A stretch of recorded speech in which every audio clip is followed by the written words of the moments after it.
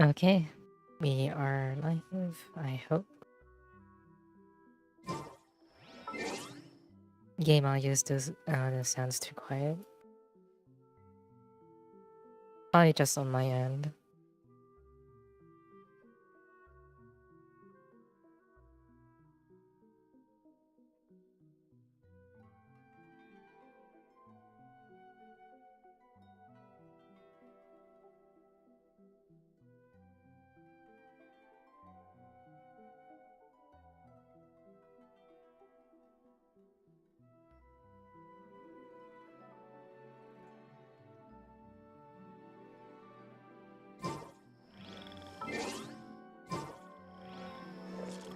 Okay. Where is the story quest? Oh, there's one.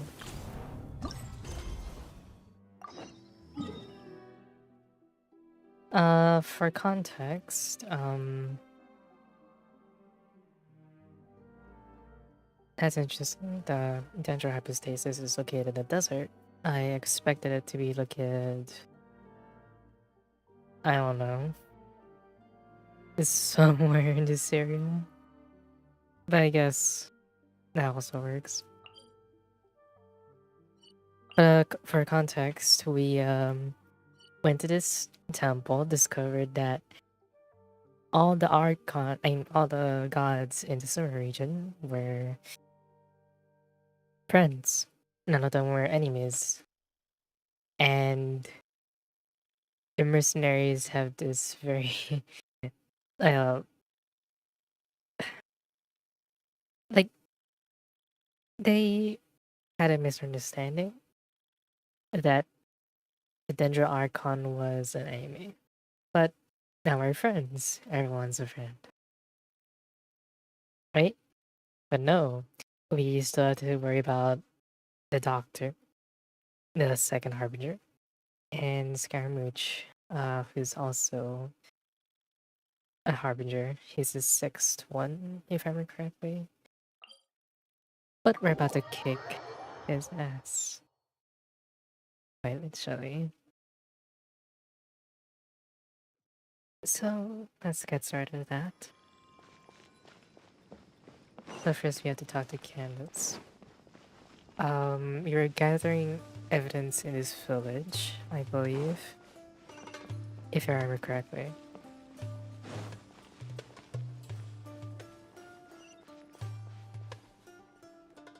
Actually, I'm gonna have a drink before I continue. Hold on.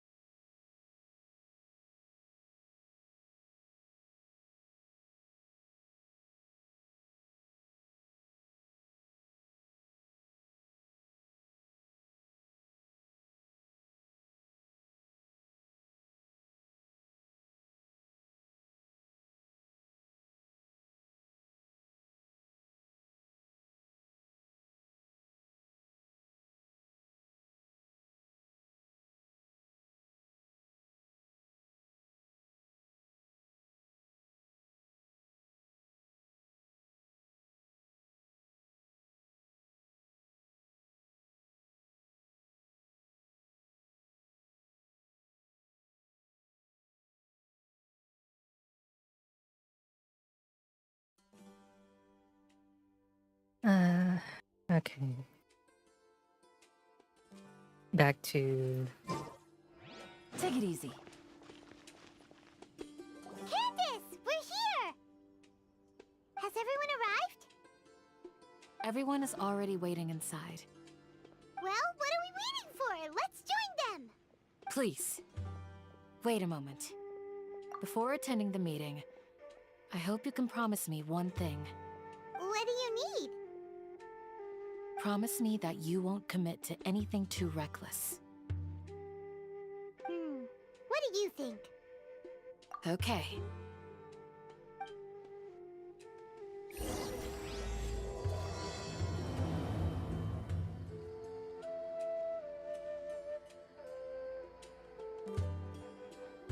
Actually, it might be because my headphones, the fan in the background is louder.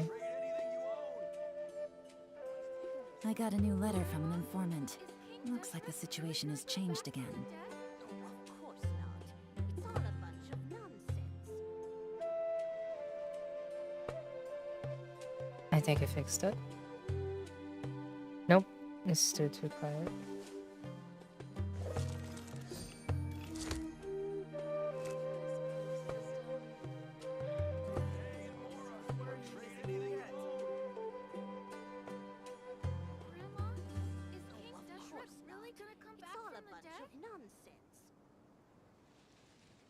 I'll try to fix it later on.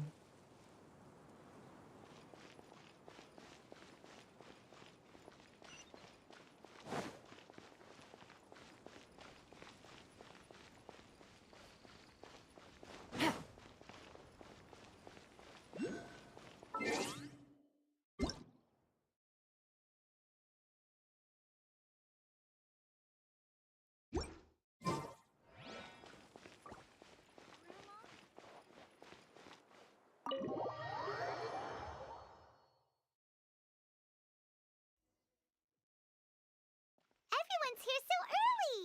But why isn't anybody talking?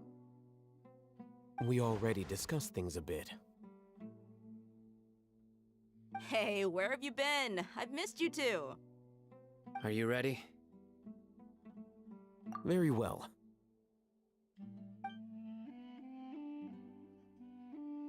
Are you sure this is gonna work?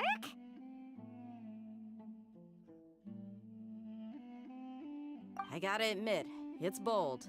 Color me impressed. It's worth a try.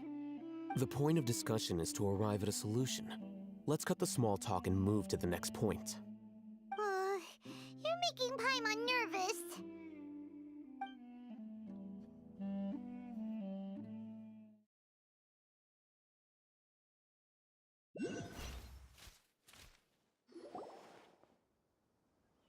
You're finally done. I have some other stuff to take care of. Catch you all later. Come on, don't give me that face. I know what you're going to say. I'll be careful. That's what I wanted to hear. Take care. Well, Traveler, Paimon, judging from your expressions, the meeting must have been quite productive. You can tell? I'm not that good at scheming or strategy, but I can sense people's emotions. And based on your reaction, things must have gone quite well. Paimon's a little worried. Hopefully nothing will go wrong. To be honest, I feel the same. But you're already some of the most capable people I know. So you have my trust. Candace gave us a compliment. Your deeds speak for themselves. Candace, we stayed behind to tell you that, although you won't be coming with us, we'll be sure to remember your words. I'm very glad to hear that. I've said the same thing to everyone here today as I said to you when you arrived. Your safety is the most important thing. Only when you're safe can the plan be successful. So please, take care. You're welcome. And thank you for taking my advice. Good luck. With everything. I'll be here in the village praying for you.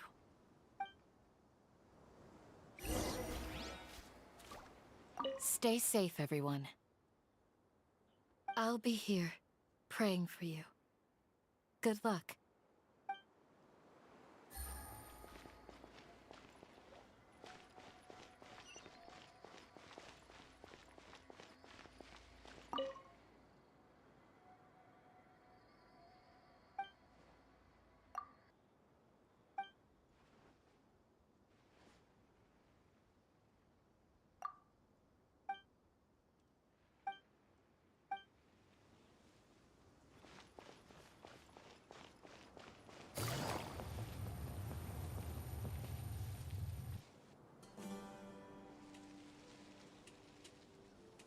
Sounds good. I'll go make some preparations. Okay. I'll hit them!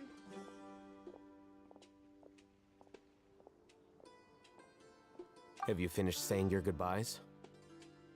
Yeah! Also, Candace told everyone to be careful. Yes, she did. But I think my point also bears repeating. Our plan is not child's play. We won't be able to achieve anything if we're simply careful. We must go beyond that and fully commit ourselves to it. I hope this is clear to you. Huh? Shouldn't you be saying something more cheerful to boost our morale right now? Didn't we already do that during the meeting? You can never have enough words of encouragement. In that case, Candace can cuddle you to your heart's content while I continue to remind you of the seriousness of our situation. We all have our jobs to do after all. It's like how some people can be put in charge of logistics while others will fight on the front lines. Speaking of the front lines, you don't look anything like a soldier. Of course. Compared to the mercenaries, I'm merely a feeble scholar. But the advantage of not being a mercenary is that I get to stay in a safer place and offer my strategic insight. Just think about that mercenary who lost his mind. Mercenary groups are facing constant danger every single day. Well, being a scholar is also a high-risk occupation, and you are a scholar. I'm not like the rest of them. Even among members of the same species, some will exhibit far more potential than others. This guy. Paimon still remembers when those mercenaries in Port Ormos called you a lunatic. All intellectuals are lunatics in the eyes of fools. I'll take that as a compliment. That reminds me. Do you remember the record we saw in the King Deshret ruins? It mentioned forbidden knowledge. You have a good memory. Forbidden knowledge has the power to drive people insane, but this fact has never been shared with the public. Even I, who has worked in the academia for some time, was never once informed of this. I think those mad scholars and mercenaries we encountered may have all fallen victim to the corrupting qualities of forbidden knowledge. But the academia has always held a different view. They have always believed that symptoms of madness are a side effect of human contact with divine knowledge as mere mortals. Come to think of it, perhaps the academia has also never understood the true nature of forbidden knowledge, and thus always approached the issue from the wrong direction. The Withering, Elazar, and the sandstorms. Don't you think what is happening right now across Sumeru is rather similar to the forbidden knowledge pollution that occurred in the desert thousands of years ago?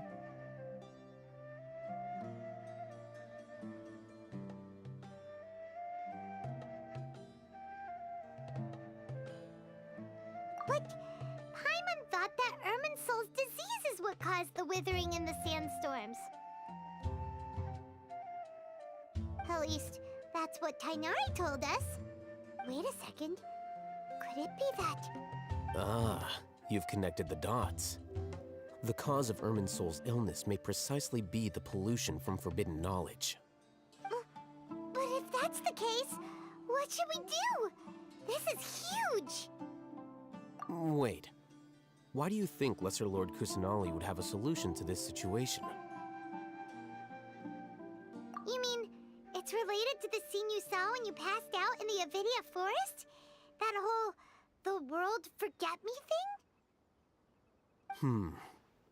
In that case, it's imperative that we rescue Lesser Lord Kusanali. Only by working with her to save Irminsul can we completely resolve the problems Sumeru currently faces. To make sure we're still on track, I would like to check on the state of some of our preparatory work. Where are we going? To an Eremite base.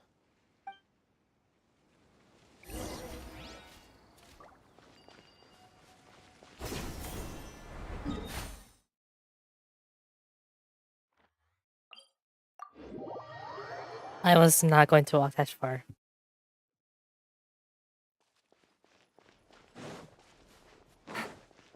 Take it easy.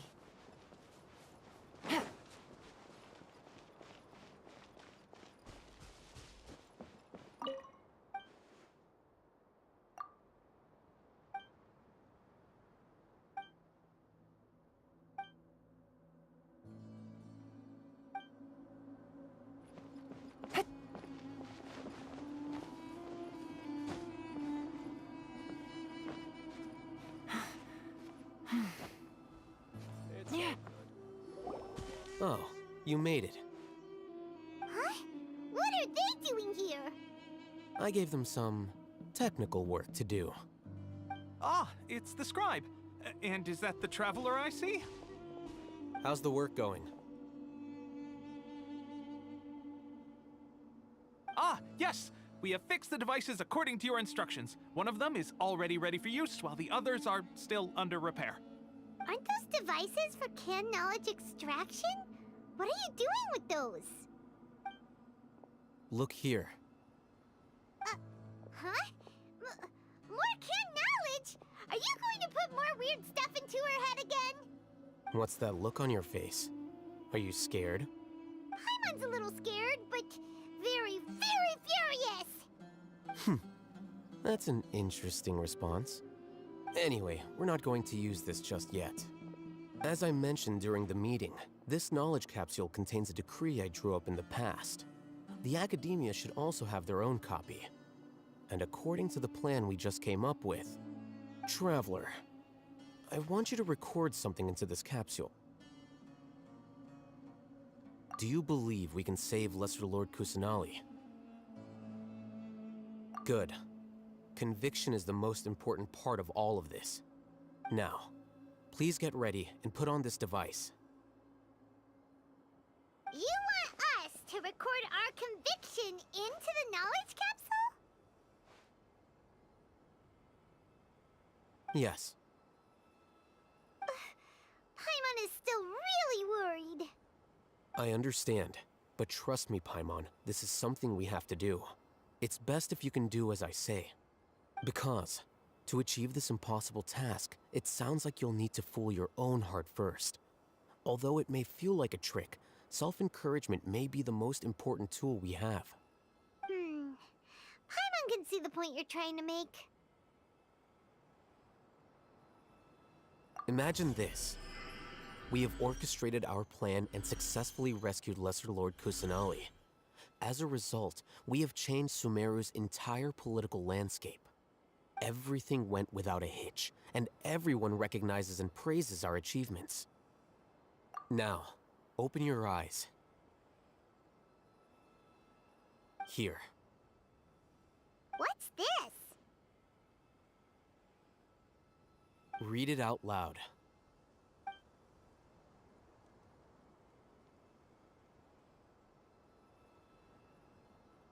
It's done. Is your head okay? Does anything hurt? It's just a recording. There should be no negative effects. But what was the point of doing this? Paimon doesn't get it. And that's perfectly fine. In any case, these capsules aren't meant to be used by you. Huh? What do you mean? Have you forgotten? Our plan needs to account for those who have long relied on the Akasha. You may find it hard to believe, but for those people, everything the Akasha transmits to them is nothing short of absolute truth. Imagine if you've been using a device like the Akasha since the day you were born, and this device has always supported you during times of need. After all that time, what do you think you'd become? A fool? A machine? A slave to orders. And that's why rules are so important. In addition, those who understand the rules can delineate boundaries and identify gray areas. But why would you need to identify the gray areas? You could say that those kinds of ambiguous zones can be very interesting. One might even say they're advantageous in the right hands. Things you're interested in are really out there. Are all Sumeru scholars like this? Anyway, that's enough chit-chat. I'm going to take those two to work on some small projects. You can head to Caravan Rebot and start preparing for the next step. Small projects? We're going to tinker with the Akasha terminal and make a few modifications.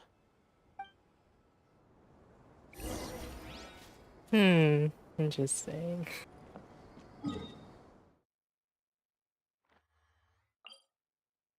Also, sorry, I just don't like the skipping voice lines. I won't hear these again, so yeah. This blinding sunlight is such a... I thought we agreed on a plan. How can you go back on your word? The plan is too radical and carries a high risk for casualties. I've given it a lot of thought. And in the end, I still can't agree to it. But it's still the best plan we have. As a former Matra, you of all people should be able to see the bigger picture and recognize the innate advantages of our plan. I did. And that's how I saw the danger behind these so-called advantages. Hitham's plan is even more radical than I imagined. Huh? Why are you guys arguing?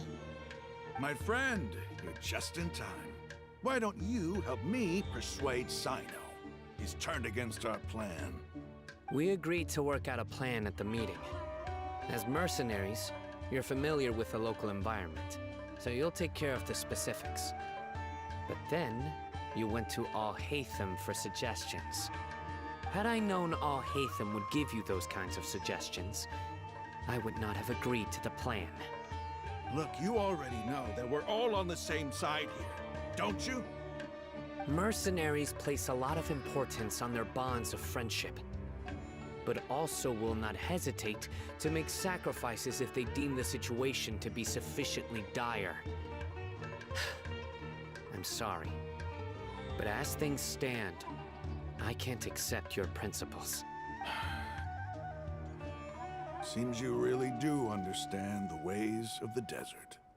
Traveler, Paimon, this is also something you should know. Ramon's plan is to have me work with the Caravan Rebot guards in my capacity as a Matra. We will arrest the mercenaries and escort them into Sumeru City. Wait, how can we work with the guards? We can't get through that wall easily, remember? Caravan Rebot would never let so many unregistered members of the Eremites enter Sumeru City. My plan will clear us of any possible suspicion, and also let us enter the city as a big group. There is no better way. That also sounds like something Al-Haytham told you. Am I right? Doesn't Al-Haytham know how dangerous this plan is? Of course he does. He told me, there is no perfect plan, but this can get the job done.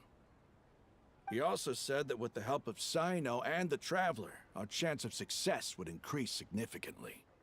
I never blindly trust anyone, and I've always had a good eye for people. I think he made a number of valid points. It's my own choice to trust you. If I make the arrests alone, I can control myself and prevent you from getting hurt. But I can't guarantee that kind of discipline from the guards. To make the whole thing more convincing, you'll need to resist to some degree. Casualties are inevitable once push comes to shove. I'm okay with the deaths of enemies. But now that we're allies, I'm against the meaningless laws of our own. I can't believe a Matra would actually care about us. I've lived a hard life, and I can say that people like you are hard to come by. I've always treated my allies with honesty and respect. They have the right to know important things like this. Now you're making this hard for me. Hey, is there something we can do to help?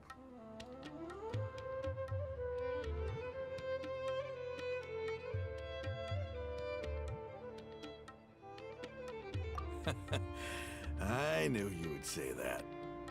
We can help fight some of the mercenaries, which should reduce the number of times you'll have to struggle directly with the guards. That should help at least a little bit. Sino, on behalf of my people, I thank you for your kindness. But this is a mission we cannot turn our backs on. We strongly value the lives of our friends, but the goal we are about to achieve is even more important. We have no fear of casualties, because we crave the spoils of victory. So please, lend us your support. We will show you the determination of us desert dwellers. Well, now that you've put it that way, I can no longer refuse. But remember, you need to follow the plan and not do anything reckless. Candace made it very clear that we can only achieve our goals if we can ensure our safety. Since you and I both recognize the significance of this operation, there should be no more animosity between the followers of the Dendro Archon and those of King Deshret. Everyone's life is equally important. Okay, you have a deal. Let's do this for our shared dream. The guards should be stationed in the courtyard nearby.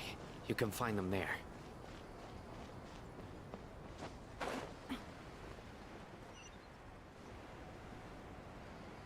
I went too far down. Oops.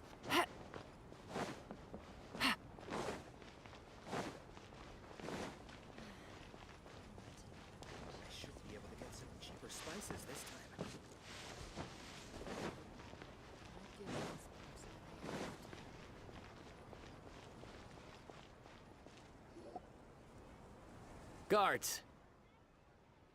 General Mahamatra! To what do we owe the honor?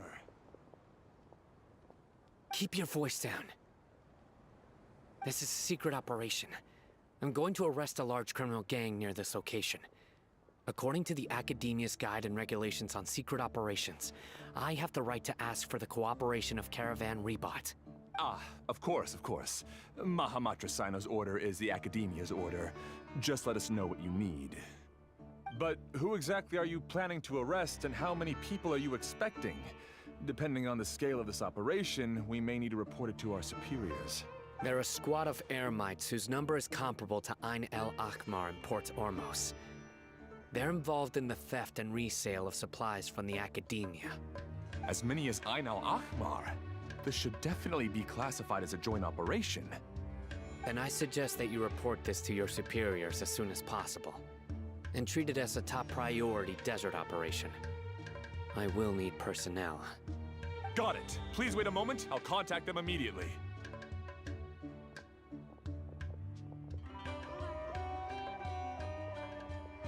Because this is work. Because I trust you. Paimon can't believe you're still in the mood to chat. This whole thing has Paimon scared stiff. Aren't you even a little worried? What if these guards already know that you have betrayed the Academia and are no longer their General Mahamatra? Even if that guard doesn't know, their superiors might, right? We discussed this, remember? The Caravan Rebot operation is of great importance. But don't worry, the guards there shouldn't know that Sino has stepped down. How can you be so sure? First, the other Matras still don't know why Sino has left, which proves that the Academia has been covering up the matter. Second, this is a crucial moment for the Academia's God creation plan. If something were to happen to the General Mahamatra, it's bound to attract a lot of unwanted attention. No matter how you look at it, they don't seem interested in sharing the news of Sino's departure. A reasonable inference. I agree. Which brings us to our next issue. I'm sure some of you have been wondering if the prediction function of the Akasha will affect our operation.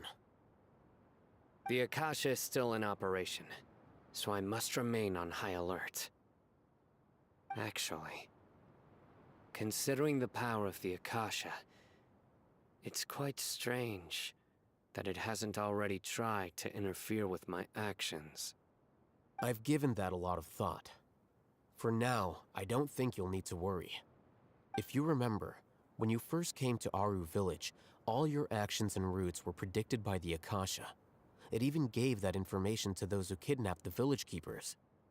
But things like that never happened again after we met up with the Traveler. That's true. But why? Look at it from a different angle. Why do you think the Akasha will predict your actions? Because my personal data has been entered into the Akasha. That's true, but the key to this question is, how well can the Akasha make predictions about a person? Haven't you ever thought about it? Just how can it do this in the first place? Because the Akasha controls the entirety of Sumeru.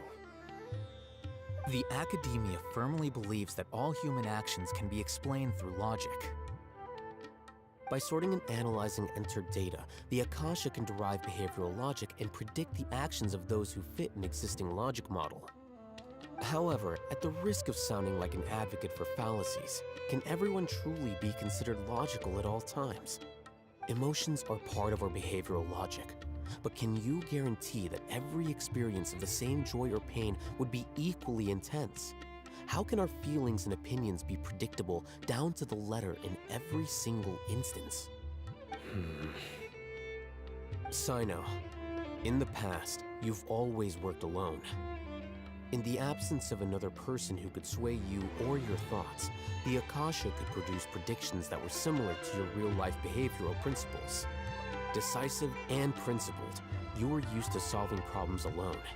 That's why the Akasha could figure you out. But now, you've joined a team. And I believe the Akasha hasn't yet figured out the full composition of it. Our thoughts and logic have intermingled and weaved themselves together to become a complicated, chaotic mess. Any one of us could potentially disagree with another. The Akasha lacks data on these interactions, and it's impossible for it to predict your actions in the future based on your decisions in the past. After all, there's probably a limit to just how much we can be modeled or controlled by data. So, in my opinion, you're probably safe for now. Makes sense to me. I agree. The Akasha is not alive, and I don't think we can be completely controlled by something without a mind of its own. Is that so? I guess there are things that even the Akasha cannot calculate, and people will not be forever trapped by the past. Paimon's so glad that this is settled. Next time, pay attention during our meetings. Will do. Just remember to stay vigilant. Footsteps! General Mahamatra, we were not expecting your presence here. I'm the security officer of the Grand Deshret Desert District. My name is Luxembarbo. This is my assistant, the Traveler. She will be working with me. The construct next to her is for her work. Beep! Construct, beep! What a great honor to meet you. Your golden hair is as bright as the sun.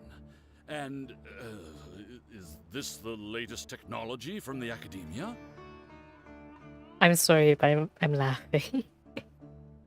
Beep! I was trapped.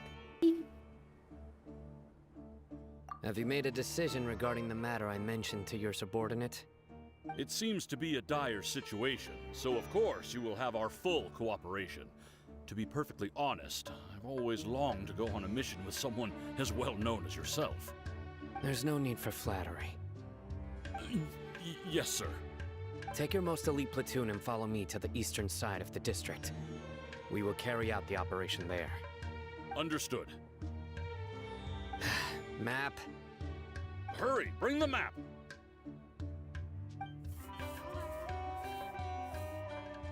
In 2 days, we will engage Rahman's Eremites and capture all of them. Any questions about the time or location? None at all, sir. Good. See you then. Yes, sir.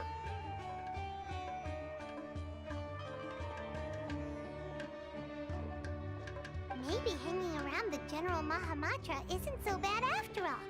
Everyone's so respectful towards us. This is all due to the absolute authority of the Academia.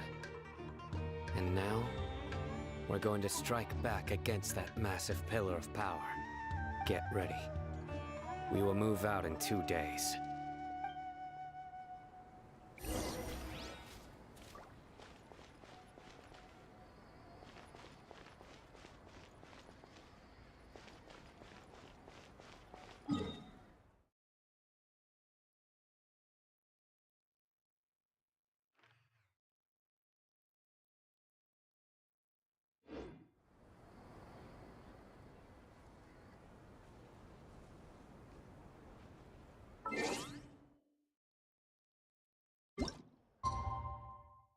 Time to speed.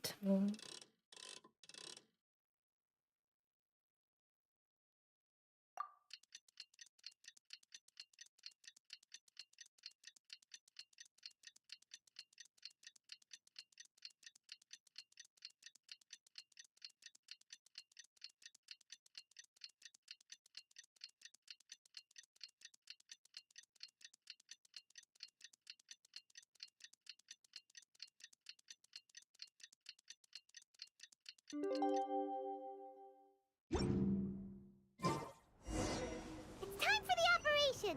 Let's go meet Sino in the desert!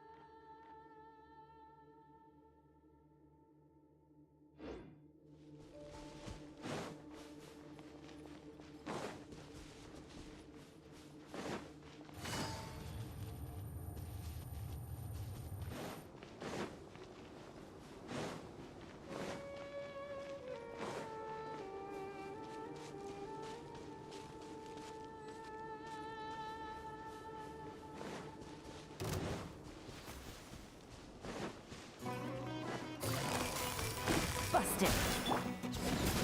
Yeah! Ha!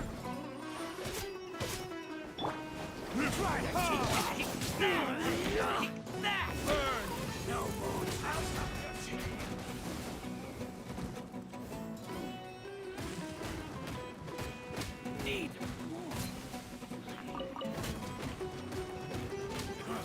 you want this one?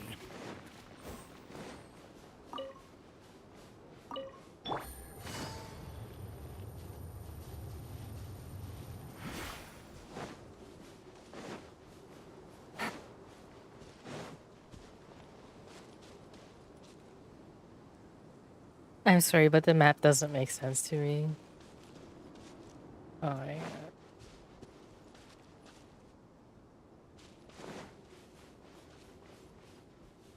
Look! Over there! Our helpers have arrived already! Let's hurry over! Wait a moment. Ah! Oh, it's you. You're my assistant, remember? Being my assistant, you must stay with me. Now let's head over there.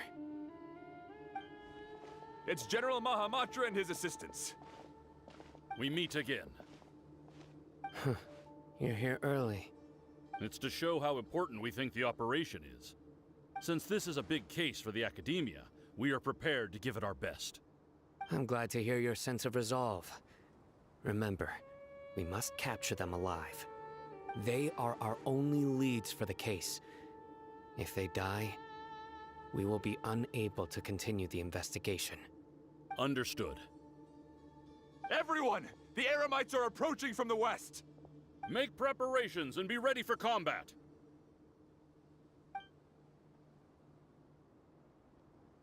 Halt!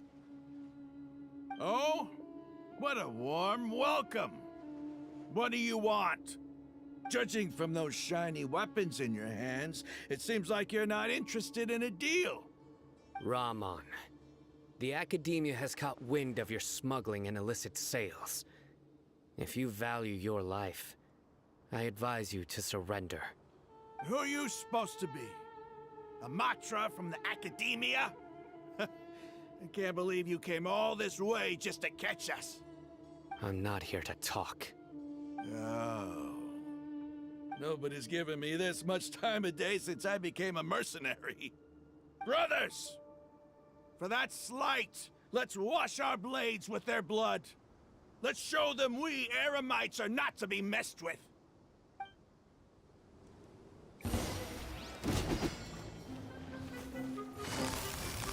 Quietly now.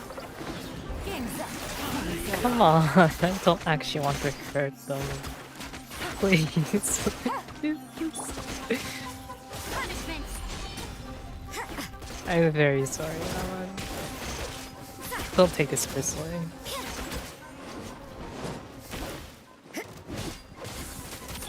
Oh, here it is. Gotcha.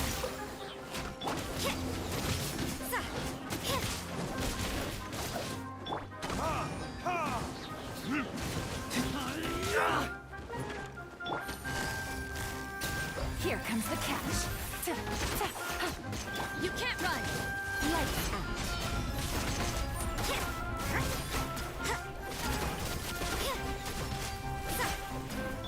Quietly now. Hold the line. Billowing surge. It's over. Ah! We have subdued them. The operation is now over. All Eremite mercenaries and related personnel in the area have been arrested. Ah, you pitiful Dendro Archon dogs! You'll regret this! I'm afraid you'll regret it first. King Deshret will curse you, and you will all! Silence! Oh,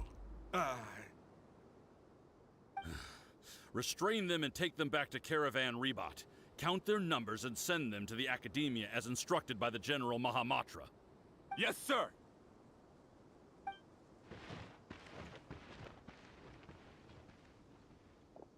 Mahamatra Sino, I will now take my leave. If you need further assistance, please come to Caravan Rebot and ask for me. Understood. You are dismissed. There they go. Let's talk elsewhere.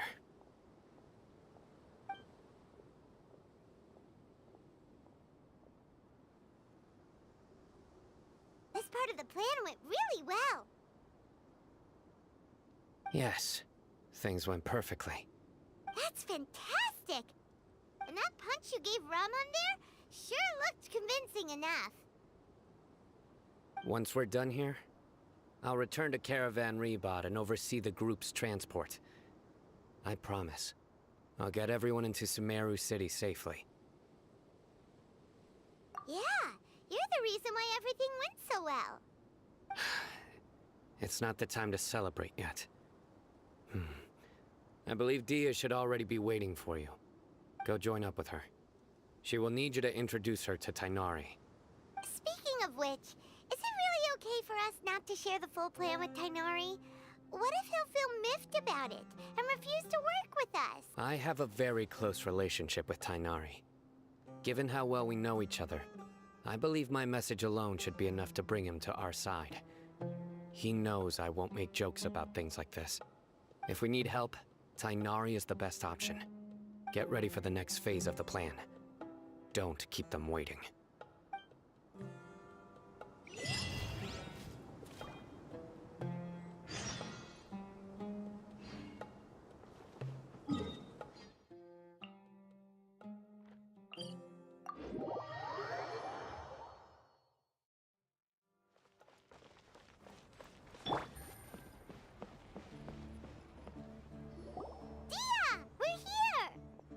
It's about time.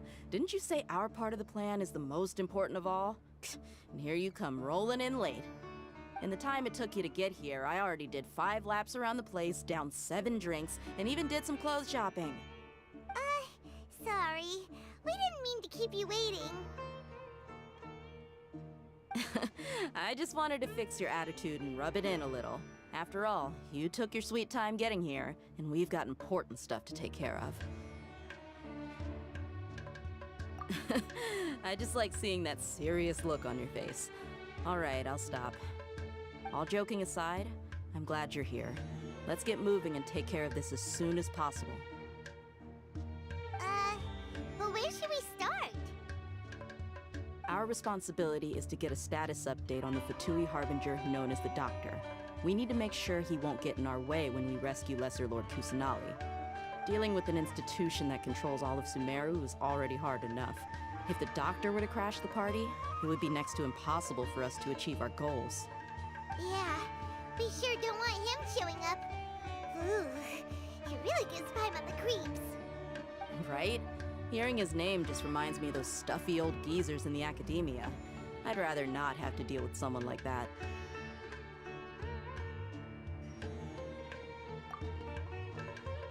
According to the plan, we should first go to Pardis DI and ask for Forest Watcher Tighnari. If all Hatham and Sino's sources are solid, then we can be sure that Tighnari still has the Academia's trust. So, we'll find Tighnari and convince him to get us the latest intel on the Doctor. Then, depending on what we learn, we'll make any necessary adjustments to our plan. The sages have placed spies everywhere on the other side of the wall. I'll follow you as a bodyguard. You should be honored. I don't offer my services to just anyone, you know. But Paimon thought mercenaries would do anything for Mora. That's certainly true. But when multiple employers are vying for your services, you should always go with the best offer. Let's see. If I were to charge you a bill, I guess I can apply a discount. How much more do you want? Paimon's not sure we can afford it. How much do I want? Hey, how about paying me with a smile? What do you say? I haven't seen you smiling much recently. If you ask me, someone like you must look lovely when they smile. Come on, give me a smile so that I can be less worried. Looking good! I hope this pretty smile will become our lucky charm. There are many kinds of smiles, but only a truly joyous one can bring blessings to others. Let's consider this smile a down payment for our future victory. Let's go. It's time to pay a visit to Pardis DI.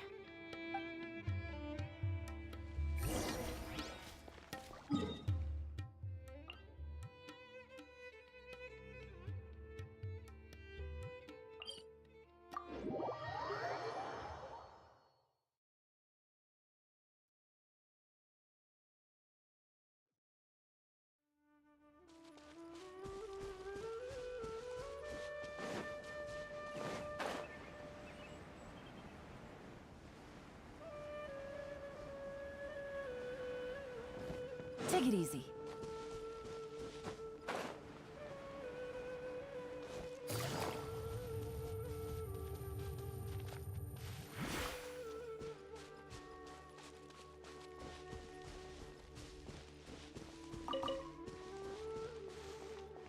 He's over there! Let's go say hi!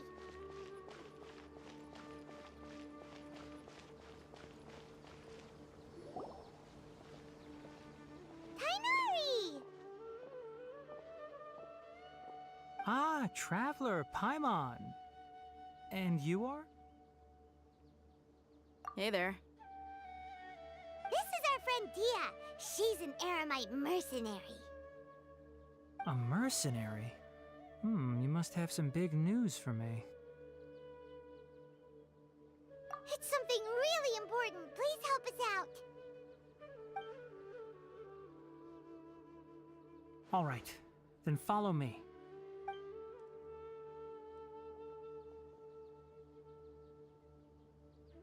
This place is better. We won't be disturbed by any passerby. Okay, what is this important thing you want to ask me?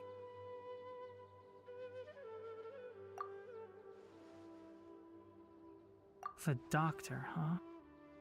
He's that strange-looking Fatui Harbinger with the mask. Paimon thinks he has blue hair. Yes, I know him. Actually, he left Party's DI just a little while ago. He left already? Yeah, he came looking for me. Can I ask what it was about? Sorry to ask you like this after having just met, but your answer is very important to us. For now, all we can share with you is that your friend Sino is working with us. Sino, you say?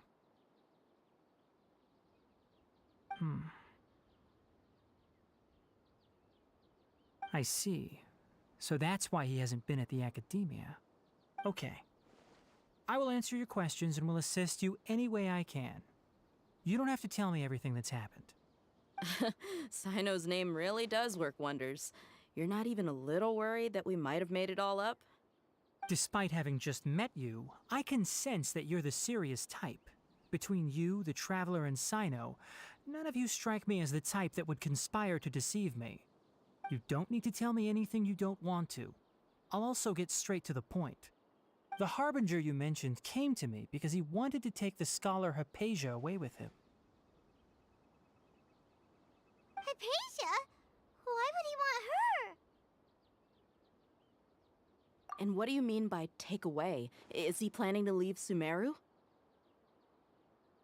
Yes. He told me his return to Snezhnaya is imminent.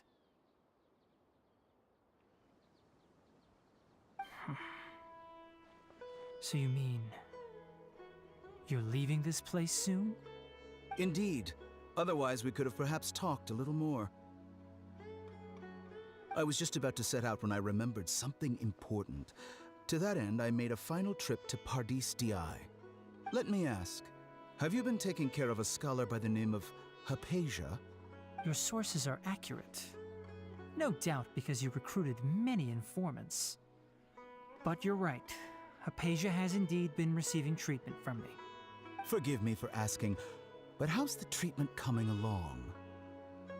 Given the way you're asking, I assume you have something to say.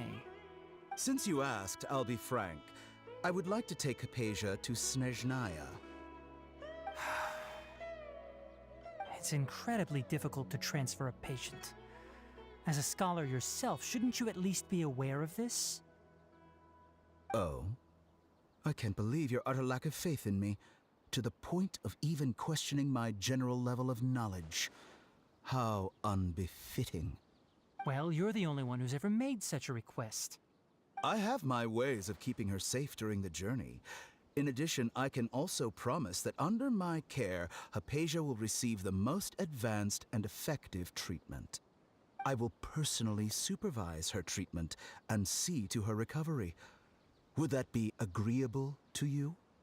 Hypatia was born in Sumeru and remains a scholar of the academia. Her situation has not become dire enough to necessitate her transfer to another nation. Transporting her to Snezhnaya is risky, and the potential benefits are unknown. As the person currently responsible for her treatment, I cannot possibly sign off on this transfer. Your suggestion is rude and reckless. I'll pass. I don't know much about the doctor, but after talking with him, I realized that, just like many other scholars, he possesses an aura of arrogance that I've come to detest. It's not so much that he's looking down on others, but more that he's so confident in himself and his abilities, to a point of near insanity. I would never refer a patient to someone like him. I prepared myself for a protracted battle of wits, and was really surprised to see him just give up on the topic. Still, his reaction really concerned me.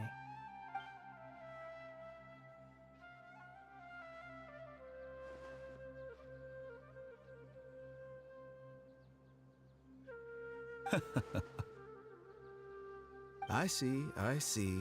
Of course, your opinion makes perfect sense. You're still young, but already quite stubborn. I must say, you are not like what I had expected. Under normal circumstances, I wouldn't just let you off the hook like this. But unfortunately, I'm in a hurry today, what with Her Most Noble Majesty the Tsaritsa calling for our return. Luckily, there is still some time left for me to take care of everything before I leave. It's just as the Academia said, you're a responsible and gifted scholar. Sadly, even with all of that, you're still lacking a bit of shrewdness. And that's also why people like you can never realize that sooner or later, everyone must pay the price for what they've learned.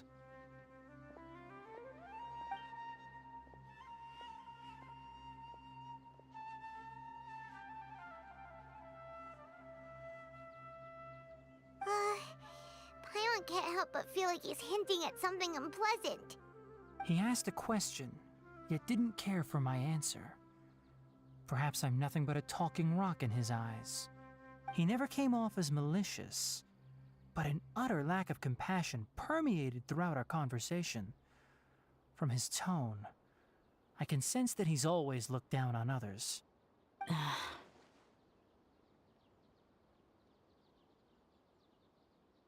I can barely believe it myself. But if that's true, the situation will be in our favor. I don't think I missed any details. Frankly speaking, I don't want you to do anything too risky. Now that you know a little more, it should be easier for you to stay safe. Sorry we can't tell you everything. We appreciate that you helped us anyway. I won't forget your kindness. It's okay. I have an obligation to do so. To be perfectly honest, all of this may have started because of me.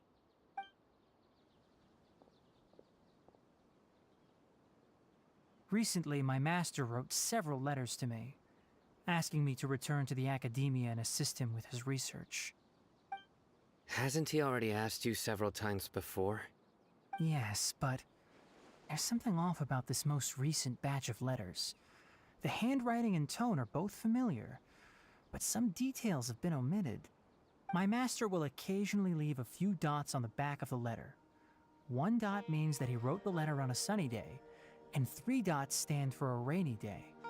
This has been a habit of his for many years, but I didn't find any dots in his recent letters. I believe something may have happened to him. I get it. Since you are always at Gandharvaville, you would like me, someone already working at the Academia, to investigate this matter, right? I'd like to ask you to do that for me. If you can keep yourself safe, please withdraw immediately at the first hint of danger. I can do that, but I have a feeling it won't be that simple.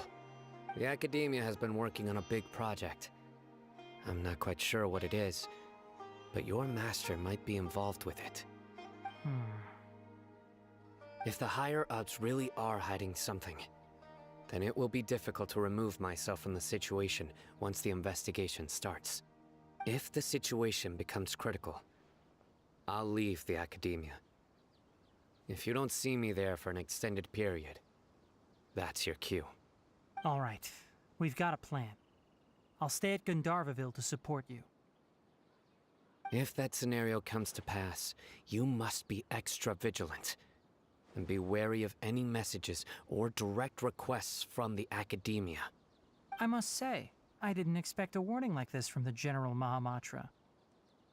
Being loyal to the Academia doesn't mean blindly doing whatever the sages say. I know what I'm doing. On that note, aren't you also being quite distrustful of your alma mater? The Academia, yes, but my master is a man of integrity. Even when I was a student, I was worried he'd get in trouble for sticking to his beliefs. I suppose he's lucky to have lasted so long. But in the end, it still caught up to him.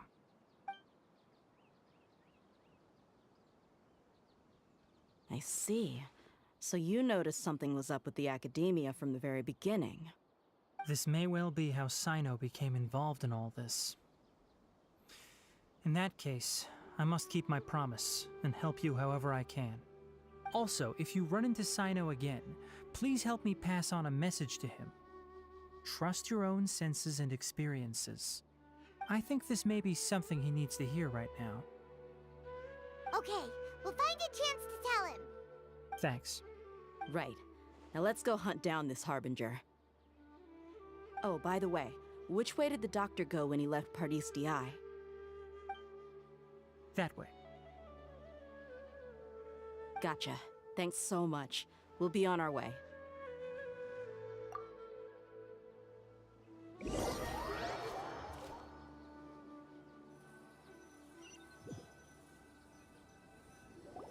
According to Tainari, the doctor is leaving Sumeru soon. I want to check if the doctor was actually telling the truth. He also said that he'll take care of everything before he leaves. What did he mean by that? We need to be extra careful when dealing with a person like him. Just to be safe, let's chase him and see what we find. But we have no idea where he went! How can we start chasing him? We'll do it the mercenary way. I'll find leads as we go. All you have to do is just follow me. That Harbinger may have tried to cover his trail, but he still left some traces. Or perhaps he never even thought about concealing his whereabouts. Maybe that's just how arrogant he really is. Yep, we're headed in the right direction. The traces are still fresh, but there's no sign of his entourage. Clearly they're in a hurry. It's just as I thought.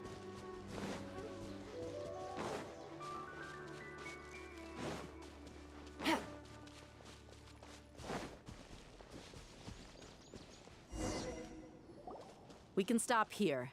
I think I know where the doctor went. To the south of here is Port Ormos, which seems to be where they're headed. Port Ormos? They're going to leave by boat? That's right. Let's go to the port and have a look for ourselves.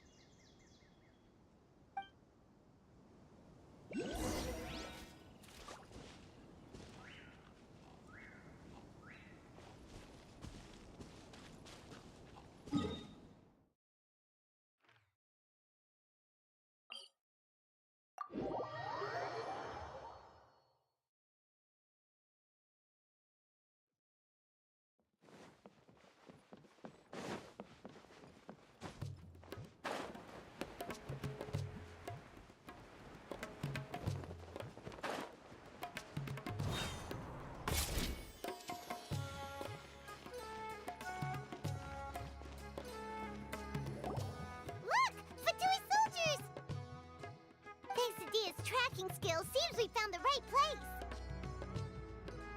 Shh! Don't draw their attention. The port is crawling with Fatui soldiers. Let's keep going and see what we can find. Now this is a proper farewell ceremony for a Snezhnaya Harbinger. The Lord Harbinger is leaving. I've still only seen him once or twice. I used to hold a position in our homeland, and back then, the doctor spoke in a very different way from the way he speaks now. Maybe the way people talk in Sumeru has rubbed off on him? It's always like that when you spend too long away from home. When he gets back to Snezhnaya, perhaps it will also take him some time to get used to the life there again. Huh? But, sir, that can't be right. No, I remember it like it was yesterday. Both his expressions and tones are now very different. Also, for some reason, he seems like he's all smiles now. You must be mistaken. Nobody's supposed to look happy when they're on a business trip.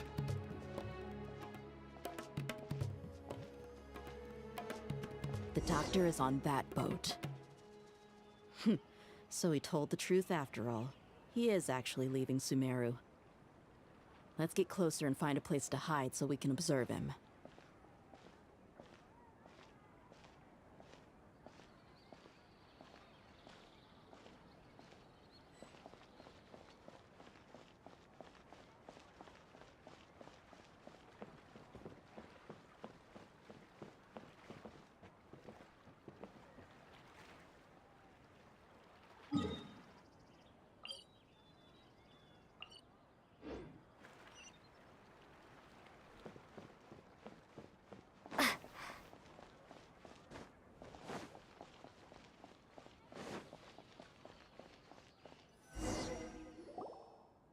This place will do. We can hide here while we keep an eye on the boat.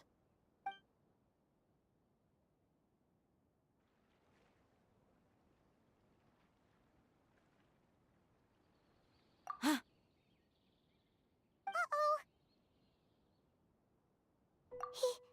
He saw us!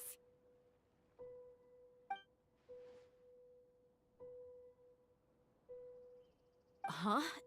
Is he waving at us? It's time to say goodbye. Wait, is he the only person on the boat? Huh? You mean there's nobody with him? And where are all the soldiers we saw in the port just now? They were all here just a few minutes ago, but now they vanished. So this was a trap.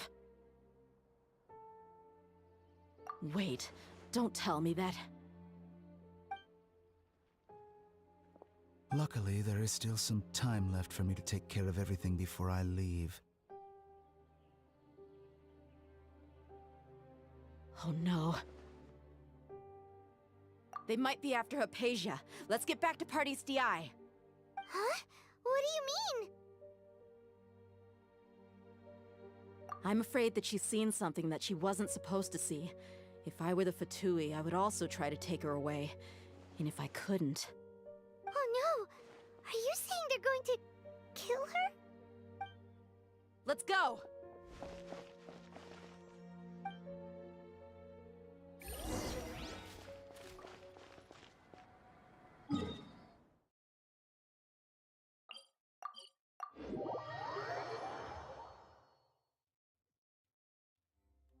Pardees Di is not a place you Fatui can just show up and do as you please. I believe we've already made ourselves quite clear. Our superior gave us permission to search for and collect medicinal herbs in Pardees Di for research purposes. But you've been in Sumeru for some time already. I find it coincidental that you chose to only come here today. Even the Grand Sage himself may not have the right to question our research, much less an ordinary scholar like yourself. I've done my duty to inform you. Don't make things difficult for yourself. It would seem that my words have fallen on deaf ears. You can keep trying to deny it, but coming to Pardees Di now? I'm pretty sure you're not just looking for herbs. With all due respect, your baseless speculations will only lead to unnecessary trouble. Well, you only have your Harbinger to blame. He knows nothing about keeping a low profile. I may be staying at Pardees Di as a scholar, but that doesn't mean I'm no longer a forest watcher. It is still my duty to protect the peace and safety of the scholars who have contributed so much to Sumeru. Then it seems our conversation has hit an impasse. No one will lay a hand on you, Hypatia. Not on my watch. Tighnari! Are you alright? I'm fine. These Fatui have really crossed the line. Time to teach them a lesson.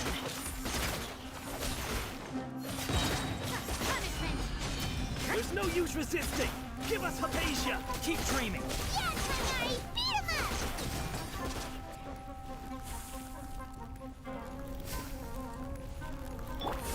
Busted! Should get careless. Rest and rebuild! Have a load of this! Verdict is, the doctor's orders are absolute. Yeah? You've been someone's lapdog for so long that you don't know anything else now.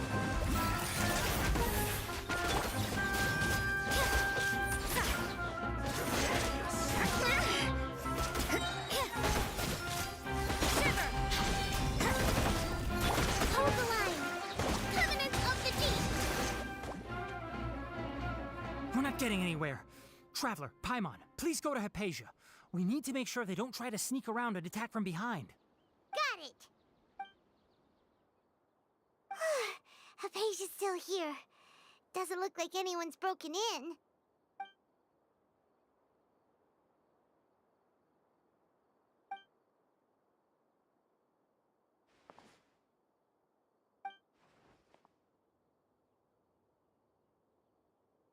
Well, how is she? Oh, that's good.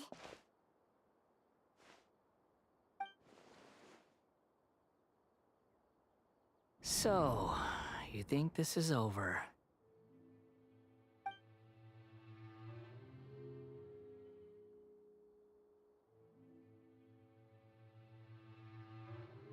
What? The Balladeer is here?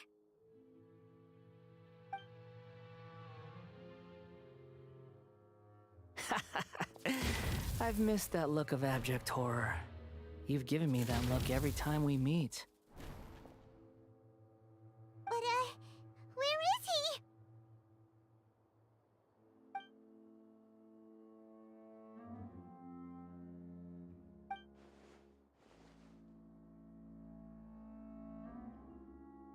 I can hear all of your thoughts, you know. Don't you remember? I already saw you the first time you came to Party's DI and made contact with Hypatia. I didn't need to do anything. It is her honor to be able to connect her consciousness with me. Who are you talking to? It can't be the Balladeer, right? That's impossible. I know you must be curious. I might as well tell you that I decided to enter Hypatia's consciousness the moment I sensed your touch. I wanted to observe you on a fool's errand. Hey, Traveler! What are you doing? My deification is nearly complete. All that's left now are just some final details. Do you understand? Even if you manage to rescue Lesser Lord Kusanali, it will be impossible for you to defeat a bona fide god like me. Is it wise to force that childlike god into a divine battle against me?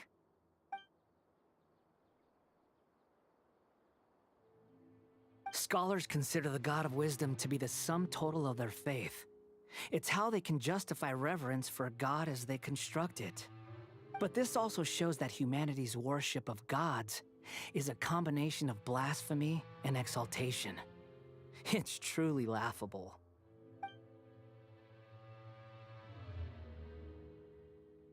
Yes. What is it?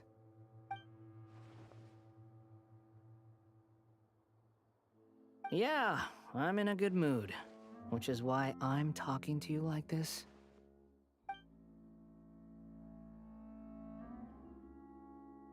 What do you mean?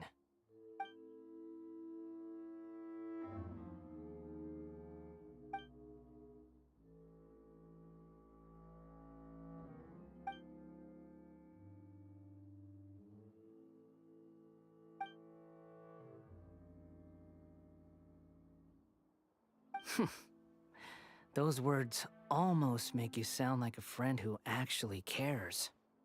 But you're wrong. I'm different from all of you. I was born to become a god. My entire life up until this point has just been a meaningless routine. Just think about a sheet of paper. By itself, it holds no meaning. The content recorded on it is what gives it value. All I had recorded down before were some painful memories and boring human feelings. Such senseless drivel should have been erased a long time ago. Indeed, to me, the sight of you fools in your futile struggles is far more amusing. Tell me, just what has this world done for you to protect it with such zest and conviction? I'm connected to your consciousness, so I can hear what you're thinking and sense the depth of your determination. This is a good conversation we're having. So here's a word of advice. Let go of your misguided guardian complex. You know nothing about the truth. It'll be for your own good, as well as everyone else's. Humans are a species that can only find bliss in ignorance.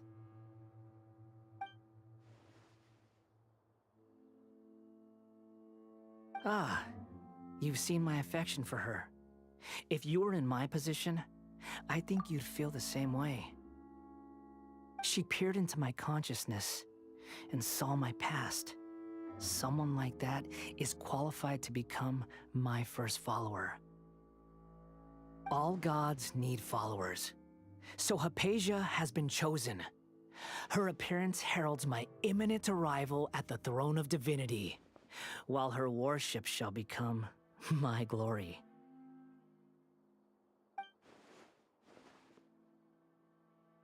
You're doubting me again? No matter.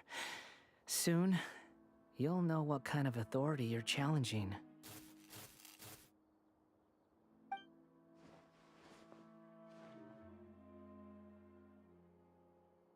Who wants to hurt my devout follower?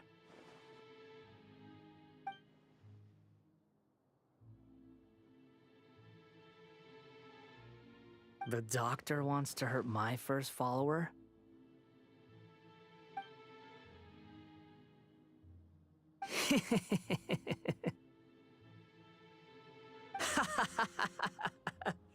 How very amusing. Has anyone ever told you that you're not good at sowing discord?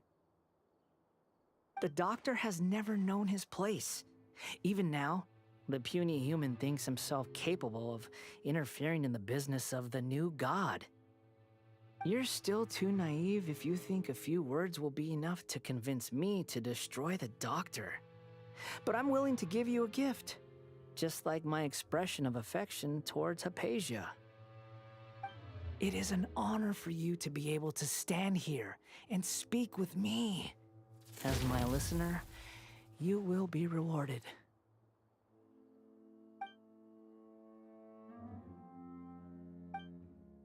Both good things and bad things can be called gifts. After all, gods have never needed to be reasonable. Ah! Paimon hears thunder! That person Paimon couldn't see was the Balladeer? Oh, he sure chatted with you for a while.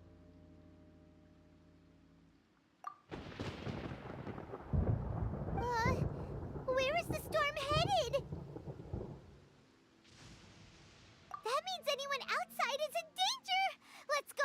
Tighnari and Dia still must be fighting!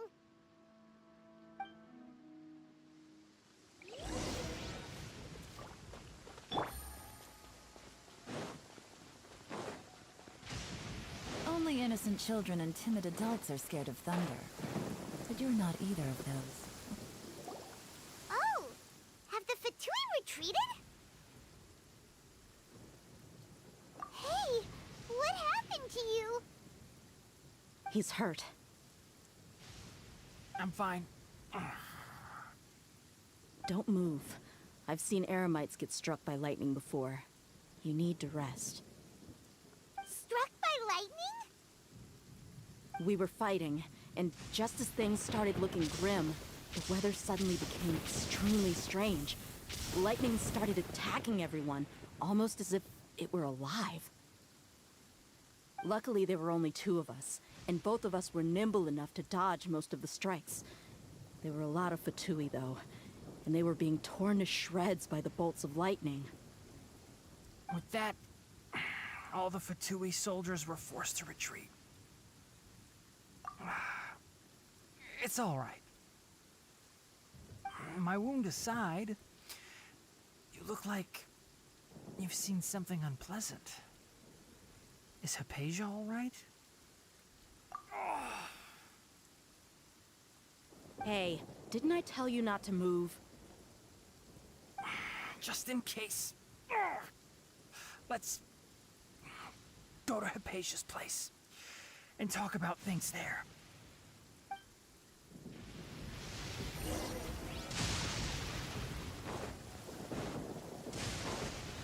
Take it easy.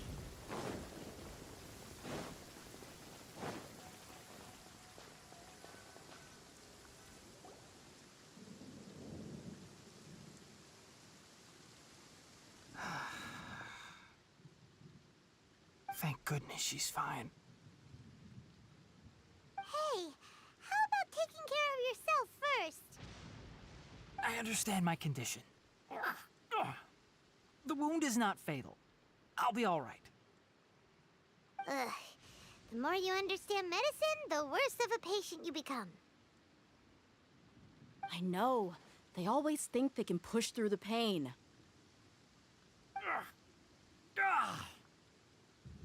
Oh, he sat down. Let me rest for a bit. Sorry, traveler. Now you may start.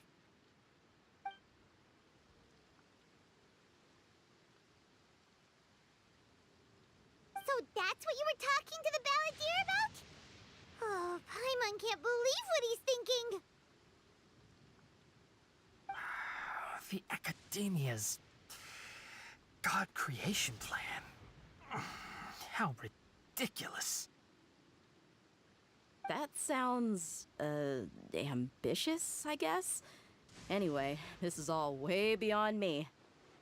As long as I can enjoy every day with a drink in my hand, tasty food in my stomach, and a good night's rest, that's enough. I'll only work when I have to. I must be the least ambitious person who's ever set foot in Party's DI. Don't say that. I haven't even thanked you for your help back there. Don't mention it. Well, if nothing else, all this proves that the doctor really did have some urgent matter to attend to and left Sumeru in a hurry.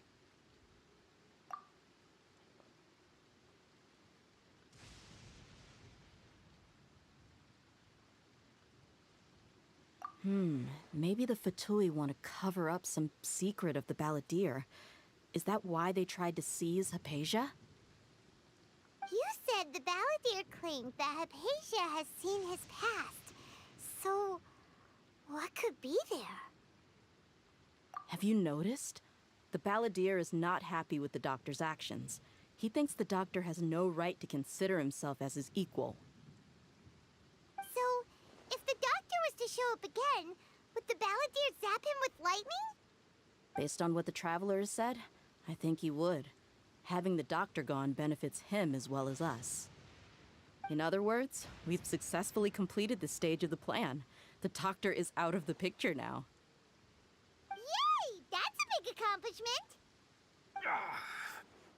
I'm also happy for you. Thank you for the help, Tainari. Make sure you rest up for now. Yeah. All right. Okay, that wraps things up for us here at Party's DI. Traveler, it's about time we rendezvous with the others at the Grand Bazaar. Let's continue to keep a low profile. You can head there once you're ready.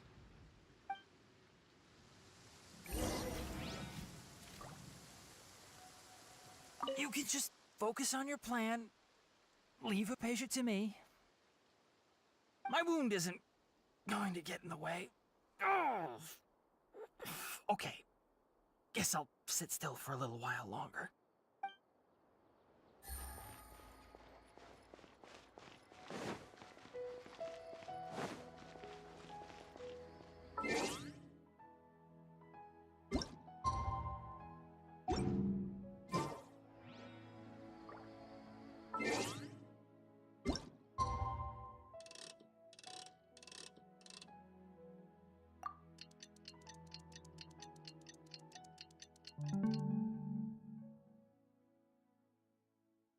Alright, be right back.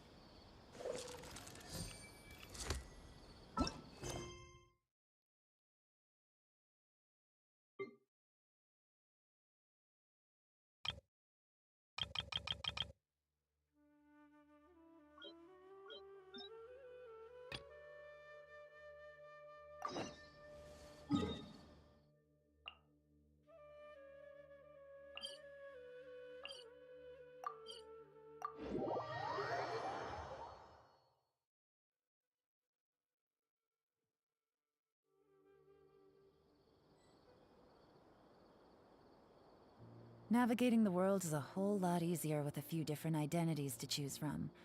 Need me to come up with some for you?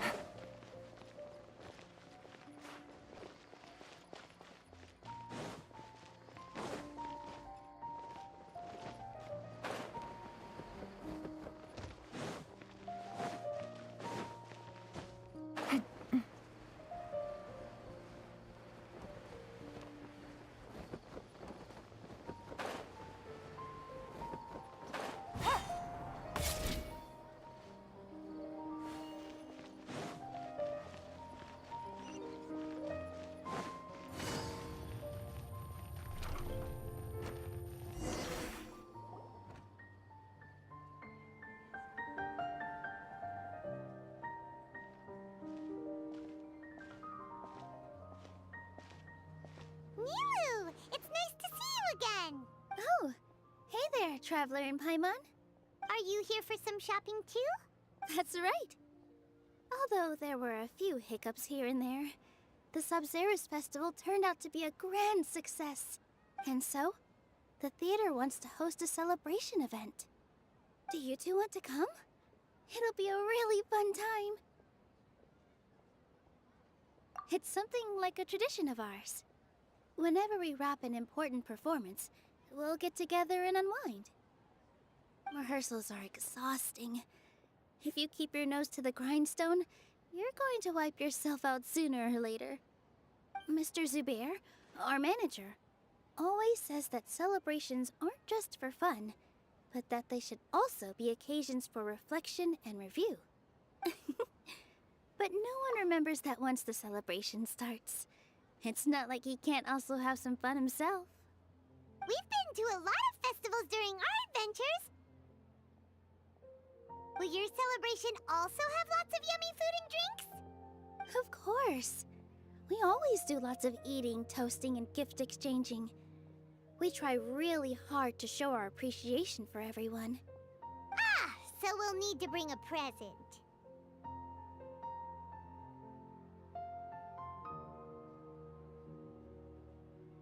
No way! Treat others how you want to be treated, right? Paimon already has a great gift in mind. But maybe you could lend Paimon some more of hers? It's fine. No need to stress, Paimon.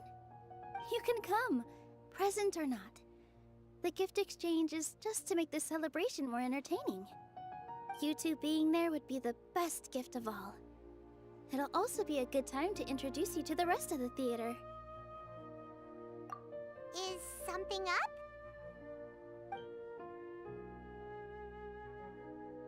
Yeah, but for now, it's more important for her to rest and recover. I tried to visit her, but I got turned away at the door. The people there wouldn't listen to a single word I said. All I could do was to leave a letter encouraging her to get some rest and keep her spirits up. She'll be better soon. And then we can celebrate together at the theater. It's all thanks to you and Nilu that we managed to save Dunyarzad.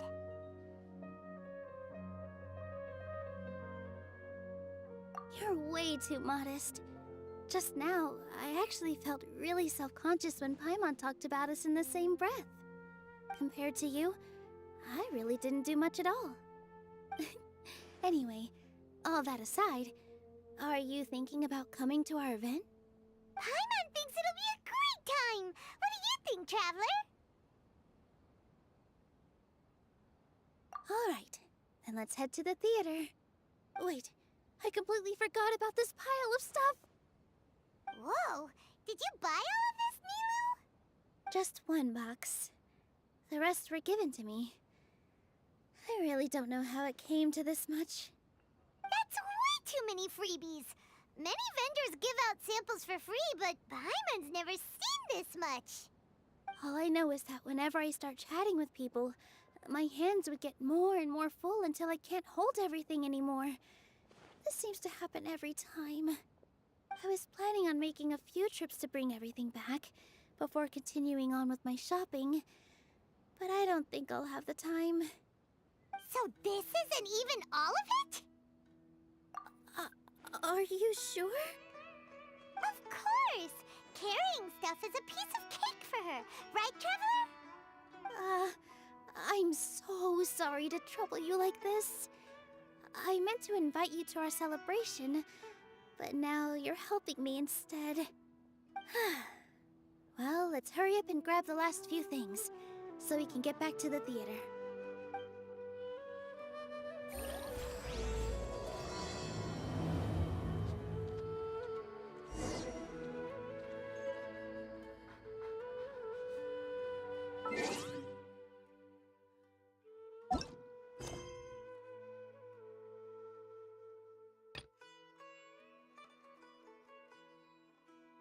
Okay, looks like I have to do Nilu's story quest before I do the Archon quest. That's unfortunate.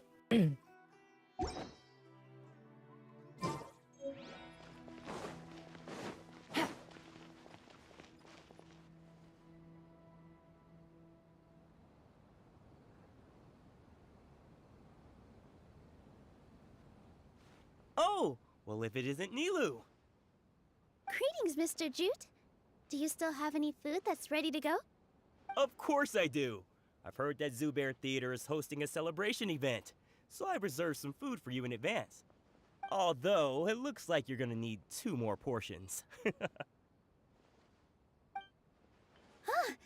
Please allow me to introduce them. This is the Traveler, a very experienced adventurer.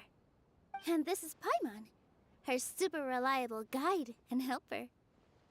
No, Paimon is... hold on. She got it completely right. Look, Traveler, she introduced Paimon correctly! Don't underestimate Nilu.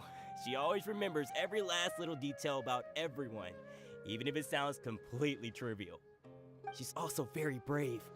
Just a little while ago, she saved my precious spices from the jaws of a sumpter beast. Don't think anything of it. I just help out when I can because everyone else takes such good care of me. Anyway, sorry to get off topic. We're in a bit of a hurry. Mr. Jute, did you say you didn't reserve enough food? I was joking. Anyone who runs a business knows to keep some extra stock. After all, orders get changed all the time. Oh, that reminds me. It seems that these friends of yours aren't from here. Have they ever tried any delicious tachin? Ooh, what a fantastic idea! Mr. Jute, did you bake a batch recently? Tachin is a mixture of rice and meat that's baked into a cake-like shape. Mr. Jute adds special spices into his. Its aroma is just so wonderfully delicious. If you ever see kids crowding all around Mr. Jute's place, you know he's baking up a storm. But is it really just for the kids? Don't you often follow them in too? I just can't help myself. We're 2 peas in a pod. Who doesn't enjoy some good food? Wait here. I'll bring some over.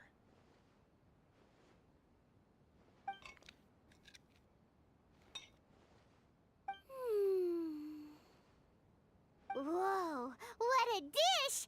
It's sweet and sour and full of deliciousness! Paimon can't eat it fast enough! No matter how many times I eat it, it's still so delicious.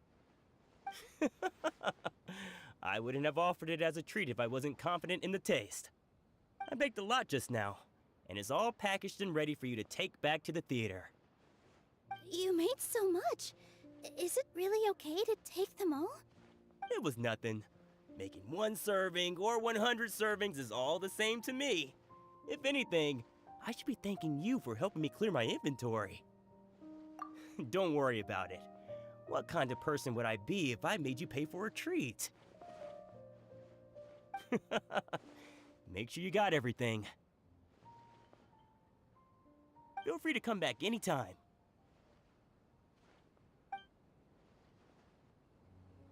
I'm starting to understand how you got so many things.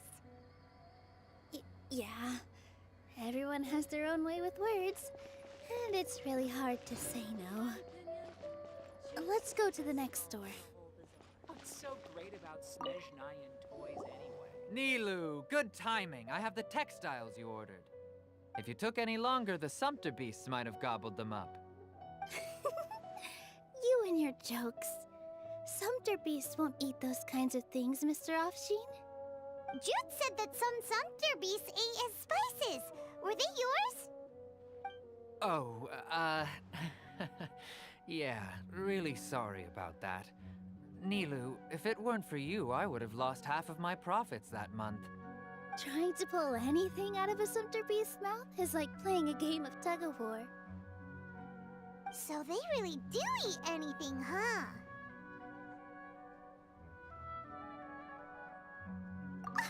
What's that supposed to mean? Come now. You know, Sumpter beasts sometimes eat not because they're hungry, but because they like gnawing on things. The textiles you ordered are highly durable and woven from the finest thread. So even if a Sumpter beast got snacky, it'd still have to chomp on it for a full day. You've tested this before? But of course! How else could I be so trustworthy? Well, that one time was an accident. I wouldn't dare experiment with such a precious product. True. It does sound like some good fabric. Ho ho! Have I piqued your interest? If you want to buy some, now's a good time. Buy 2 bolts and get 20% off. Ooh, that's a pretty good discount. What do you think, Traveler? No thanks, Mr. Offsheen. You can't use that kind of tactic on her. Look, you've already sucked her in. Tactic? So you mean everything he just said to Paimon was a lie? I wouldn't go that far.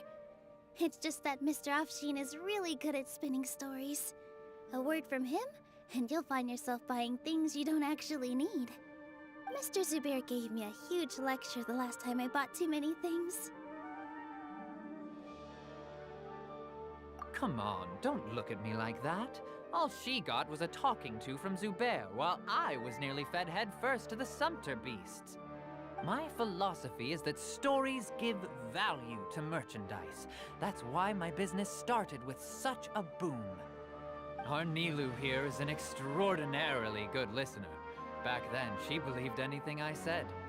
After a while, I began to feel guilty selling things to her because of how happy she looked. Though she enjoyed the stories and I the Mora, I knew she didn't need to buy that much. Anyway, since then, I've come to realize 2 things. 1, that stories should just be a means instead of an end. And 2, that there's more to business than just selling goods. It's okay. We're all friends now. There's no need to dig up the past. That reminds me. Some of the goods from my latest shipment aren't in the best condition. They're fine for general use, but my customers have high standards, and I don't have the time or resources to find new buyers right now. Nilu, why don't you take them? Huh? No, I can't do that. Just think of it as a favor for me, all right? The theater can use them for props and whatnot. It costs me Mora to store or ship, so I'm just losing money every day continuing to hold on to them. Even so, let me buy them at market value. Nah, these goods are hard movers. Besides, if I let you pay, wouldn't it mean that I'm just using stories to sell my goods again? Just take them. If you really feel that bad about it, give me some theater tickets later. Oh, yeah, you should also take some while you're at it. Adventurers are always in need of materials, right? Wow, even we get a share of this? Hurry and take it. Just looking at it all is giving me a headache. Thanks for the huge favor. There's still one more store. Are you alright holding on to that much stuff? Paimon, why don't you lend a hand? She must be tired. If Paimon were to refuse, would you then think less of Paimon than even a Sumpter beast?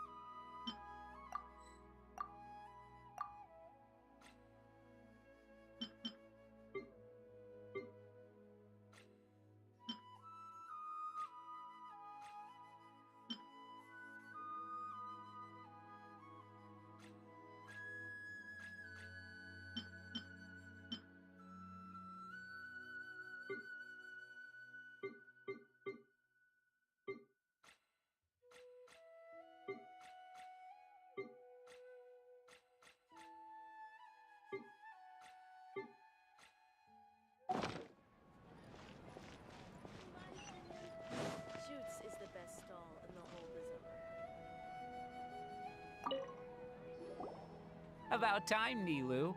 Farhad here was snooping around your props. Please, I was only looking at them to get a better idea of what your new show may be about. Wouldn't spoiling yourself just ruin all the fun? Yeah, please wait for our official performance. These two look familiar. I think I've seen them before. Ah, weren't they at the Sub-Zerus festival? Yeah, and they're coming to today's celebration too. Oh, the more folks the merrier. I was actually just talking to Farhad about also stopping by tonight. Oh yes, please do. I'm sure Miss Raykar and Miss Nadja would also love to have a chat with the two of you. We even prepared a small gift. Let me show it to you. Ta-da! It's a flower wreath. I really think we should wear some of these to give the event a more celebratory feel. Wow, it's beautiful. Did you make it? Farhad did most of the work. What a surprise, huh? He actually knows a lot about crafts. That is pretty surprising. Hey, why can't I have a little side hobby? I worked really hard on that. I know. I watched you make it. I wasn't making fun of you. All right. Why don't you also try some on? We've got some wreaths in your size.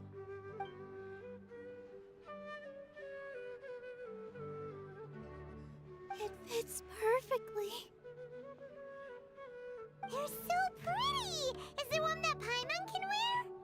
Unfortunately, we already gave out all the child-sized ones. I wasn't expecting the theater to invite such a fascinating guest. Fascinating? Huh. That sounds kinda weird, but Paimon will let it slide. Oh, you all sure got a lot of stuff there. Let me help you carry some. I'm a porter by trade, so this is what I'm best at. That'd be great! Please and thank you. But we have a pro now! Thanks for the help, Mr. Farhad. But let me make one thing clear first. Don't try to ask about what's in the new show. Otherwise, I may not be able to hold back Mr. Zubair this time. You're so obvious that even Nilu saw right through you. Shut it. Fine. It's not like I want to get on his bad side either. Including Hushang's things, though. We'll each need to carry a box if we want to move everything in one trip. Even my strength has its limits. Paimon looks like she doesn't want to, so I'll carry a little extra. Although I may not appear super strong at first glance, I actually do a lot of strength training on the regular. Strength and balance are both really important for a dancer. No, let Paimon. Paimon will help carry things. The Traveler's right. Paimon shouldn't freeload.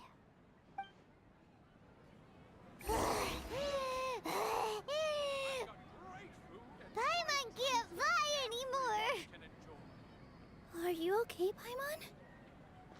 Paimon's good to keep going. But Paimon now understands when people say there's no such thing as a free lunch.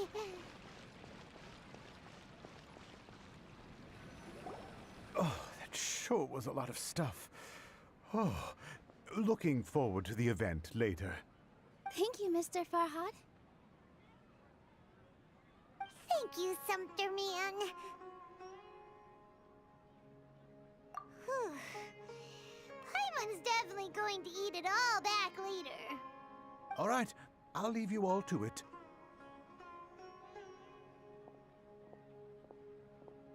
See ya. Good thing we had Mr. Farhad with us, or else that would have taken way longer. Of course. Because everyone's working here together. We're all like neighbors, so we're always helping each other out. It's easy to forget that everyone's running a business. With this many freebies being thrown at you, you probably don't need to work. I felt so guilty at first, like I always owed someone something. I was always thinking of ways to repay others. Later on, I realized that it's actually like what Mr. Afshin said. By taking the freebies, I was helping everyone out and saving them money. When you order the wrong item or make too much of something, sometimes the best way to maximize the value of those goods is to give them away. That's why there's no need to stress over the freebies. All of us repay others by helping them when they need it. Oh, that actually makes a lot of sense. This has become our norm, and no one keeps track of the back and forth anymore. So really, don't worry about it. Alright, I have to bring all this to Mr. Zubair and do a little bit of prep. Feel free to hang out here for a bit. It'd be nice if you could also get to know some other people at the theater. Nope. Mr. Zubair's really on top of everything. You two are our guests, so please, just relax and look forward to the celebration. Wow, the atmosphere here is so nice. Let's take a break and immerse ourselves in this warmth.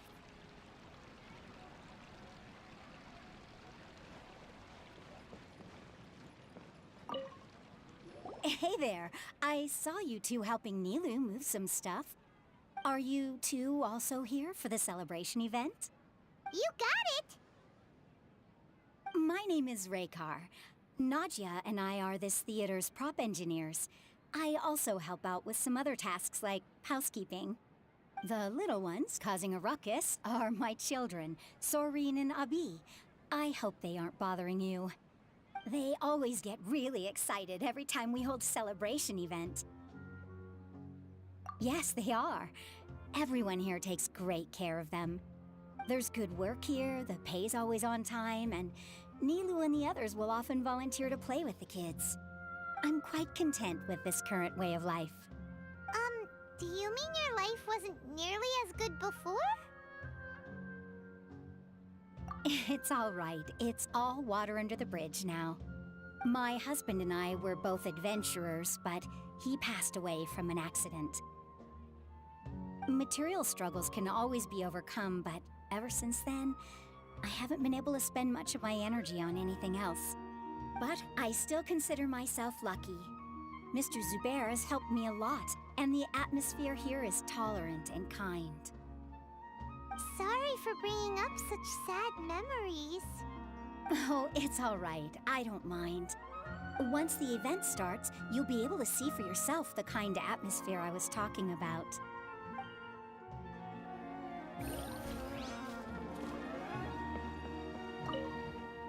Hey there!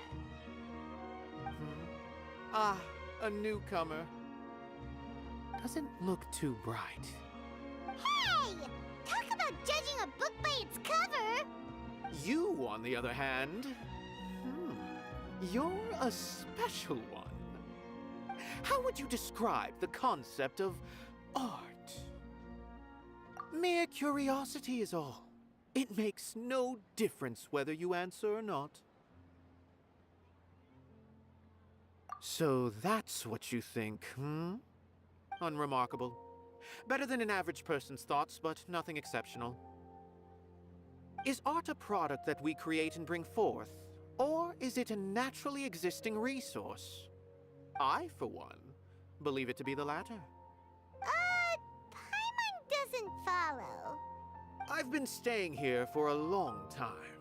On occasion, I'd assist them in penning lines of dialogue, but most of my time I just stand back and watch.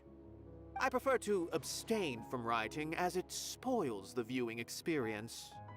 The existence of the theater, of Nilu, and of humanity itself.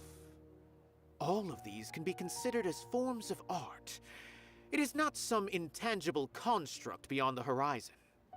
How does that have anything to do with us? Let me ask you this. What do you think is the meaning of art? I suppose that question was a little too difficult for you. To chance upon a spark of inspiration.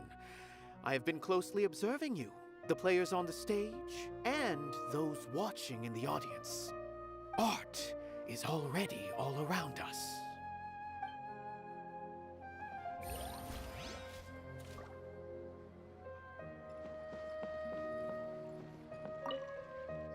Hello.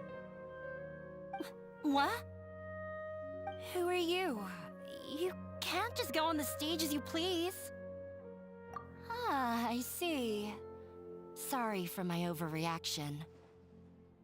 I'm just, making a prop. No time for chit-chat. Is that embroidery? No. Well, yes, but not really. It's a prop. It's just, some fabric.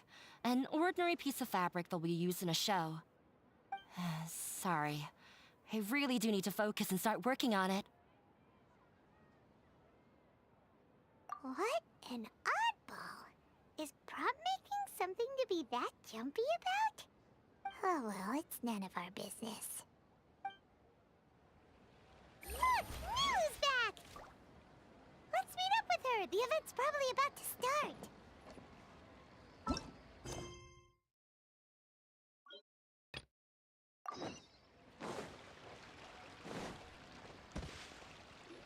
All right, everyone is here. How did everything go? Any luck with your missions? Let's report back one by one. I'll start first.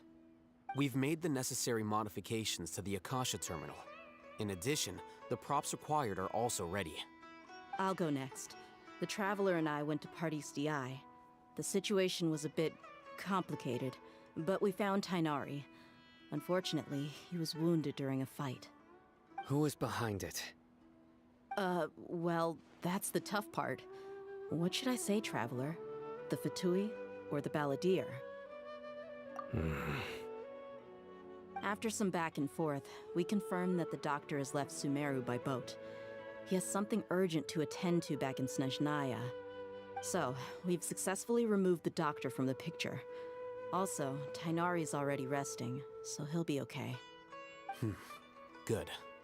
Oh! Tainari also asked us to tell you this message.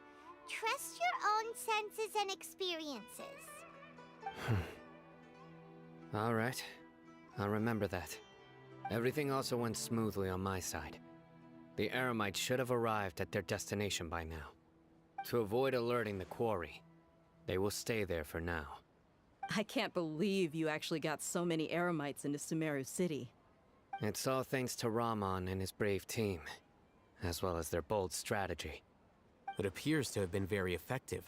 I'm glad to hear it. Well, is that everything? Okay, this meeting is adjourned. Huh? Wait, you mean that's it? Well, what else is there to discuss? Shouldn't you end with some words of encouragement? You know, to fire us up now? Personally, I'd rather we all go home and get some rest. I'll hate them, you... Ugh. Oh, and if you wanted someone to say something to that effect, then I must reiterate that I'm here to strategize and not to lead. So you should find someone more suitable to do that. But I thought all of you Academia big shots were great speakers. Then I should remind you that I'm the scribe. I know that. So what? A scribe is responsible for recording meetings, not speaking. Fine, whatever. Well, Sino doesn't seem to be much of a talker either. I guess that leaves it to my employer. Employer? Yep, the Traveler hired me. That's right. So come on, boss. What do you have to say for the team? Yeah! Say something to boost morale! Huh? What are you all doing here? Oh, it's Nilu! Hey, everyone. I'm not disturbing you, am I? Not at all. I was actually just about to go find you. Judging from the group and all your serious faces, you were discussing something important, weren't you? But you also look like you're up to no good. Seems pretty interesting. Welcome, Nilu. Would you like to join us? Huh? Join you? You mean, you also want to discuss something important with me? Yes. Something very important. Nilu, Are there any breaks in your performance schedule in the upcoming days? Huh? Wait, you're seriously inviting me?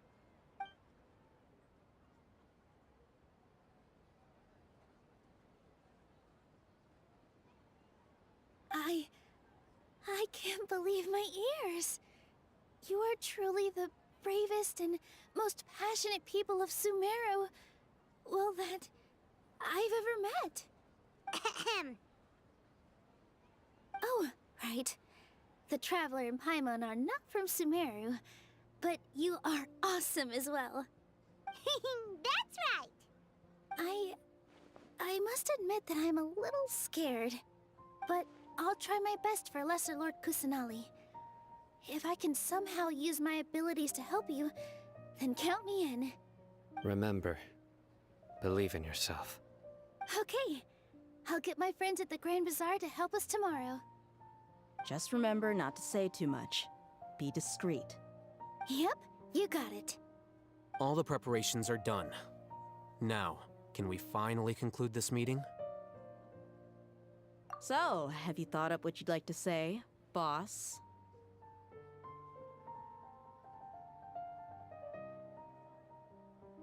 Yep, it's a grand plan and we're all super awesome!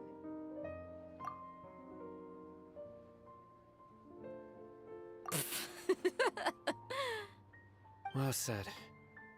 A good night's rest before an operation can be the difference between success and failure. Thankfully, I've had my place to myself recently. It's been nice and quiet. Huh? Oh, nothing. Alright, let's all go home and get a good night's sleep so we can be up early tomorrow! Okay, so I guess that means it's time to say goodnight now.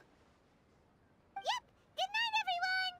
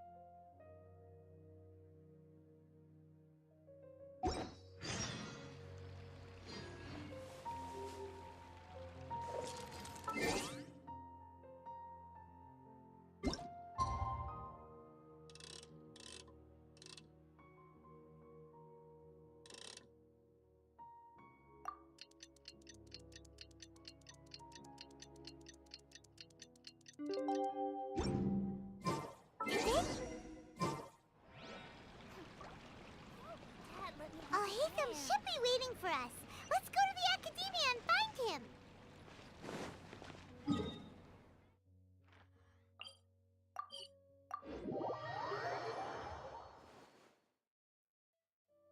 Hello, you two.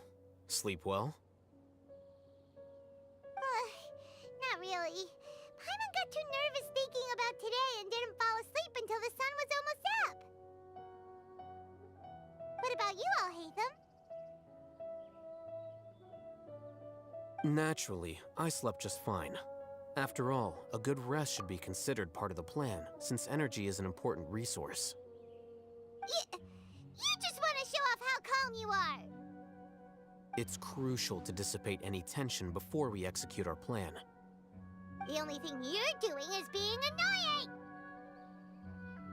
Anyway, do you need me to go over the game plan again? Our target is Grand Sage Azar's office. Everyone in the Academia knows that's where the Grand Sage's console is. Only they can operate it. Many restricted commands and operations are executed via that console. I'm sure that console has a way to free Lesser Lord Kusanali. You know, Paimon's been thinking, what kind of technology could let the sages imprison even a god? That isn't something they could have accomplished with their scholarly talents alone.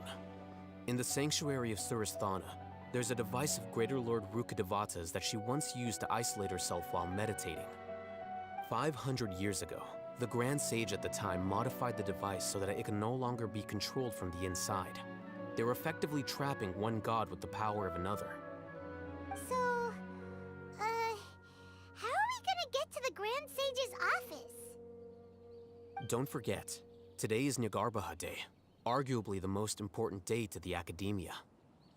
The sages and core Academia personnel are busy loading the latest batch of research developments and legal decrees into knowledge capsules so that they can be entered into the Akasha. All the Darshan's researchers have their noses to the grindstone, and the Academia's grounds are flowing with all sorts of people. It's the perfect time for an infiltration. When the Grand Sage leaves his office to supervise the entering process, that's our cue to access the console and free the Dendro Archon. Well, yes, that's just the visible side of our plan, after all. If precedence holds, the Academia should have already started preparing for Nyagarbha Day. Everyone should be in position. All that's left is for us to lead the charge. Let's go. So are we just gonna walk in through the front door, or...? Yes. Were you expecting a stealthier approach?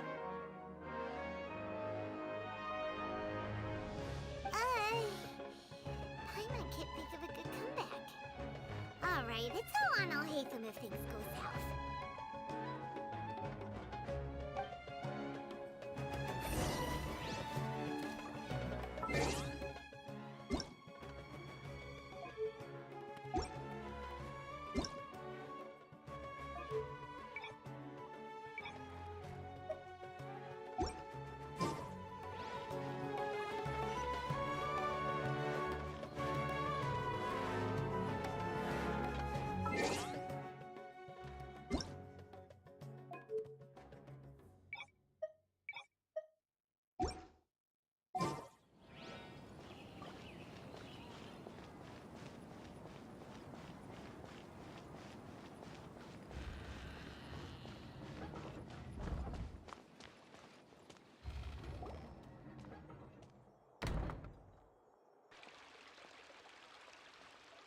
Scribe? Please, wait. Are you Scribe Alhaitham? That's me. Is something the matter? I'm in a hurry. No. I was just surprised to see you here. I had heard that the sages were looking for you not long ago, but I didn't know what for. And, also, please don't bring outside guests into the Academia. Outside guests? How did you arrive at such a conclusion? Your groundless inference shames the Haravatat Darshan. What did you say? I'm the top student in Haravatat, and I earned 3rd place at the last Inter-Darshan debate. Don't look down on me! That wasn't my intention. As your Haravatat senior, I just assumed that you possessed a greater aptitude for critical thinking. Look, based on what you already know, the purpose of my return and the reason they're here should be obvious. Is that so? Wait a moment. Let me think. Don't tell me the answer. The sages search for you. A blonde-haired traveler. Outside guests.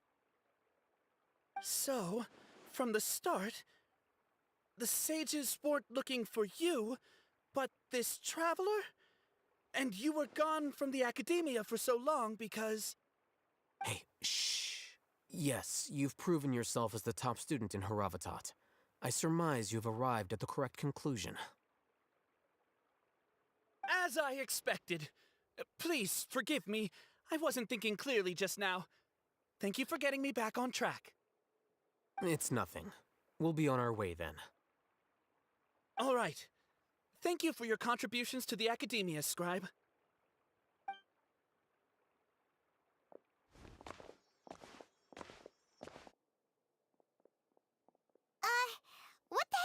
happened now? What did he just guess? I'm afraid I don't know either. You have no idea? Mm-hmm. He convinced himself of whatever truth he came up with. That is the so-called pride of a scholar. If someone questions their academic facility, they will instantly feign understanding to keep up appearances. Nowadays, the academia is rampant with this type of scholar. Their obvious farces of intellect only serve to highlight themselves as fools. Wow, so there are special ways to deal with smart people. We don't even need to make up our own excuses. We shouldn't waste any more time. It would be problematic if we missed our window of opportunity. Let's go.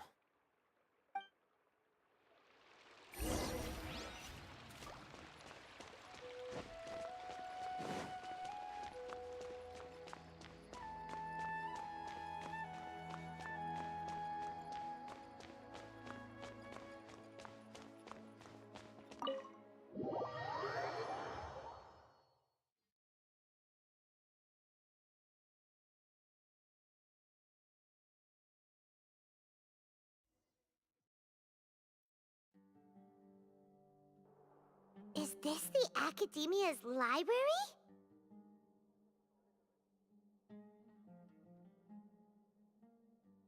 Indeed.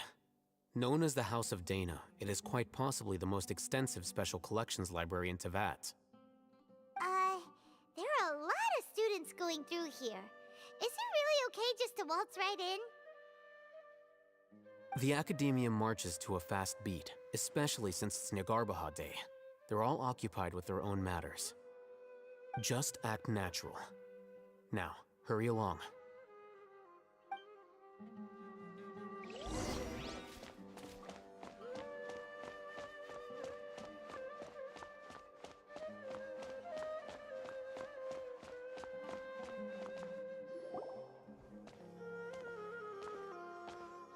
What's this platform for?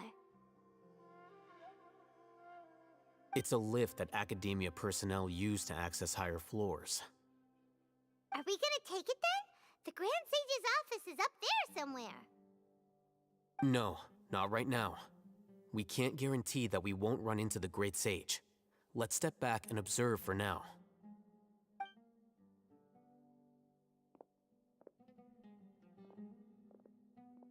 You think the Grand Sage will exit from there? And after he does, we'd sneak past him? Oh, Paimon thinks that's really dangerous. Who knows? However, if we can confirm Azar's current location, our operation will be much safer if we... Allow me to offer you a hint. If you wish to know his location, look behind you.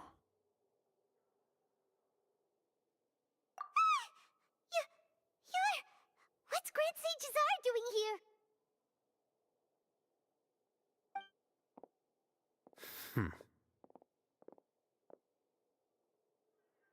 Do not tell me you believed the Academia would not grow suspicious of you after such a prolonged absence, scribe.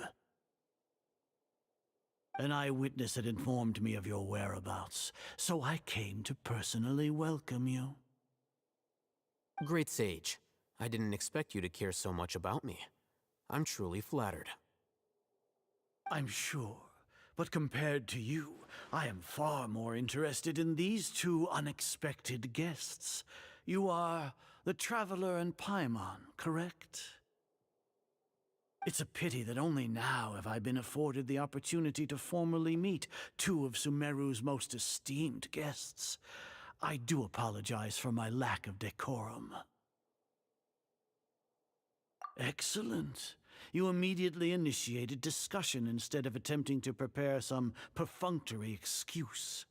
You clearly understand the situation at hand, and have no intention of making a reckless stand. The foot traffic here renders this place unsuitable for discussion. Please, follow me to my office.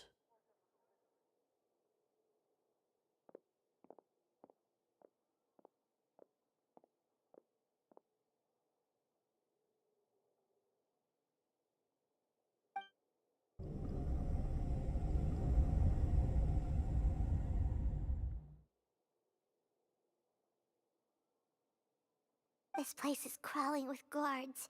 There's no way out for us. All right then, traveler. What did you wish to discuss with me? Today is Niagarbaha Day, so I still have many responsibilities to attend to. There is little time for idle chit-chat before I detain you all. You seem to know quite a bit about our endeavors. If that is so, then you should be praising our great work, rather than using your trivial misgivings in a futile attempt to sway me. Trivial? Then tell me, what do the Fatui want from me?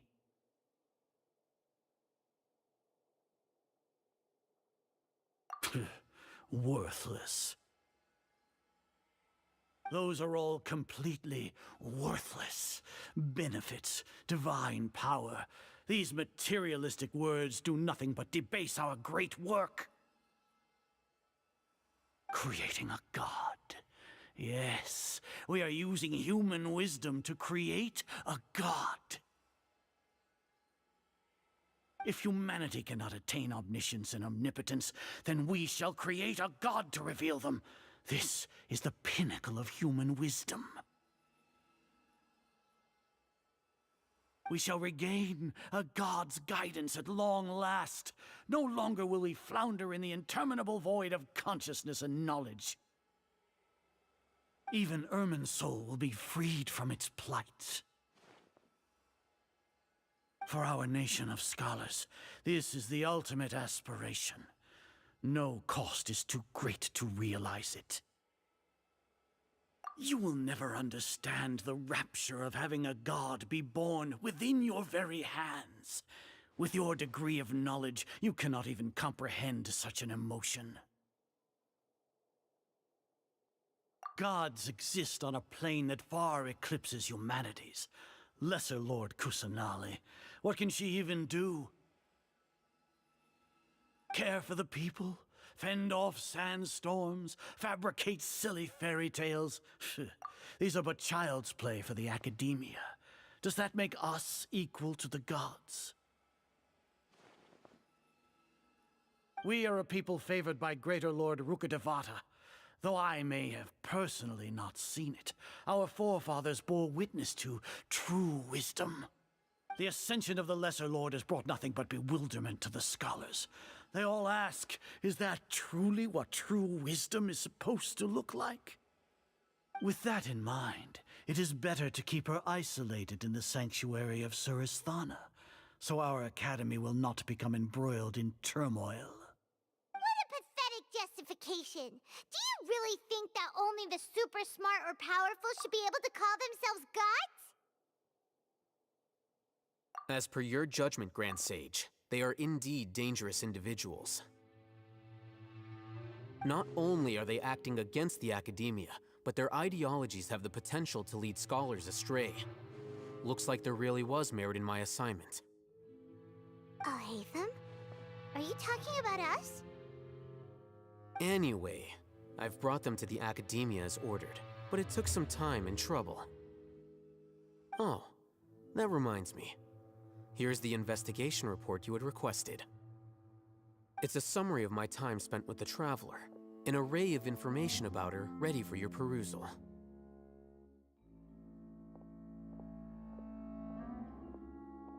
Alhaitham? So you're still on the academia side! We finally started to trust you!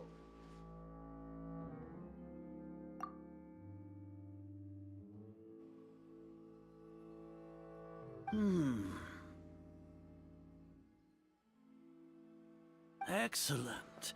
Detailed contents with no errors. I would expect nothing less than an immaculate report from the scribe. As it is Niagarbaha Day, I'll enter the information on you into the Akasha. Surely you know what that means. We'll be monitored, just like Sino.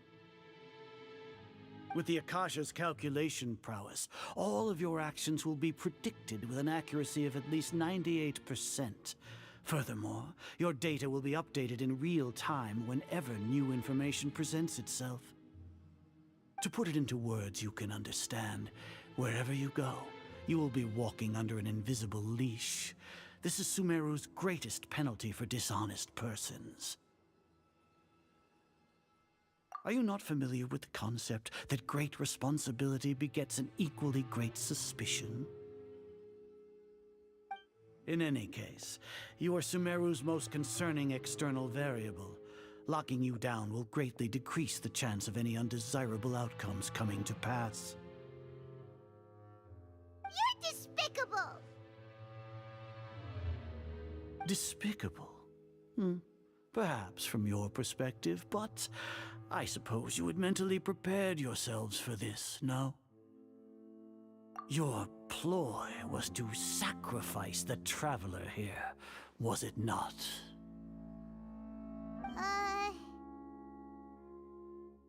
Lord Azar, I know what you're trying to say, but I've been following your plan this entire time. Why are you doubting me at this juncture?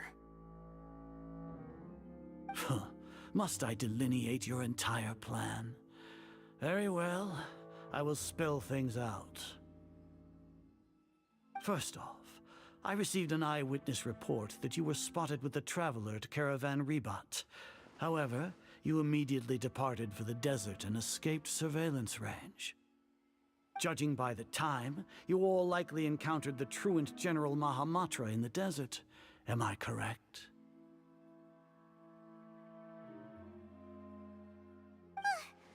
Maybe Paimon shouldn't have mentioned Sino just now. The Academia had not received correspondence from its scribe for a prolonged time. You were also in the company of the Traveler, a close associate of Lesser Lord Kusanali and General Mahamatra Sino, who had defected from the Academia. With their instigation, what was the probability that you would betray the Academia? Rationally speaking, 50%? 70%? What do you think? Regardless, that's only a guess. The facts are that I've brought the Traveler right before you, and I gave you my report. Indeed, your boldness deserves praise. To think that despite status as an outlander, the Traveler is still willing to sacrifice for the sake of your plan. If I'm correct, you have a contingency plan to save Lesser Lord Kusanali and ruin our great work. Sneak into the Academia on Nia Garbaha Day, using Alhaitham's status as the scribe, for there is a good chance that an opportunity to save the Lesser Lord will arise. Should your intentions be discovered, Alhaitham will turn traitor and sacrifice the Traveler, thus proving his innocence. He can then stay inside the Academia and continue searching for a way to proceed forward. As for Sino, according to the Akasha's calculations, he will soon return to the Academia and confront me in person. I suppose this is also a part of your plan? You'll see me as a traitor regardless of what I say, no? Even if you impugn me, it would have little effect on you all. You misunderstand. Losing our scribe would irreparably damage the Academia's regular operations and the development of Sumeru's future academic systems. However, under the current circumstances, even that is trivial compared to what we stand to gain from our great work. You said that I betrayed the Academia, but you, Azar, you've betrayed all of Sumeru, betrayed its Archon.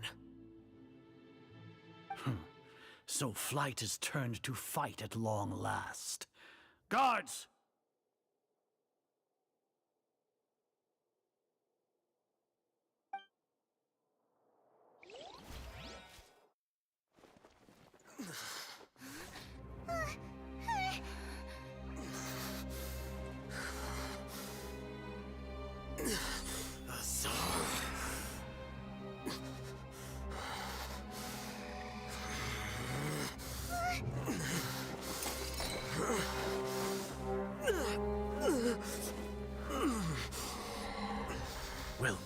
have here.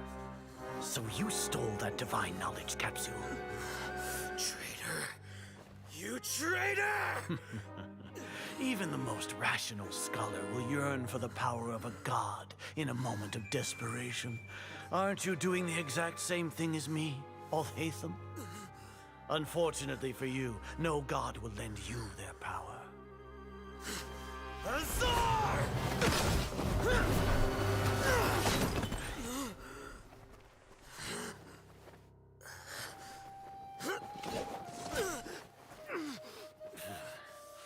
He has gone completely insane.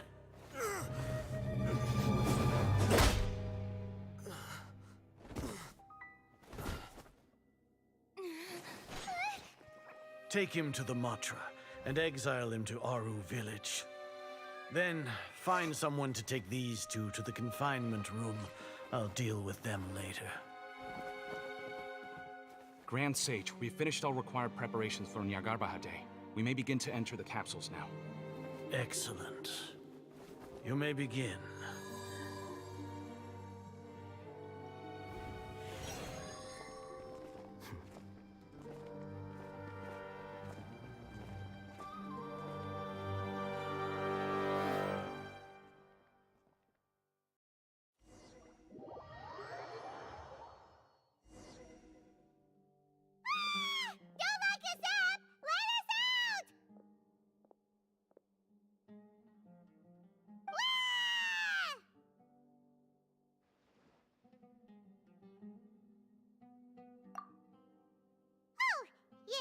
Paimon got a bit carried away there. How was Paimon acting just now? Great, huh?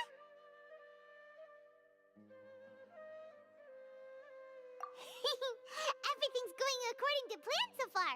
We made it into confinement, and Alhaitham's probably done with his part too. We even managed to trick Grand Sage Azar. Alhaitham sure knows how to cook up a plan. What are we doing next? Paimon has trouble remembering things when she's worked up. Right. Paimon thinks it went something like this. Apart from that, we still have yet another goal in the first stage of our operation, which is to send the Traveler to the confinement room. What? Why do we want to get her locked up on purpose? She's always been the person the sages are most afraid of, as well as the greatest obstacle to the successful implementation of their plan. They are very aware of the risk she poses to them. Once the Traveler is imprisoned, the sages will likely think that everything is under control. And with their guard down, the next phase of our plan will have a much higher chance of success. I can already see the pompous looks on their faces. Oh, that's a super tricky plan. But Paimon still thinks it's not really worth it. That isn't the only reason, of course. She has a more important task once she's in confinement. According to the Academia scholars in Ramon's custody, Lesser Lord Kusanali has sealed off her consciousness in the Akasha ever since she was captured by the Doctor. That way, they can't pry any more information from her.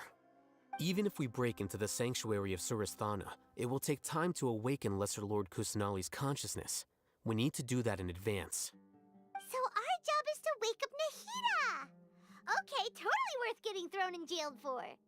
The confinement room is inside the Academia, close to the sanctuary of Suristhana. It's a completely enclosed space, and you won't be receiving any visitors. I'll work with Ramon's scholars to make some modifications to your Akasha terminal. Once you're in, get as close as you can to Lesser Lord Kusanali and try to connect to her consciousness. However, as for whether she'll actually wake up, that will depend on our luck.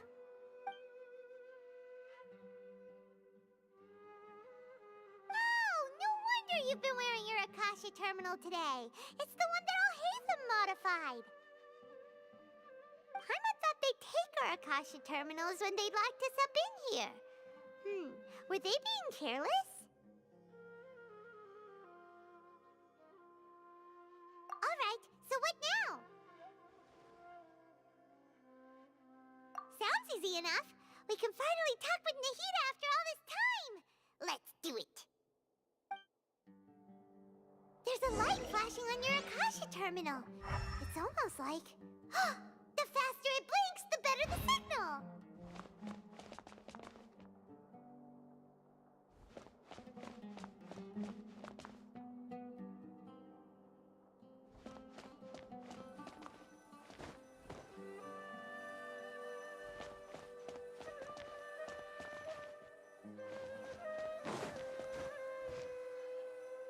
Sorry, I'm just checking if there's anything else in this room.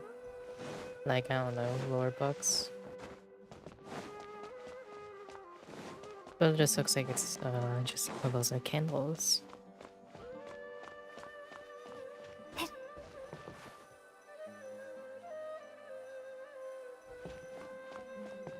Here? No signal again. Is it getting jammed?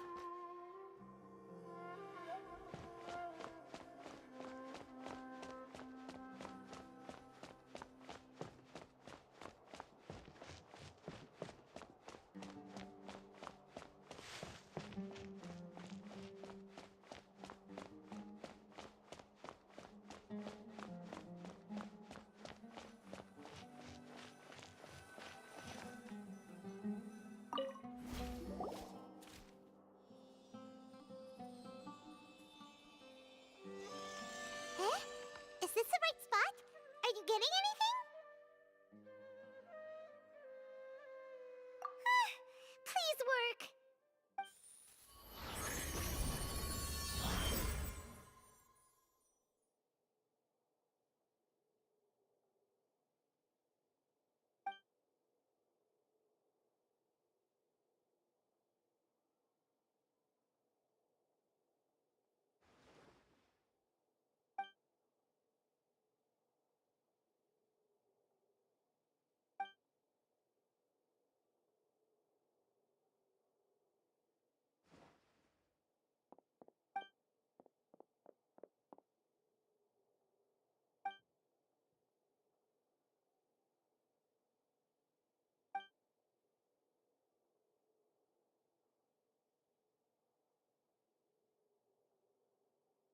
Nahida!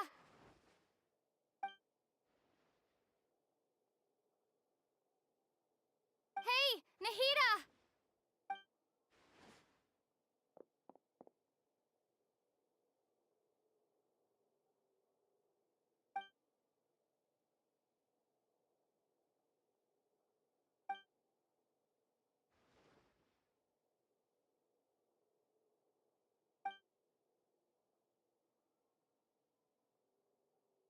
When did it first start?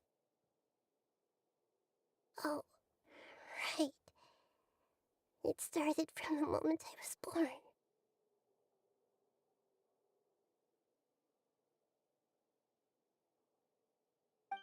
I want to become a worthy Archon. So I've kept studying. Kept listening to my people and their hearts. Kept looking for a way to save Irminsul. So I can catch up. Catch up to Greater Lord Rukkhadevata. But I'm stuck in the sanctuary of Surasthana. The sages are creating a god to replace me. And I'm forced to lock my consciousness in this boundless darkness. Nahida!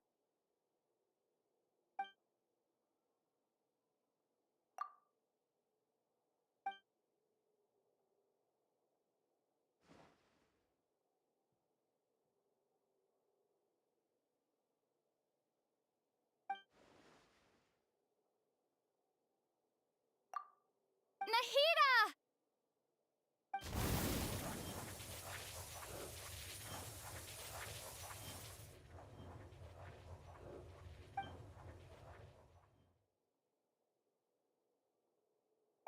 It's so quiet here.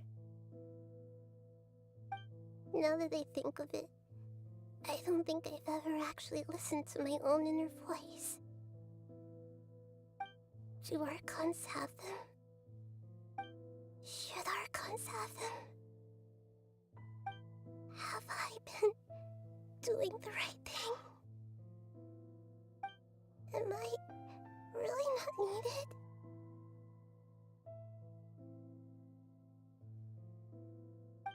How do I really feel about all of this?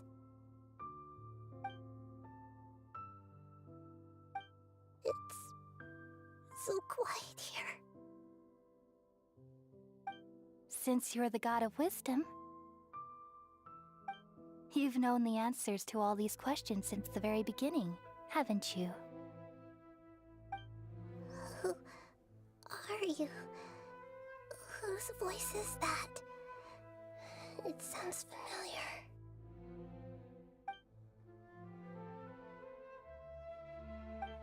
You're right, though.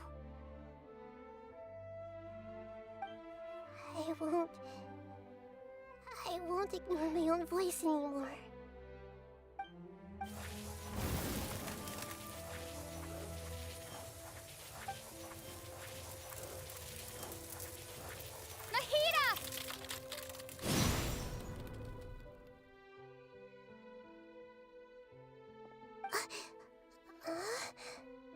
Nahida? Did you wake me up? Thank you. Why are you here? We're here to rescue you. Are you alright? I'm fine. It's just... when I think of everything that's happened to me, I feel really angry now.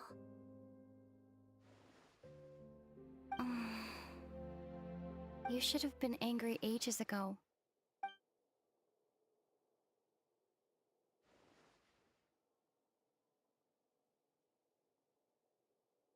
Huh? Oh, you're back! How's everything? That's wonderful news! Great! We weren't locked up for nothing! When you went to wake up Nahida, Paimon was listening for any sounds outside. You were out for a long time. There are fewer and fewer scholars going about now. You think everyone's done with their Nyagarbha Day stuff? Yep, so that means our next act is Nilu's performance!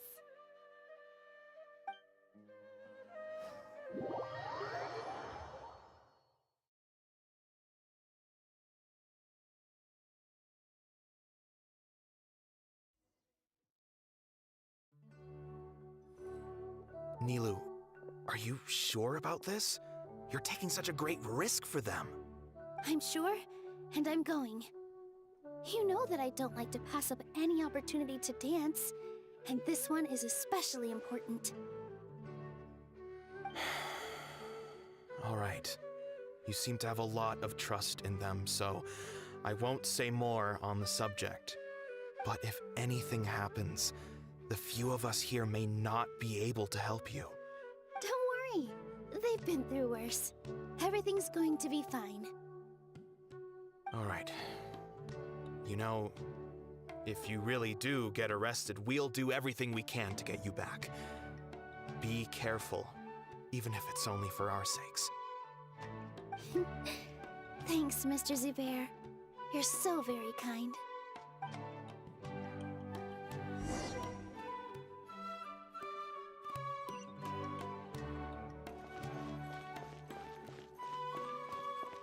Here!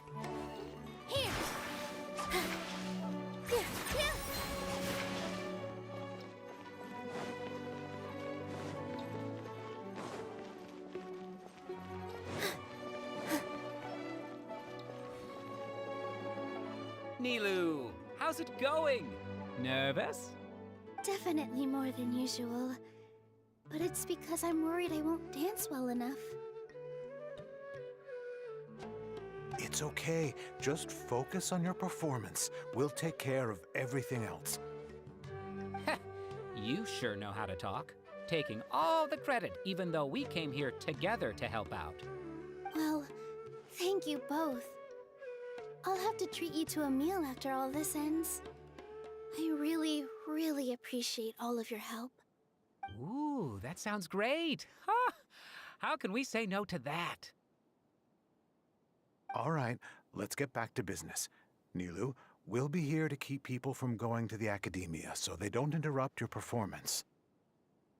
I was planning on telling them something like, the Academia's been conducting a weird experiment, and some of their test subjects escaped. It's really dangerous there, so stay away. Oh, you couldn't think of anything better? Oh well, I guess it does sound like something the Academia would do. I think it sounds great. I'm counting on you guys. Don't worry, it'll be a piece of cake.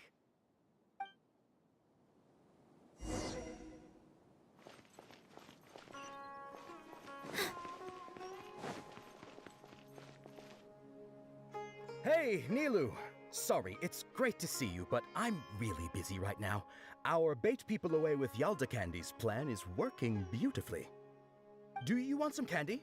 We have more than we can give out. Vihar, thank you so much for doing all of this. And even dressed up as the Knight of Flowers, no less. I'll pass on the candy, though. I cut back on sweets in the period leading up to a performance, and I'm about to start one. You have a point. The stage is cleared and everything's ready, so you can start your performance at any time. Yeah, thanks to you. I'm really grateful. All right, time to hit the stage. You're welcome. The honor's all mine, since I'll have such a great view of the show.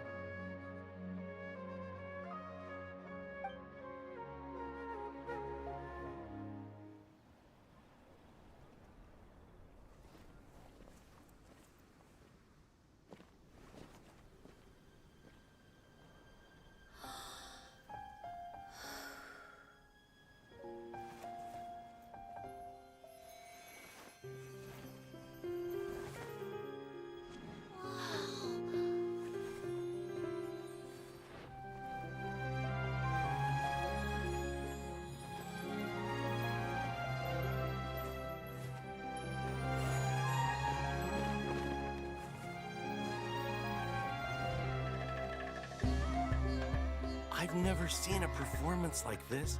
This is incredible. Yeah, but I heard that public performances like these have been banned. I can't believe she's doing this here.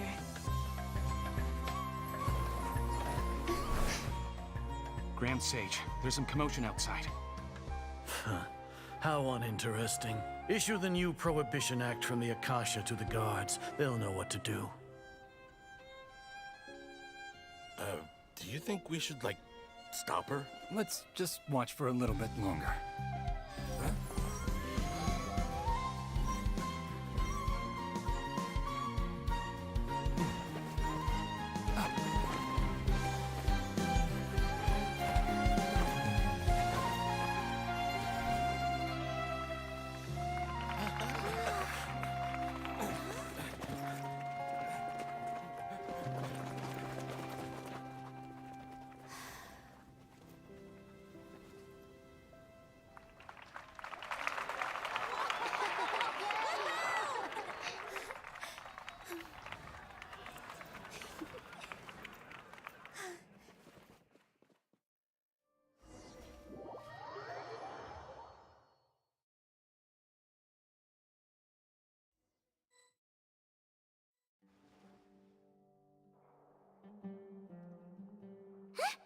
Did you hear that?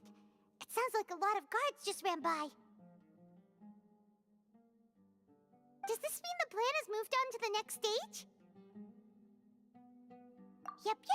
It's great that everything seems to be going well. Come to think of it, when did Alhaitham replace the knowledge capsule that was about to be entered into the Akasha?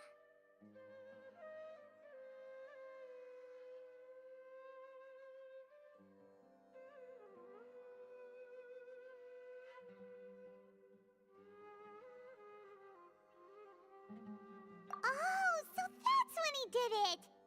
Paimon was too nervous to notice. Speaking of, didn't Alhaitham also yoink the divine knowledge capsule from that mercenary leader in Port Ormos when everyone else was distracted? It's a time-tested trick of his.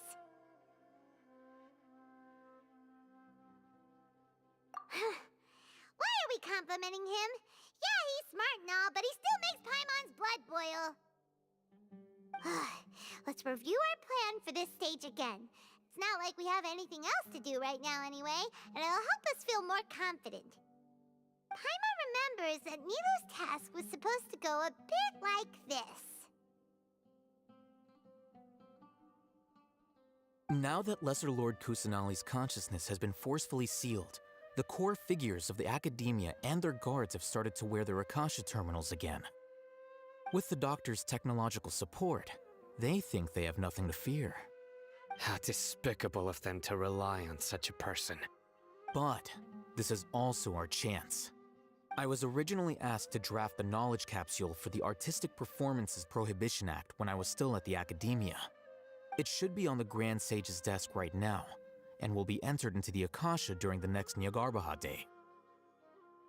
Are they really going to stop all artistic performances? That's horrible! I'll make an identical knowledge capsule, but this time, I'll smuggle some misleading information into it. We only need to find an opportunity to switch the capsules.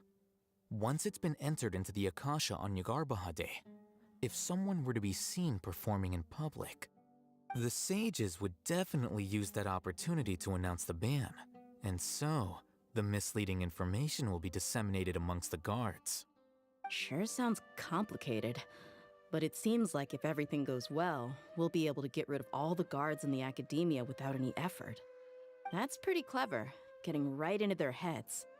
I just have one question. Even if we manage to get the misleading info out to the guards, how can we be sure that they'll believe it? People who are used to relying on the Akasha become less inquisitive, and their ability to distinguish truth from misinformation is significantly reduced. They will view everything the Akasha releases to them as the unequivocal truth. The Akasha will turn humans into machines. I've seen it happen many times. Yikes.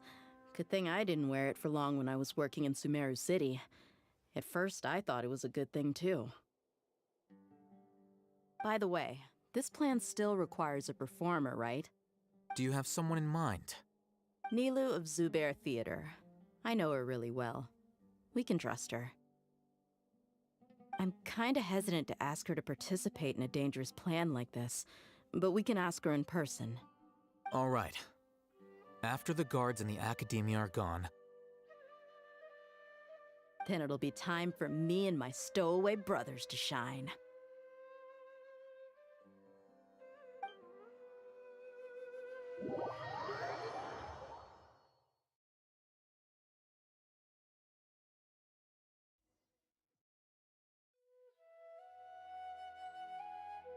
Here they come. Did you see that, Raman? They came out from the Academia in droves.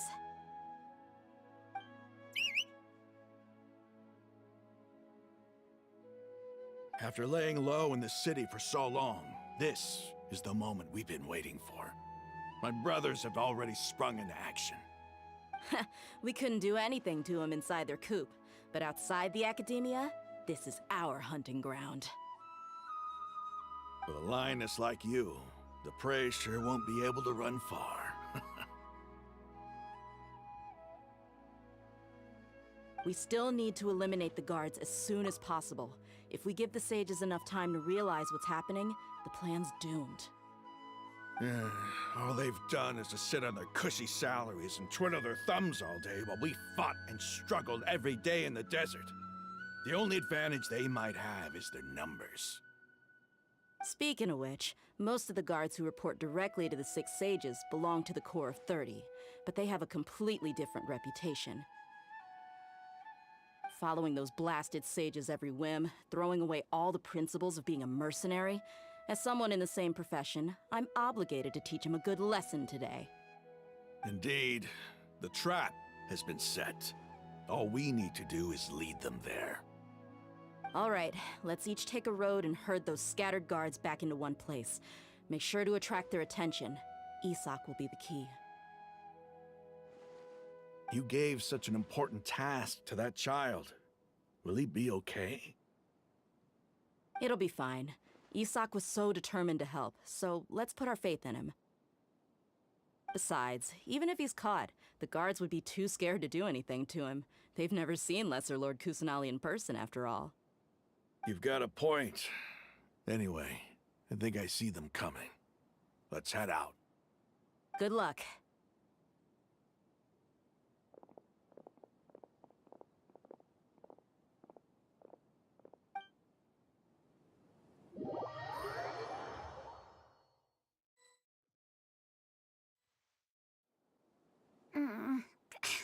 This outfit.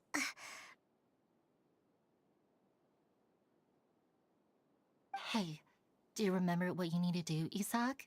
When the guards get here, you'll pretend to be Lesser Lord Kusanali and run away from them. Oh, yeah, I remember. Of course I do. I'm just a little nervous. Relax. Don't think about getting caught. Even if that happens, we won't leave you behind. You only need to think about getting the guards' attention and leading them to the Grand Bazaar. Leave the rest to us. Okay, got it. I'm here to pay back Lesser Lord Kusanali for helping Grandpa. I won't get cold feet. Hey, they're here. I can see the Academia guards. All right, it's time, Isak. Take a deep breath and go. You can do this.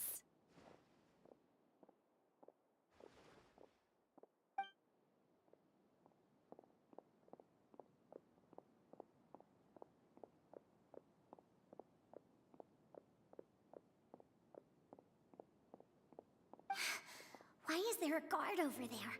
Did he already run ahead of me? This is different from our plan, but there's no time. I need to make a choice.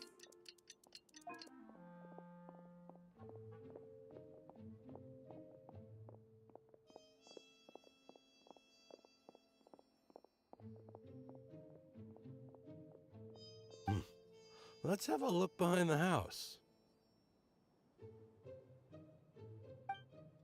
What should I do next? Huh. Looks like nothing's here. A wasted time.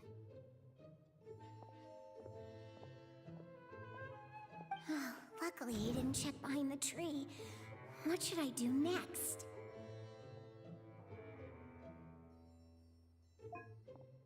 The guard looks alert.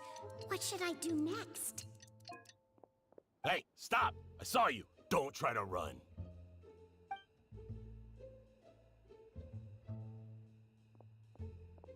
The guard looks alert. What should I do next? Doesn't seem like anything unusual's around here. Looks like the guard finally left. I need to go.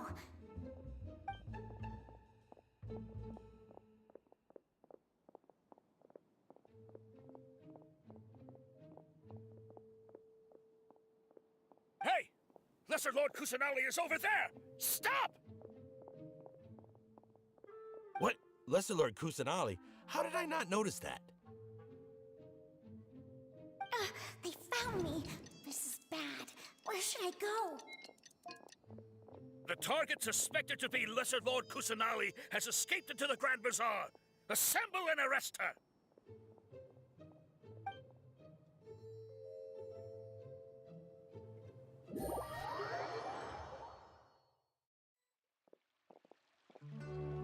Where did she go? How did she disappear? Did we lose her? Hurry up and find her! Hey, why is your team here? Didn't we say to split up our search? Hurry! Hurry! This place is... Why are you all here? Yeah, isn't it one heck of a coincidence? Everybody's here. What on earth is going on? I suppose that's all of you? Who are you? Did you set us up? What are you planning? Phew, that was rough. I almost got caught. Little brat! So you're not actually Lesser Lord Kusanali. Who exactly are you all? Eremites from the desert? Just some colleagues. Think of this as a business competition, or a personal grudge. After stepping into our traps, stop thinking of yourselves as hunters. Behave like the prey you are.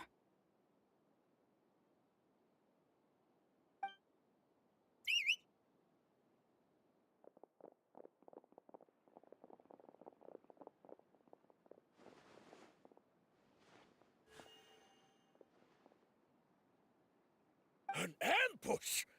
How's that possible? This is Sumeru City, but mercenaries from the desert somehow ambushed us!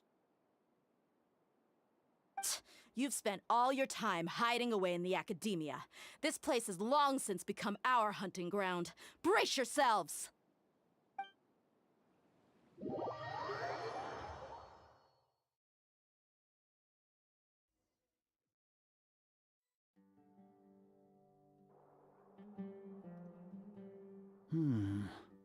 This is odd. The academia has quieted down after the conclusion of the Niagarbaha Day ceremonies, but it's much quieter than usual. Where are the guards? Why have I not seen a single one? Guards? Guards!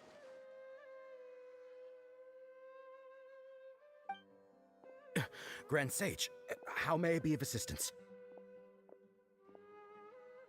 I called for the guards. Why did you come? My apologies, Grand Sage. Right now, all Academia guards have entered the city to perform the ordered arrest.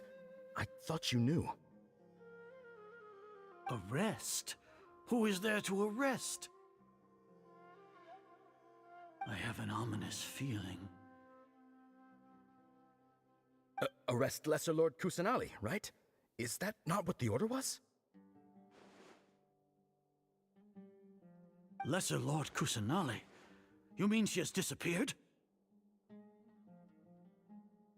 Yes. I wouldn't dare make up something like that.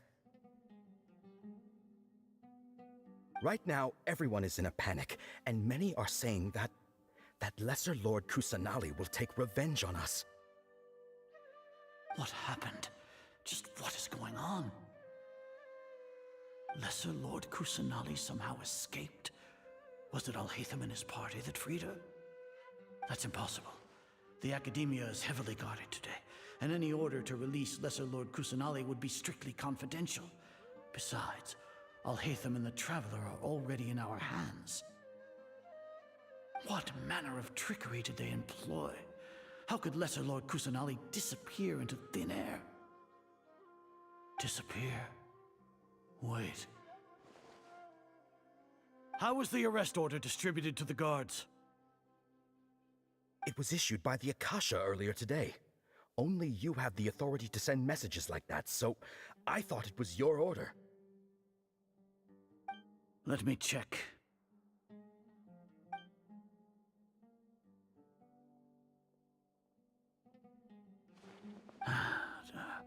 Here. Lesser Lord Kusanali has escaped from the sanctuary of Surasthana. Go to the city and arrest the escapee immediately. The Akasha indeed contains this information, and it clearly appeared in my mind. How did they bypass my permissions to issue this kind of message? Was it the report about the Traveler that Alhaitham submitted? No. I specifically checked that knowledge capsule before entering it into the Akasha. Could that have been a red herring? Well, even if I figure it out now, it won't make any difference. The important thing now is to confirm Lesser Lord Kusanali's status. Have you been to the sanctuary of Surasthana to confirm that Lesser Lord Kusanali has indeed escaped? Confirm? No, I haven't. It may be a bit offensive to say this, but Grand Sage, what you're saying doesn't make any sense. How can the information in the Akasha be inaccurate? What the Akasha decrees is fact. That is common knowledge to all of us. If we have to confirm the information and knowledge from the Akasha ourselves, then how is that any different from us learning that information ourselves?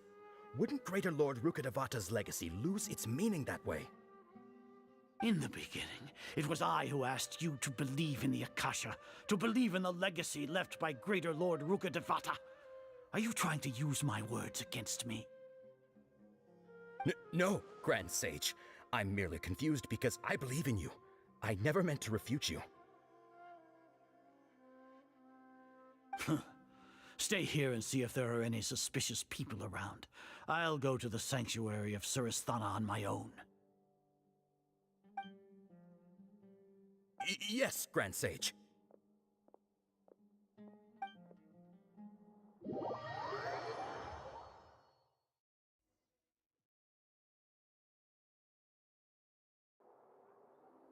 Lesser Lord Kusanali has escaped from the sanctuary of Surasthana. Go to the city and arrest the escapee immediately. How can that be? Stop thinking about it. Stop. It must be a trick of theirs. As long as I personally confirm it.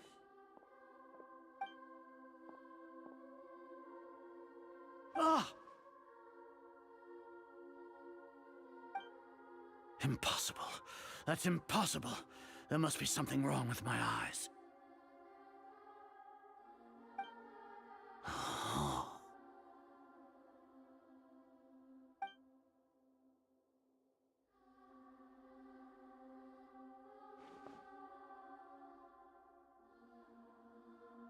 What a comical sight, Azar.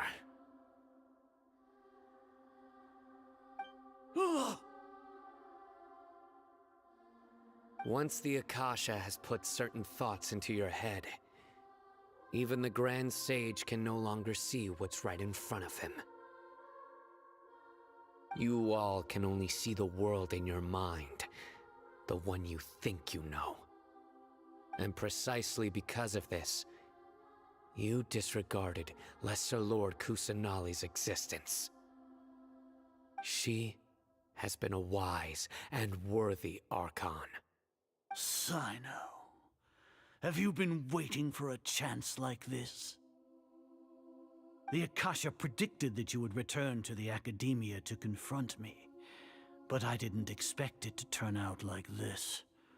I was careless. No, you were blinded. Your faults stem from your reliance on the Akasha. You're still the same as always. I truly did not expect a proud person like you to cooperate with Alhaitham and the Traveler. People change, Azar. Admit it. The Akasha can't predict my actions anymore.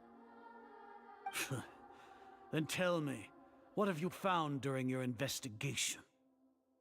You want to buy time? This is the sanctuary of Surasthana. Under your own regulations, even Academia staff are forbidden to come here. No one will come to save you. As for the investigation, I've at least confirmed that you are guilty of insurgency against the Archon. A serious crime. So what? Did you do all of this so I would plead guilty in front of you, General Mahamatra? No. I want you to plead guilty in front of the Archon herself. You once said that I had no standing to judge you. So now, how about judgment in the name of a god?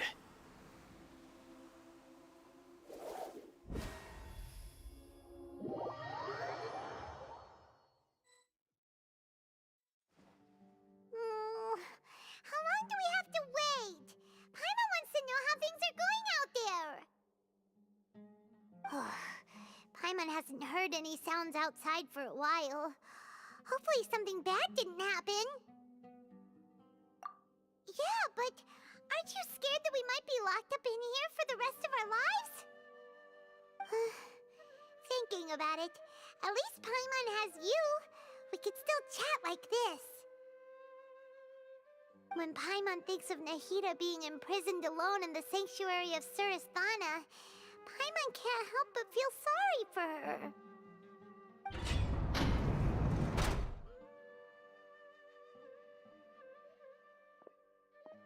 Here comes your savior.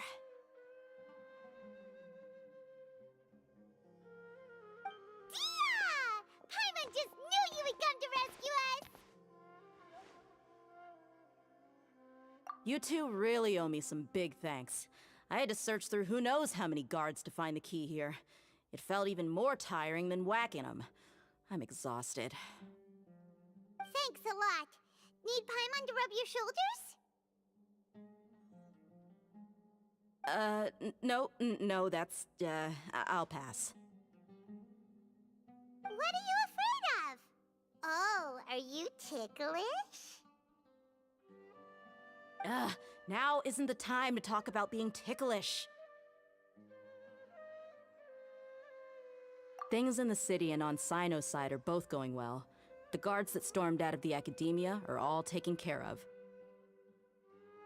The Corps of 30 is in charge of the city's defenses, but we already talked to Asfand. They've been fed up with the sages bossing them around. As long as it doesn't break their employment contracts, they'll turn a blind eye. That's probably because you've been super great friends with them for a long time. So, how's Sino doing? The Grand Sage is in his custody. Even I know how terrible it is to fall into Sino's hands, so he probably does too. Sino forced him to release Lesser Lord Kusanali. He has no choice but to obey.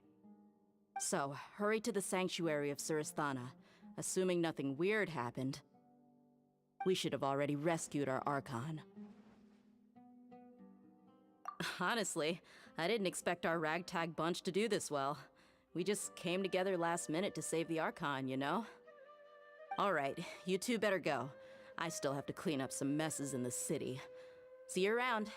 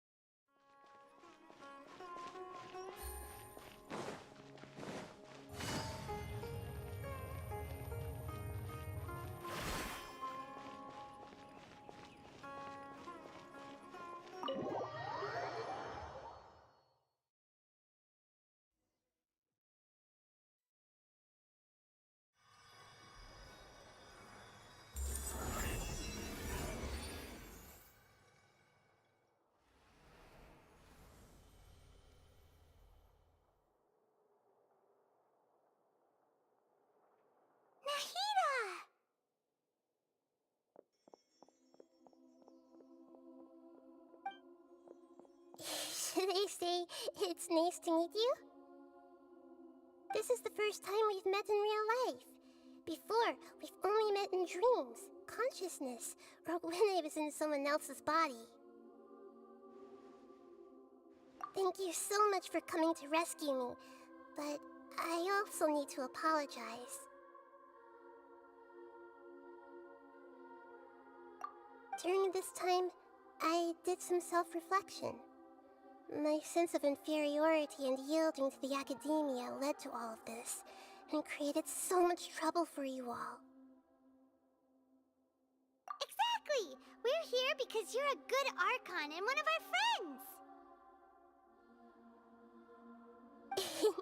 Thanks, you too. Amazing. So this is how it feels to walk out of that cage with my own body. It's like I just had an endlessly long dream. I can't even tell if I just woke up or was only now born into this world. My concept of self has become so clear. But now doesn't seem to be the time to indulge in this feeling. This is really embarrassing. You all just rescued an Archon, and now she needs your help to save her country, and even the entire world. It's okay. With you here, Paimon's sure that everything will work out. There's one more thing. What is it?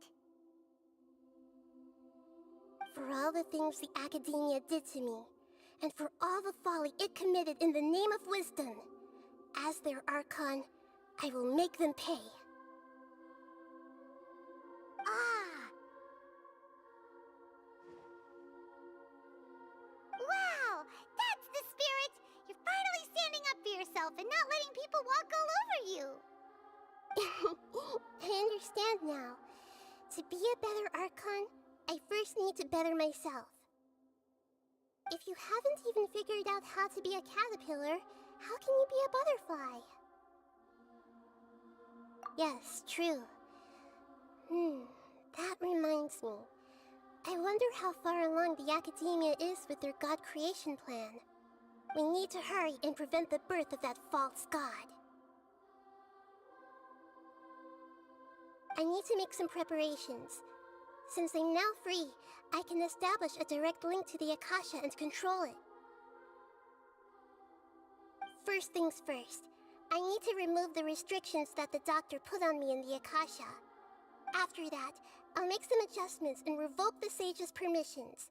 The Akasha will then be like how it originally was, only operable by the Archon.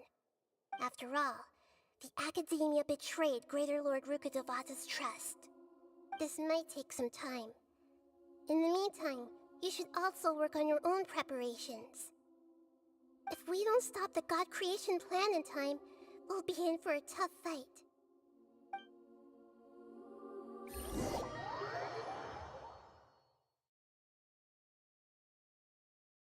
You might as well prepare for a fight. When we're done, we can take a walk around. After all, we missed out on a lot of stuff when we were locked up.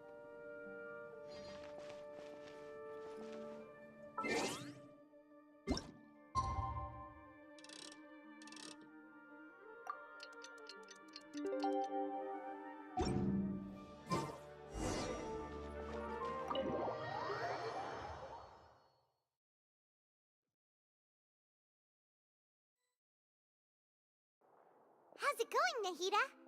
I'm done with the parts that needed my involvement to complete. Although it's my first time working with the Akasha like this, its internal structure and operation procedures are easy for me to understand. Greater Lord Rukkhadevata's design is truly brilliant. Oh, also, this is for you. Huh? What's this little floaty thingy? It's a small device I put together just now. You can think of it as an upgraded Akasha terminal. You may not need it right now, but it should be helpful in certain situations. Wait! This thing has the same characteristics as Paimon! We're both small things that float! All the things that make Paimon special got copied! When Paimon appears with the Traveler from now on, people won't remember Paimon because she isn't unique anymore! It's alright, Paimon. It can't replace you. It's only a flying device, but you're the Traveler's irreplaceable friend. You're so good at comforting people, Nahida. If only the Traveler was as smart as you.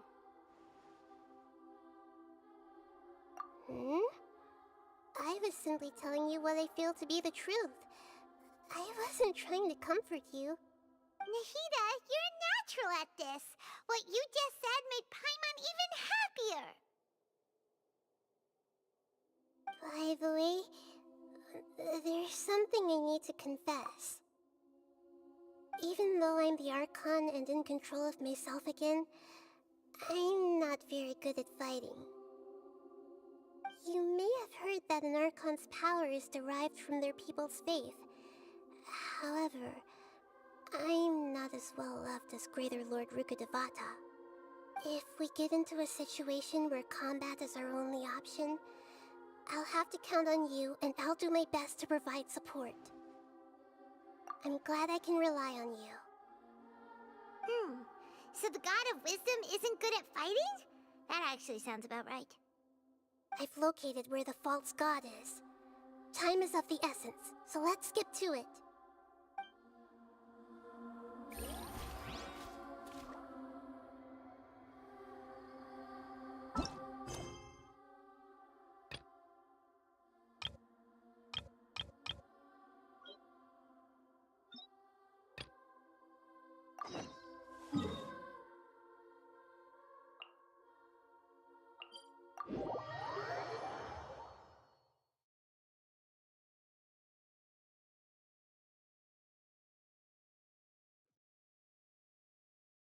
Take it easy.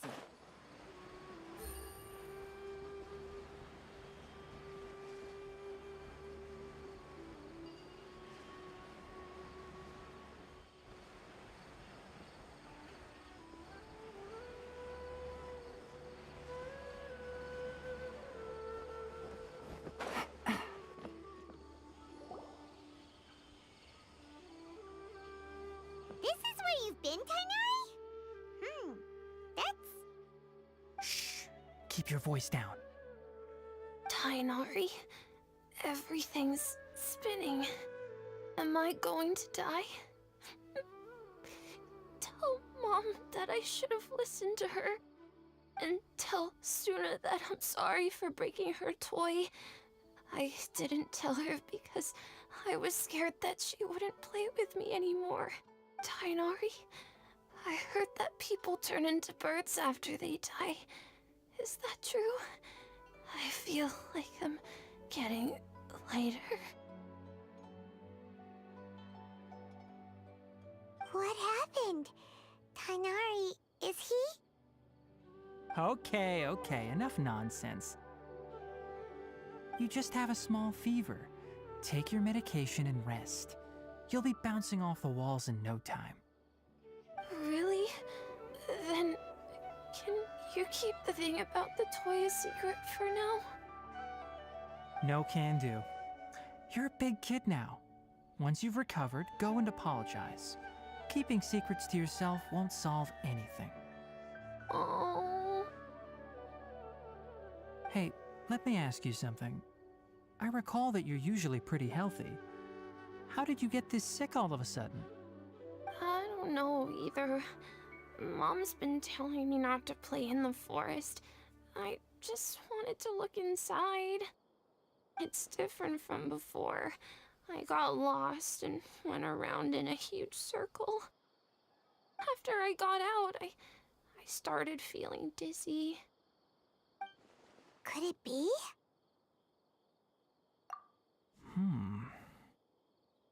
So that's how this whole mess happened. Anyway, go rest. No running around until I say so, got it? Traveler, Paimon, let's step out for now. Mr. Forest Watcher, how is my son? I gave him some antipyretics. Let him rest here for a while. I told him that he would feel better after some medicine and rest, but I only said that to comfort him. His symptoms resemble a fever, but something else is causing them. They seem more akin to a disruption in his psyche. Antipyretics won't be of much use.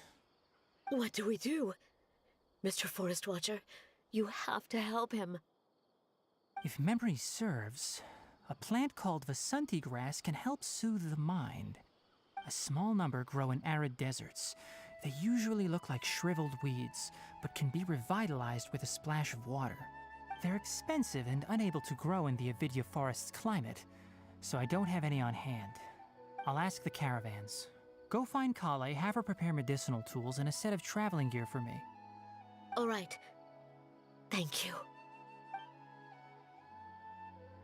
Contaminated region, huh? Is that why you two are also here? Yep. Is it a new withering zone? Doesn't seem like one. Whether you look at scale, internal conditions, or resultant effects, they're completely different. The only thing they have in common is that they aren't welcome. This nuisance made itself home in the Avidya forest, so I can't turn a blind eye. We feel the same way. All right. Let's contact the caravans first and purchase some Vasanti grass. We can also ask about the contaminated region. There's no time to waste. We have to move quickly. Let's go.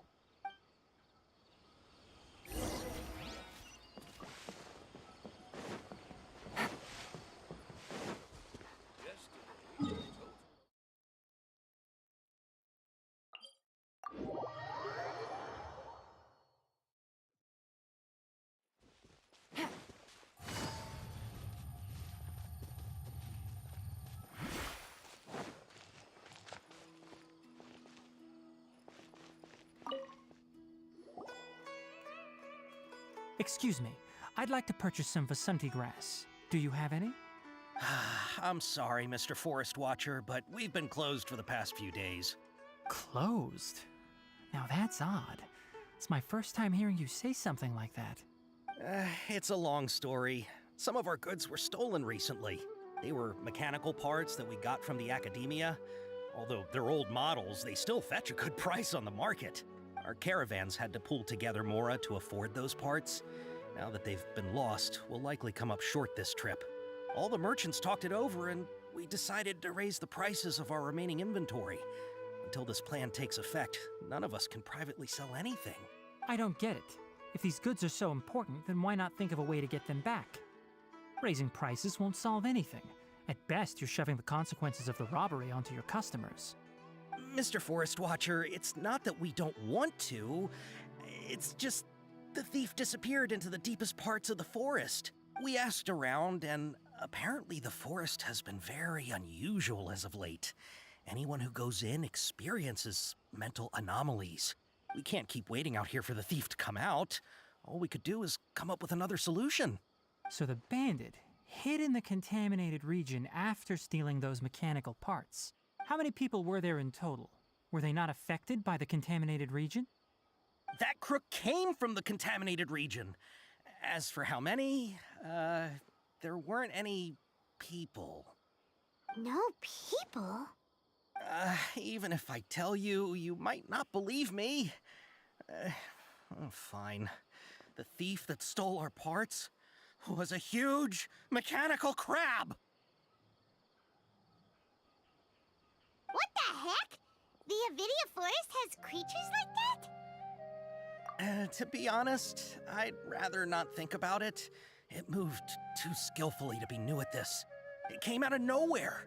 Before we could react, it swiped our goods and ran away. We were all shocked. By the time we came to our senses, the thief was already long gone. I see. If we help you retrieve your stolen goods, then business will return to normal? Oh, but of course! Not only that, but you'll become one of our caravan's VIPs on all future purchases of any...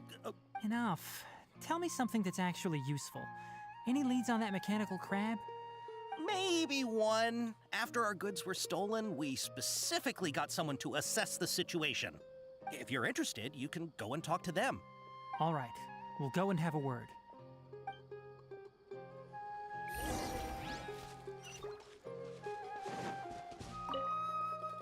That mechanical crab is fast, strong, and a pain to deal with. 10 of us might not even be able to take that thing head on. Didn't the academia ban research on mechanical life forms years ago? Where did that thing come from? Our salaries even got slashed because of it. Who would have thought that that robber wasn't a human, but a mechanical crab? This is rough.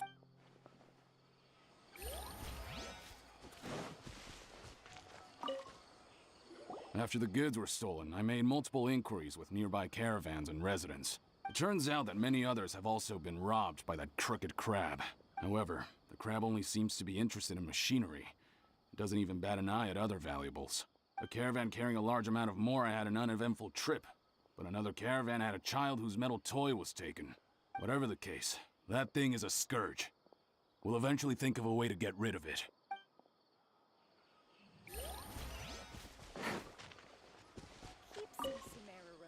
I heard from the caravanners that there have been a lot of robberies lately, but we haven't been affected. We don't normally see the mechanical crab, and it doesn't disturb our daily lives. It only shows up when the caravans are here, and it runs back to the contaminated region after it's done making a mess. You haven't tried capturing it? We have, but it's too agile and fast.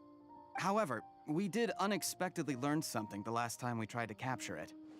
It apparently lives in the deepest part of the forest, so instead of immediately moving its spoils, it first hides them nearby. Once its stash grows large enough, it moves everything in one go. You'll have to move fast if you want those goods back.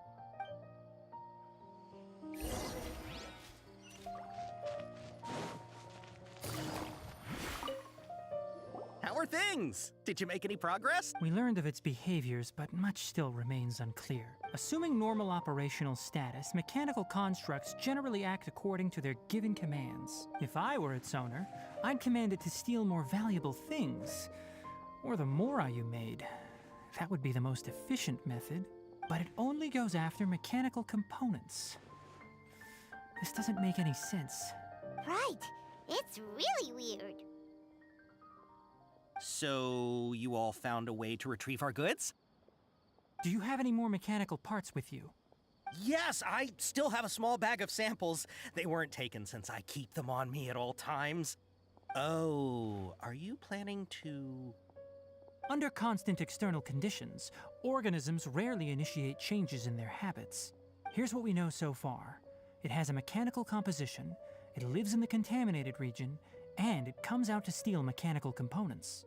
If we have said components, we can lure it out, capture it, and then make observations for further conclusions. Well, chatting like this won't get us anywhere. We're only wasting time. You're right. We don't have any other options right now.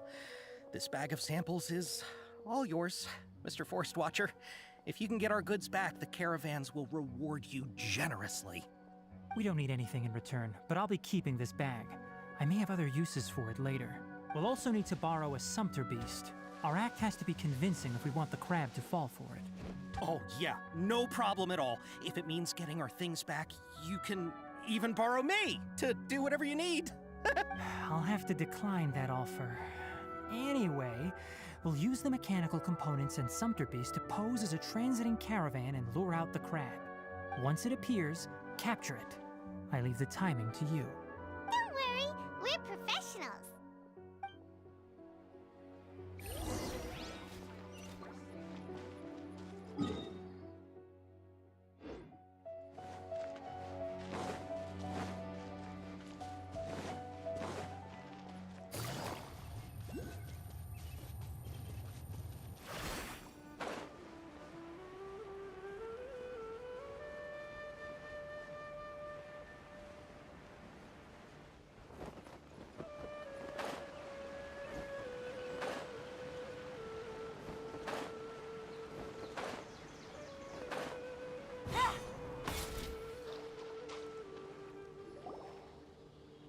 Looking at the trade routes and the contaminated region's current perimeter, the goods were likely stolen somewhere around here. Then let's get to it. We'll definitely capture that criminal crab. Okay, we'll start from here and have the sumpter beast with the components on board lead the way. This sumpter beast isn't familiar with us yet, so be calm and take your time with it. The sumpter beast went ahead. Let's keep up with it.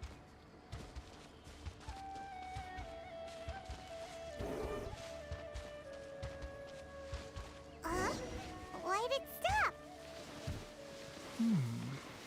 Looks like it's loafing around. Or maybe it's hungry. The caravanners grew disheartened after their goods were stolen, so they probably didn't feed their animals as scheduled. Let's give it something. All right, it's moving again.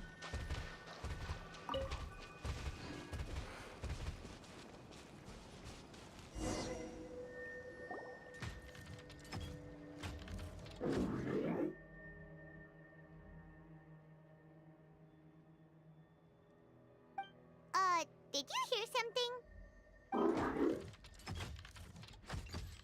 Ah! Is that the mechanical crab the caravan was talking about? It's charging straight at us! It looks strong. Be careful.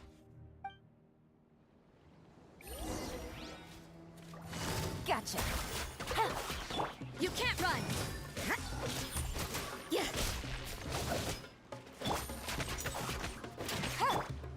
Burn!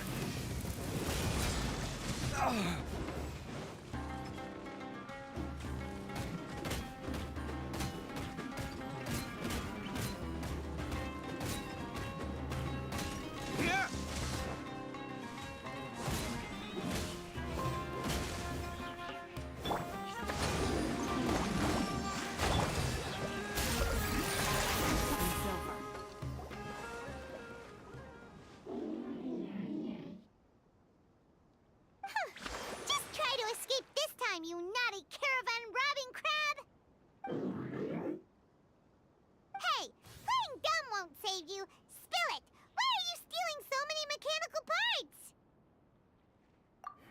It doesn't seem capable of comprehending complex questions. Keep an eye on it. I'll search around the area for the caravan's goods.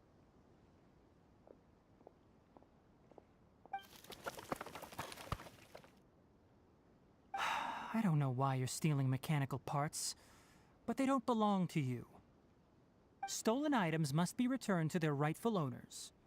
Any objections?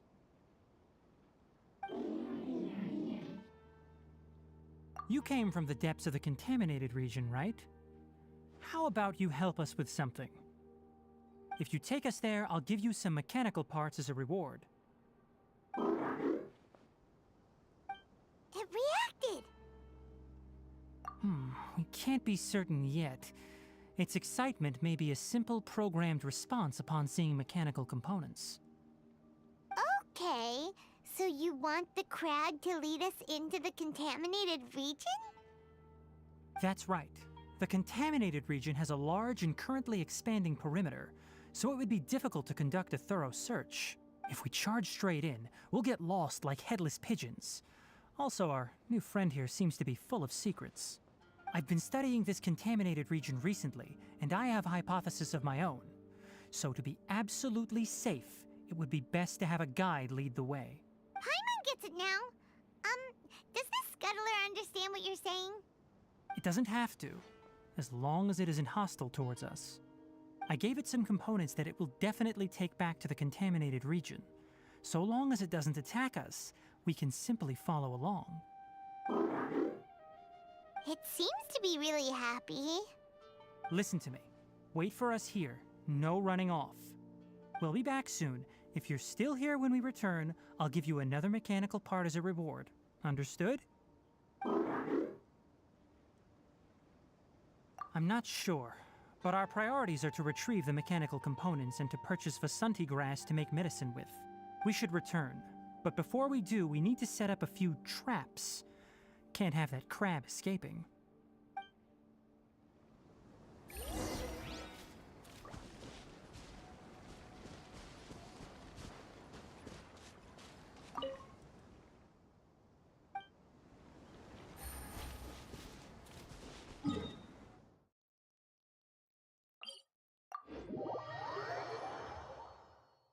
That was unexpected. Take it easy.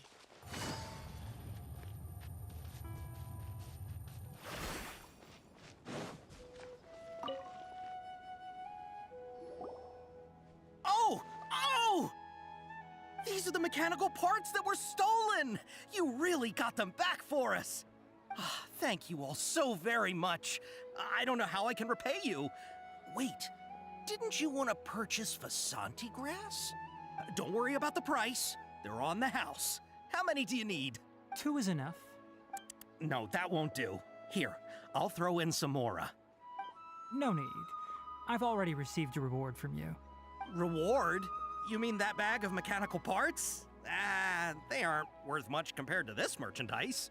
But those parts are very useful to me. Just like the Vasanti grass. I retrieved the things you needed, and you gave me what I needed in return.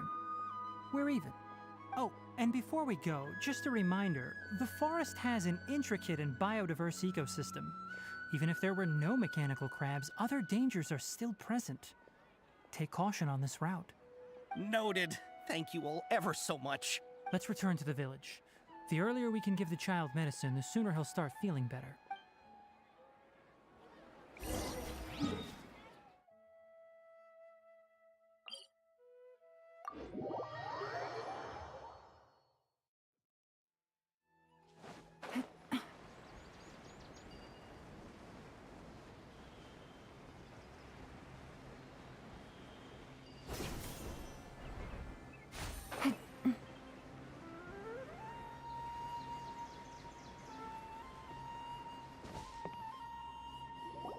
Oh! Hi there, Traveler and Paimon. Master, I prepared the pharmaceutical equipment. Do you need me to help grind the medicine? No need. A precise dosage is required this time, so I'll do it myself. Oh, okay. But once I'm done, you can deliver the medication to the child. He gets a little nervous when I'm around for too long. I don't think he finds me very approachable. I'll go prepare the medication. Traveler, give me a hand.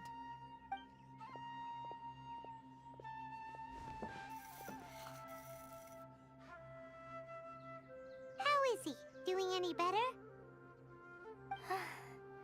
I feel like he's doing a lot better, and his temperature is returning to normal. That's wonderful!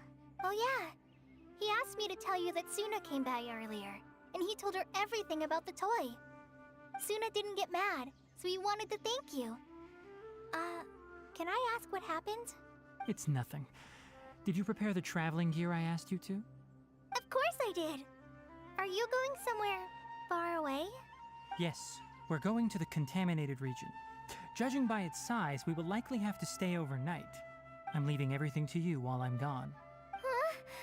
But I can't even begin to compare to you. Many things are learned by doing. And once they've been done, you'll realize they weren't as difficult as you once thought they were.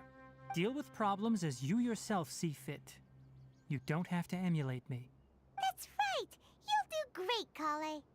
Alright, then I'll do my best. Master, Traveler, Paimon, take care of yourselves. We'll be all right. You'll understand the reason for this excursion once we arrive at the contaminated region. You put too much confidence in me. Anyway, like you said, things will likely be uneventful. Let's return and find that crab.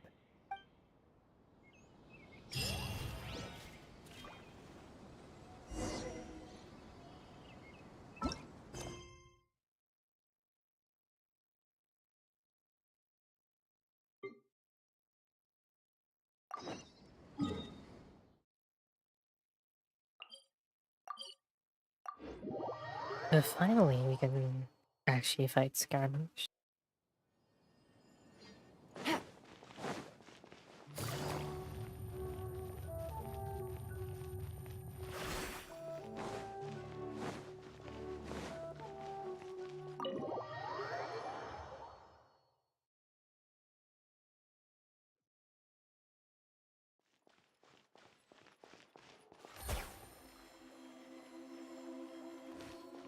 Take it easy.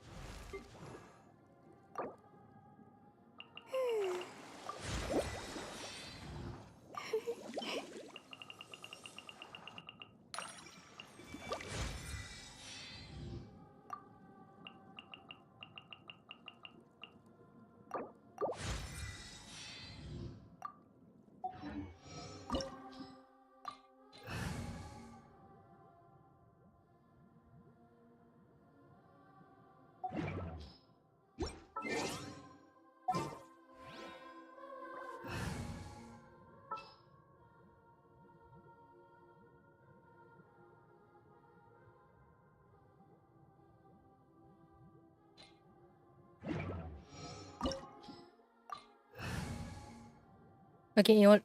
Screw it.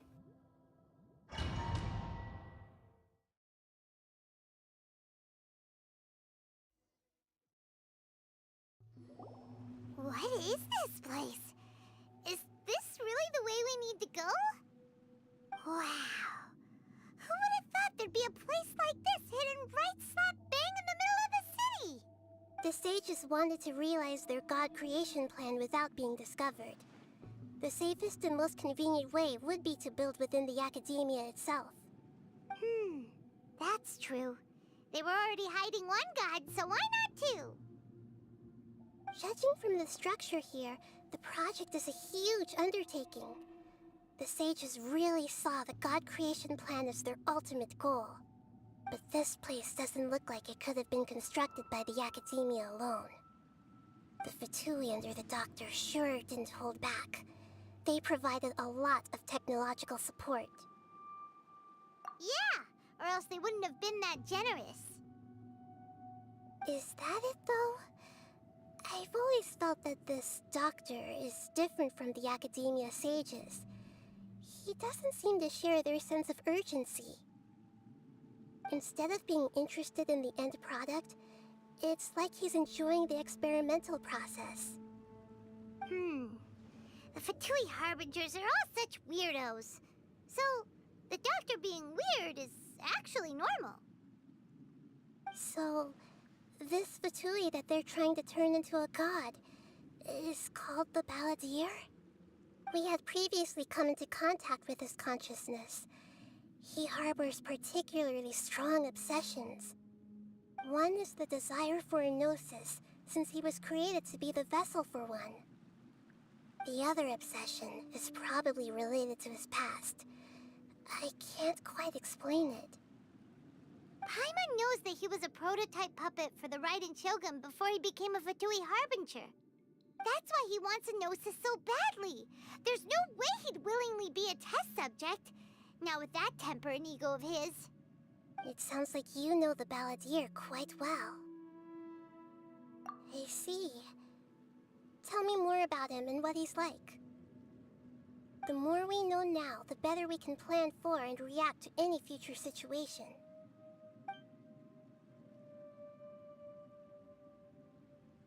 I see.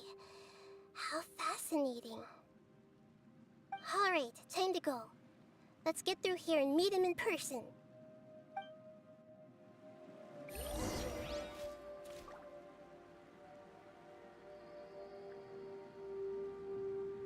I'm going to be right back. Okay.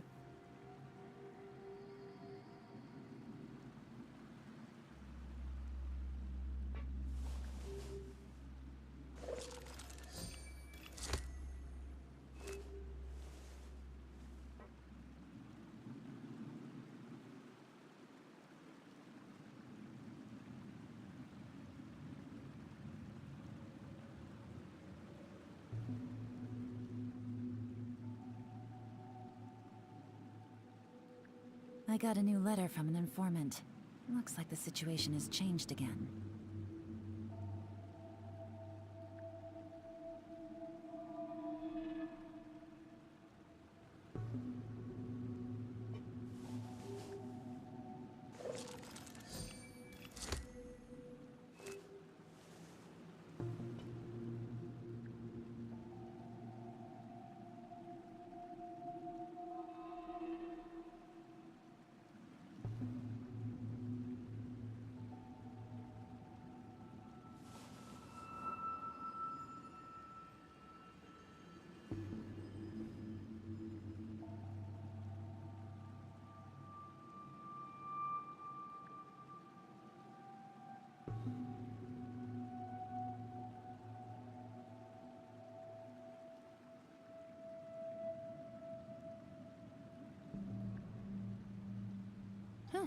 Good roll. All right, maybe I'll take one more day off and knock out the rest of the work once I'm feeling up to it.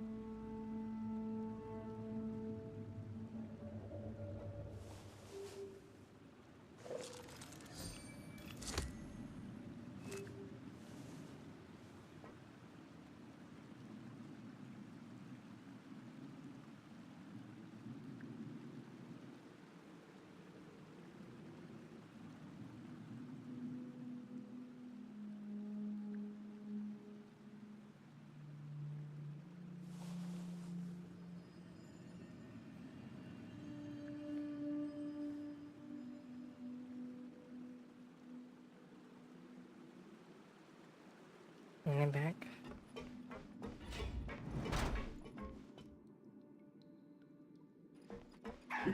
Work time! No more words! Busted! No excuse for slacking! Lights out! Rust and rebuild! Gotcha! Here comes the catch! Not breaking a sweat! Judgment!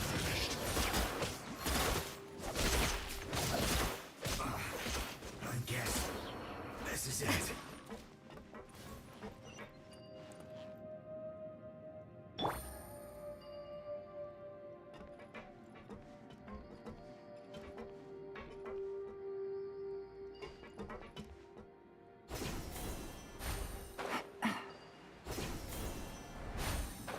It looks like we can climb up these pipes.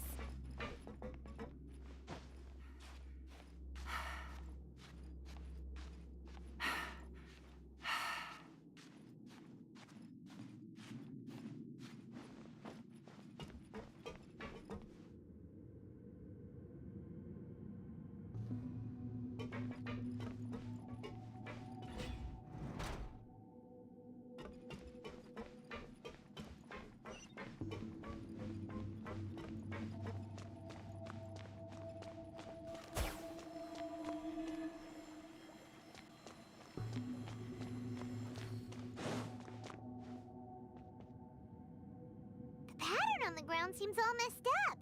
Let's go around and see if there's a way to fix it.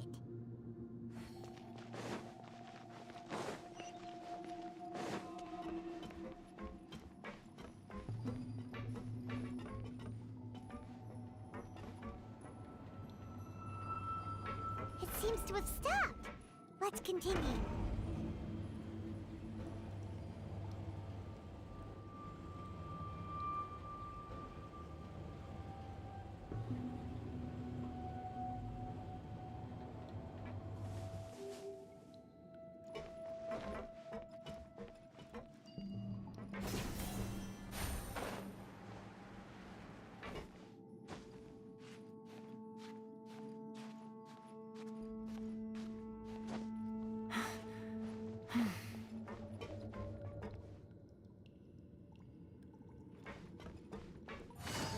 Busted.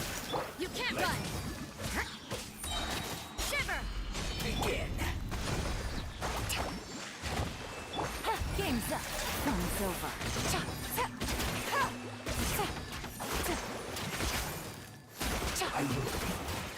This isn't good.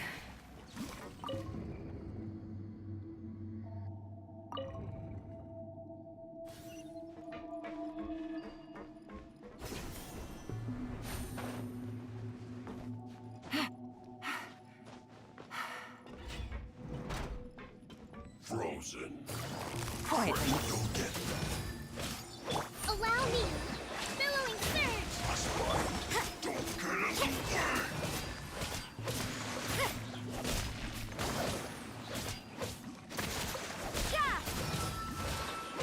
Yeah!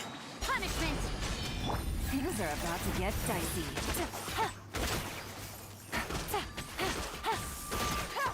You can't run!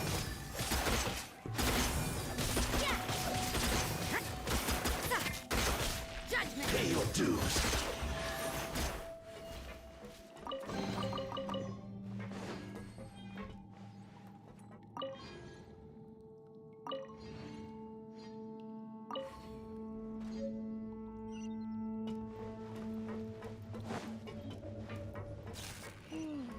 The cart is stuck. Maybe there's something wrong with the tracks. Let's try adjusting the direction of the device to clear the tracks.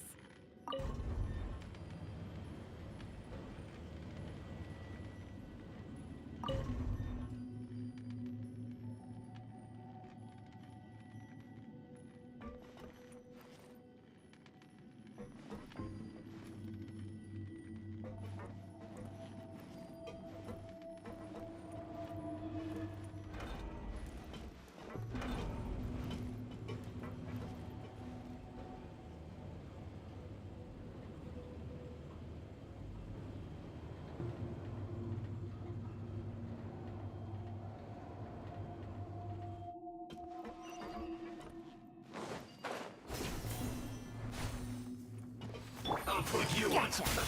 Let's move. Yeah! Shiver! Rust and rebuild.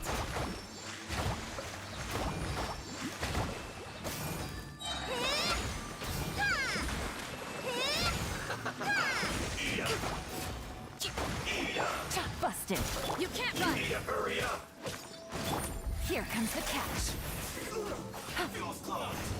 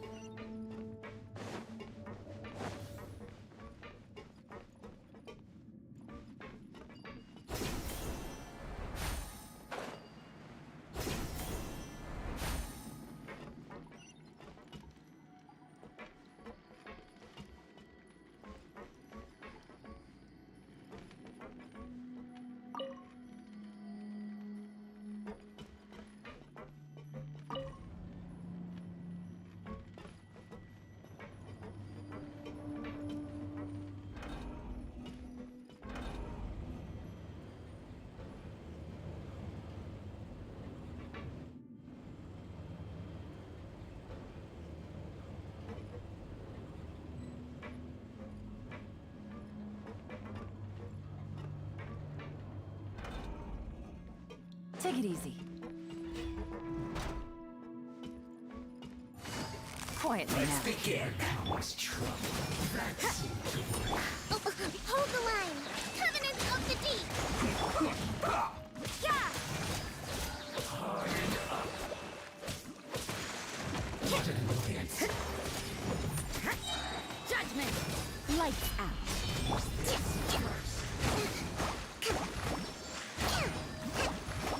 Allow me! Gotcha. I guess this is it. Game's up. Fun's over.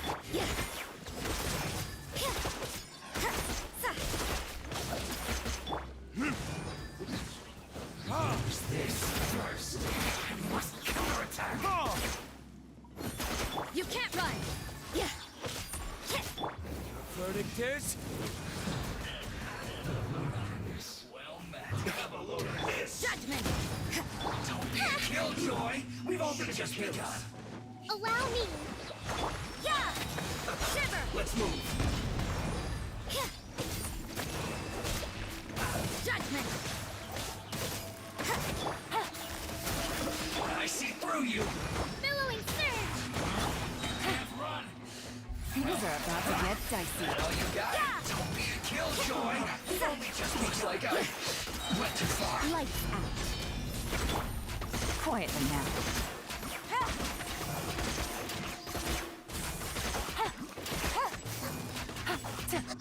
No, my pretty. Judgment!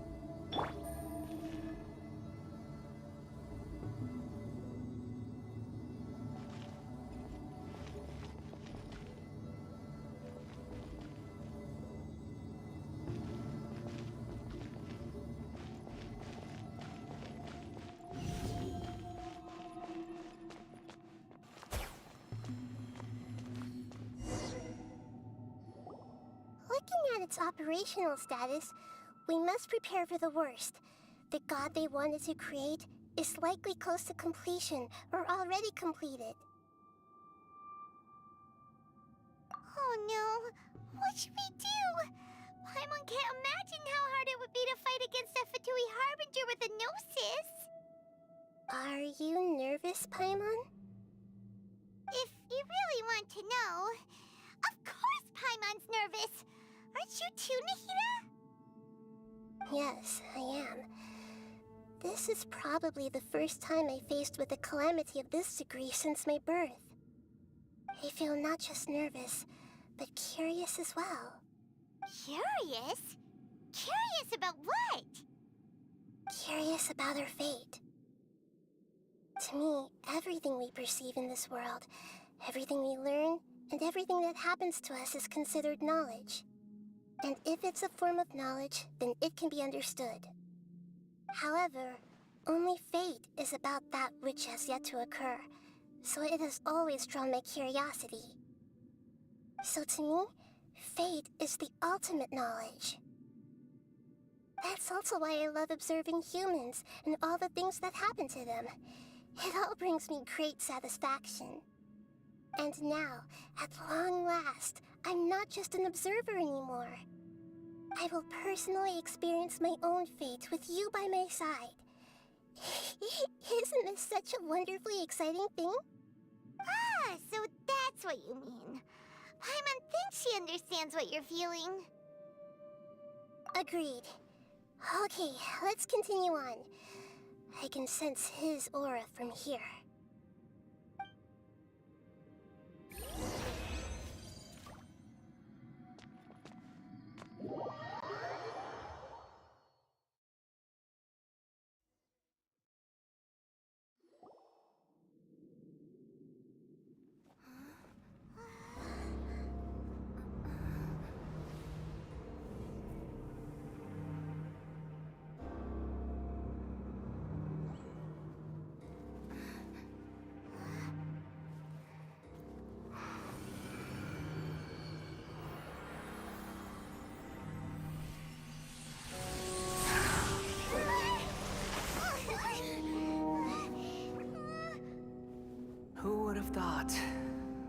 would be so eager for my birth. I remember you, Booer, the god of wisdom, and standing beside you, the traveler. Is he all-knowing and powerful now, like Greater Lord Rukkhadevata? No, I can't feel the same kind of divinity I felt from the Greater Lord. It seems that the sages didn't get the chance to infuse the divine knowledge capsules into him. But even still, he has undoubtedly become a true god now. So we're too late? The Balladeer has already become a god? The Balladeer. A long bygone title.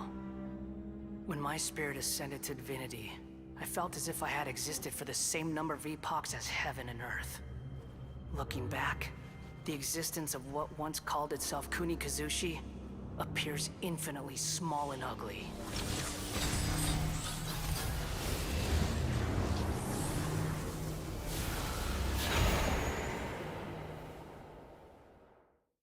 This imposing aura, it really feels like a god's!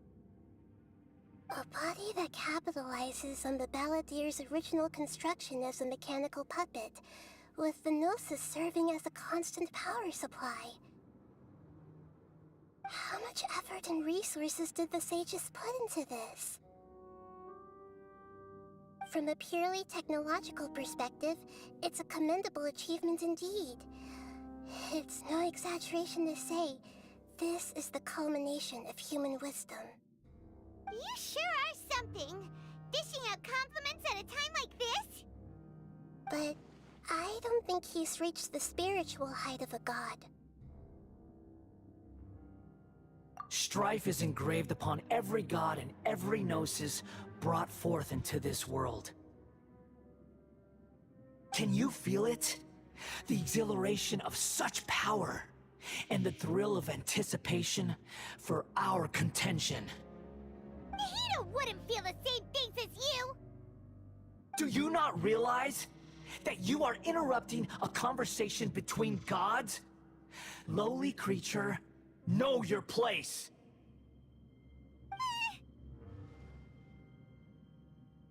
The strife engraved upon a gnosis. You're talking about the Archon War. Tevat's current peace was not easily won. I didn't personally participate in the Archon War, but the way I see it, all those losses were meaningless, driven by the demands of the laws. There's no point in bringing it up again.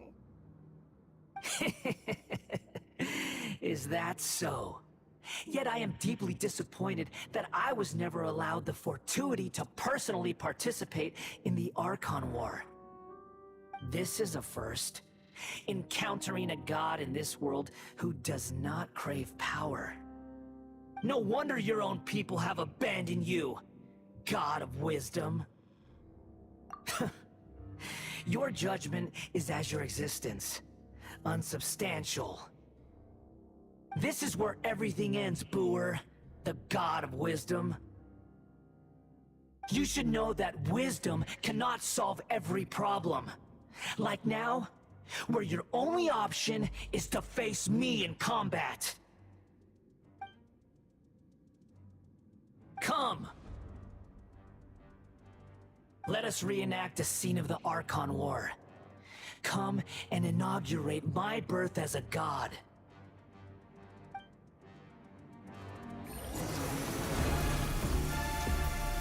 Perish!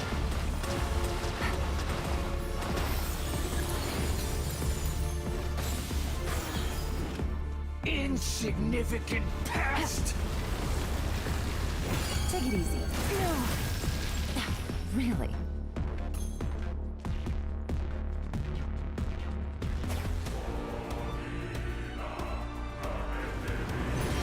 Churn! Game's up. It's over.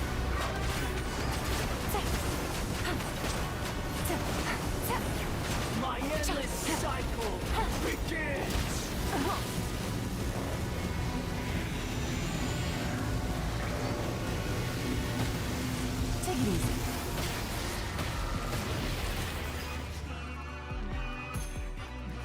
insignificant pest!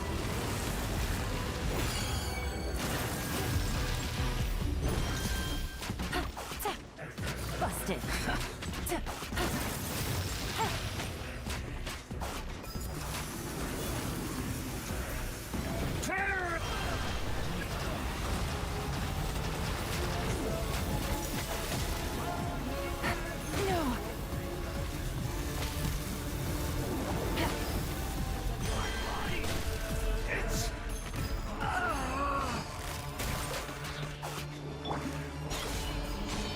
You can't run! Rest and rebuild! Things are about to get dicey.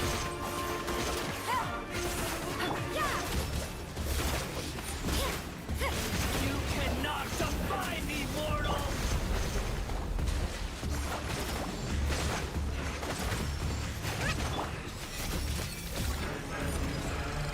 At my command, you shall fall!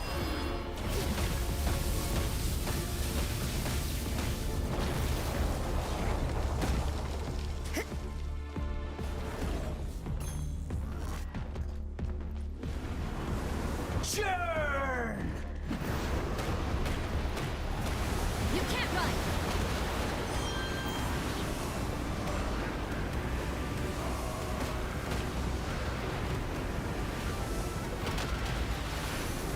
Allow me! Terrorish! Looks like overtime today.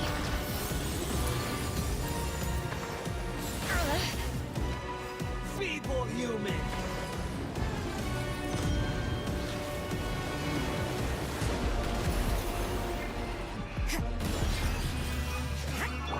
Rest and rebuild! My endless cycle begins!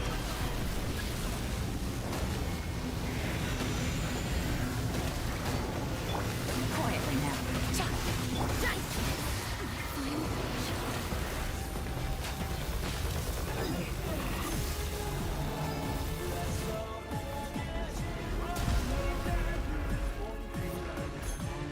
Feeble human!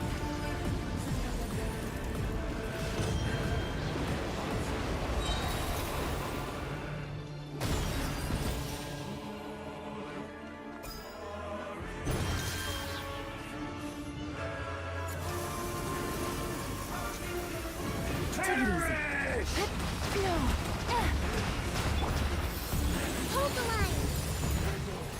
A brash maneuver!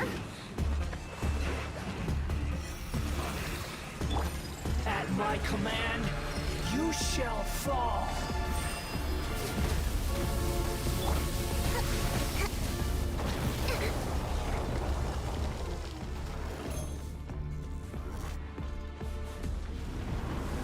Churn!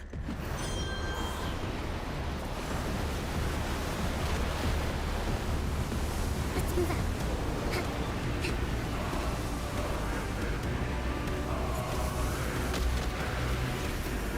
Terrorish! Let's move out.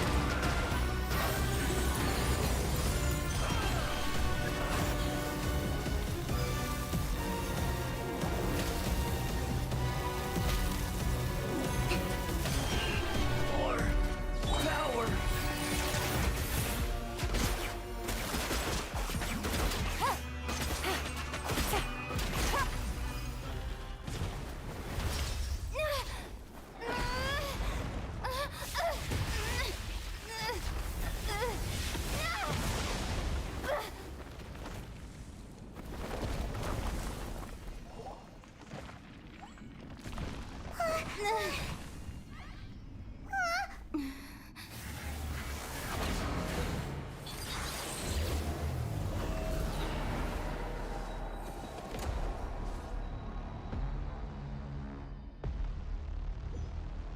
Take it easy. Tremble!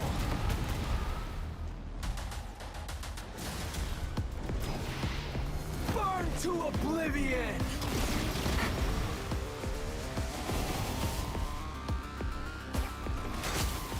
You can't run! Kneel!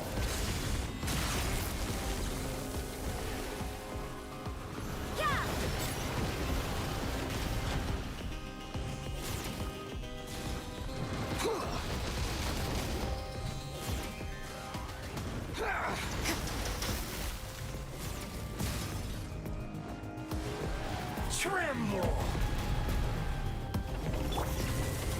Take it easy.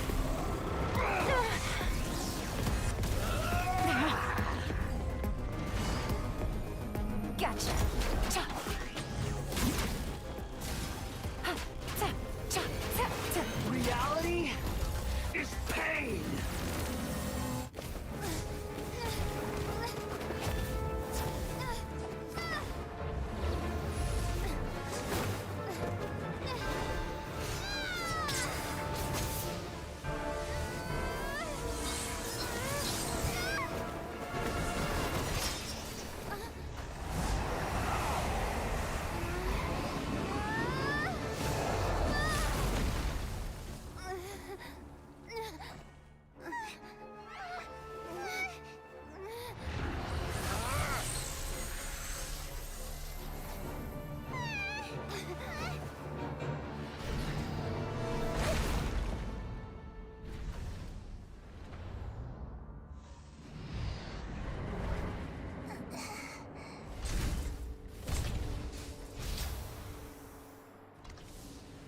This is supposed to be a battle between gods, yet you choose to hide behind a mortal. And now, you're acting like you'd sacrifice yourself for a human.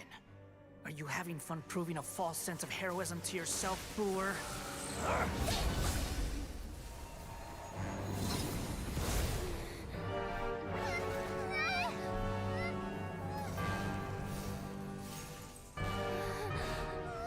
The data collection is almost complete. Do you even know how many times you've tried to take my gnosis from me?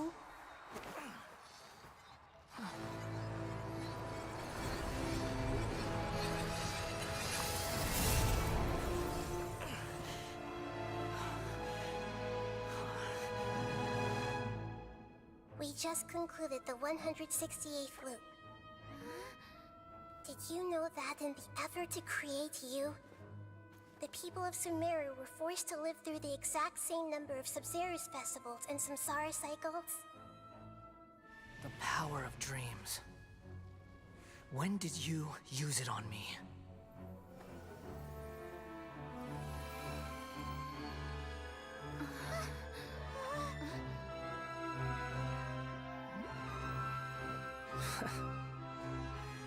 You can't even defeat me in a dream.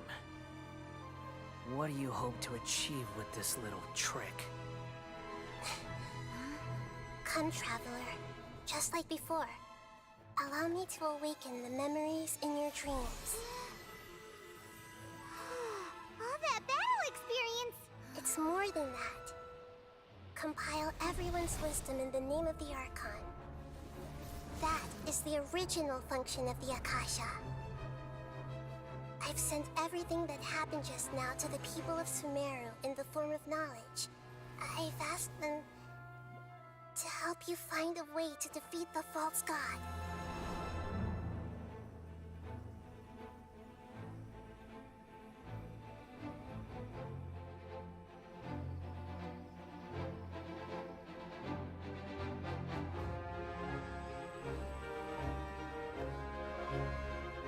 Now, all of Sumeru's wisdom is at your disposal.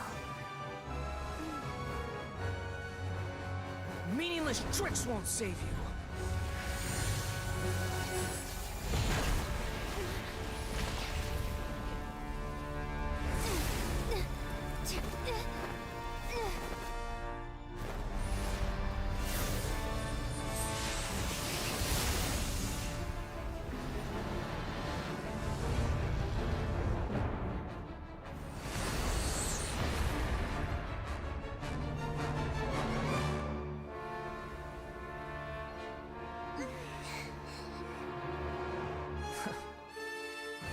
Are you done with your tricks?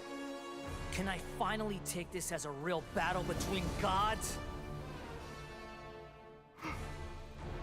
I'll leave this to you, the first sage of Boor.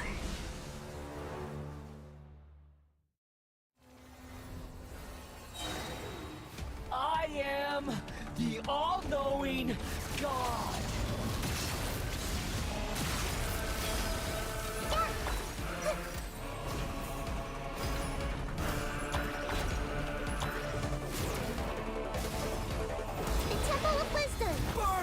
oblivion! Here comes the catch. You can't run.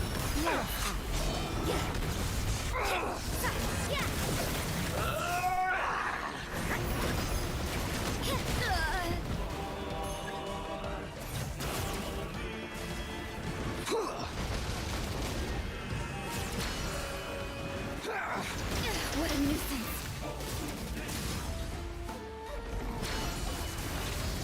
Kneel!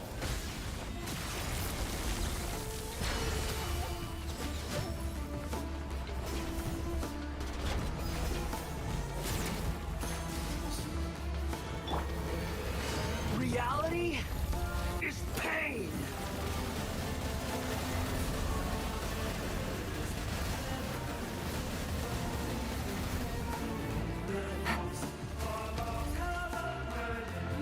Good riddance, cruel world.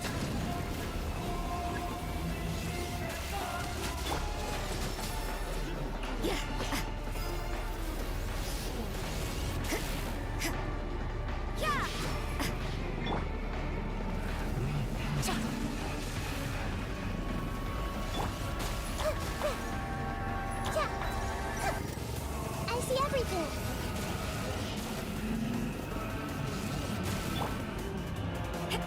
Judgment.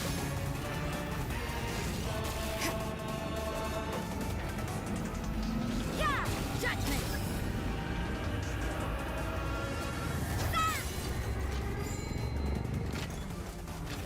Your new god awakens! Now, your eyes have been opened.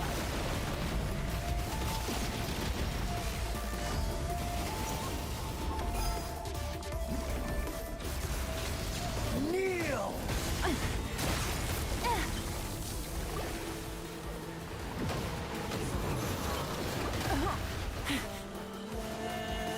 Take it easy. Rest and drink.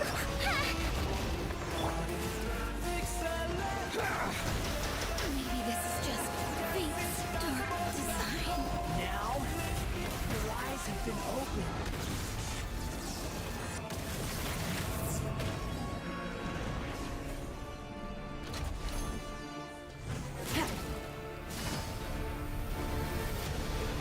Reality is pain!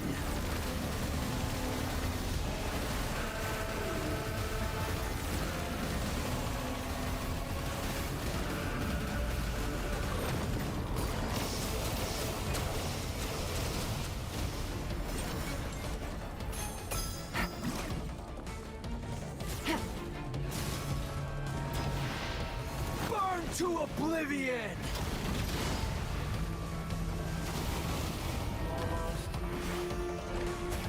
You filth!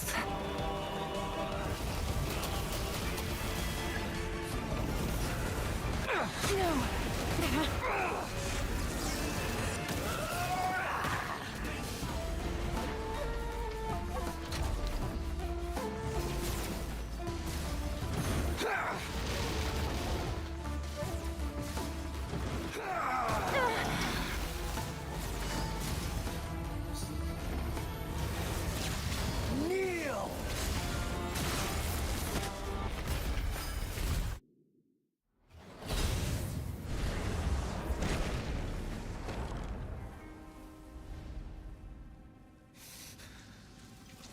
Humans. Filthy humans.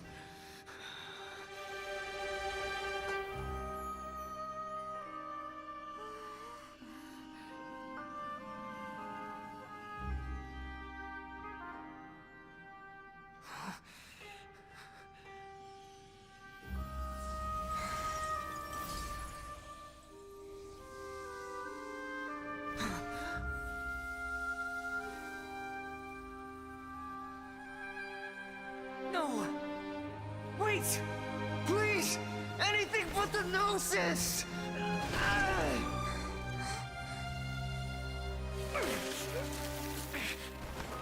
That's mine! Don't even try! I'll never go back!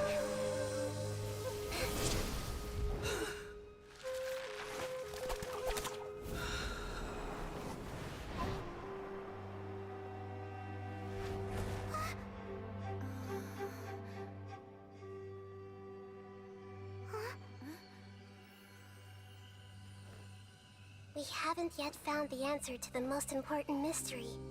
Irminsul is still waiting to be saved. With the power of another Gnosis, we may now finally understand the last memory of Greater Lord Rukkhadevata.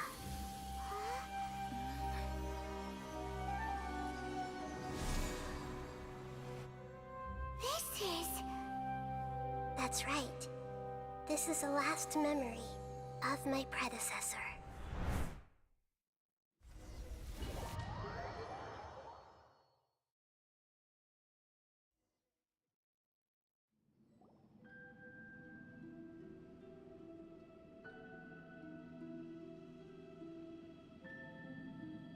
Huh. This sure seems very different from what Paimon imagined. Shouldn't Irminsul be in this realm of consciousness? Yes, that is our destination. But I didn't expect the remaining consciousness of Greater Lord Rukkhadevata to be as polluted as this.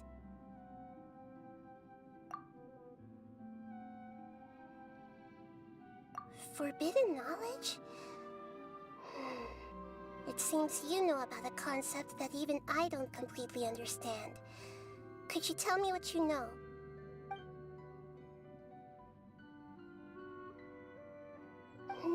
Your inference seems logical enough. Forbidden knowledge once polluted the desert thousands of years ago, but was successfully repelled thanks to King Deshret's self-sacrifice, and Greater Lord Rukkhadevata nearly exhausting her power. Then, a second instance of forbidden knowledge pollution occurred during the Conria Cataclysm 500 years ago. But I'm afraid it is much more serious this time, with Irminsul itself already in danger. So, if we're in the remaining consciousness of Greater Lord Rukkhadevata, and it's also been affected by forbidden knowledge pollution, then does that mean, in order to save us, Greater Lord Rukkhadevata? Yes. It's very possible that she sacrificed her life in the fight against forbidden knowledge. She didn't completely eradicate forbidden knowledge, but if it weren't for her actions, the pollution would have been far more rampant over these past 500 years. The way that everyone, including me, has forgotten everything about forbidden knowledge may very well be due to her restoration of Irminsul. Aww. Do you feel sad, Nahida? I'm just sharing her pain. The pollution of her consciousness here is severe. There is madness, chaos, and pain all around us.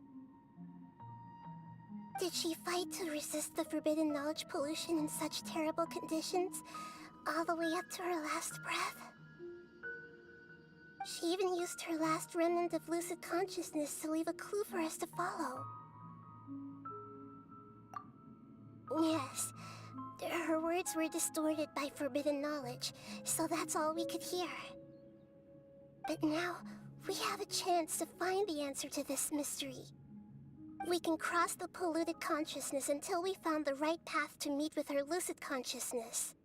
And then, we'll let Greater Lord Rukkhadevata tell us the truth in person.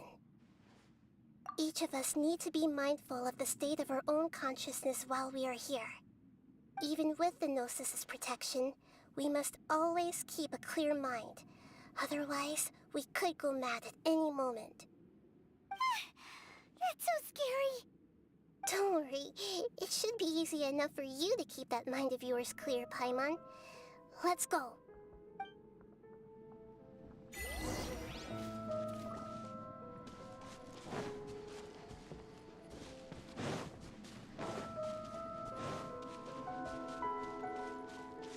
Are we in the air?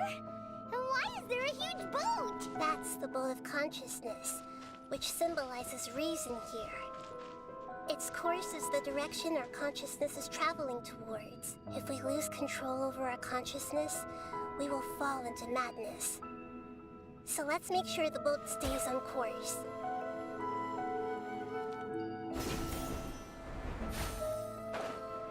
Wow, what are these? The monsters seem to have been affected by them.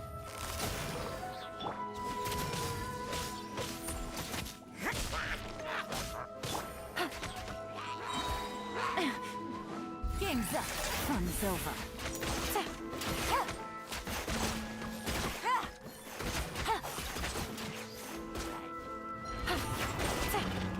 Busted.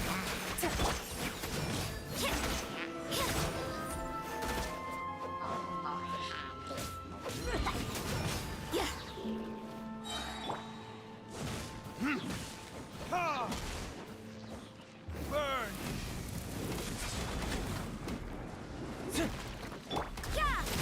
Shiver! Quietly now. Here comes the catch. You can't run!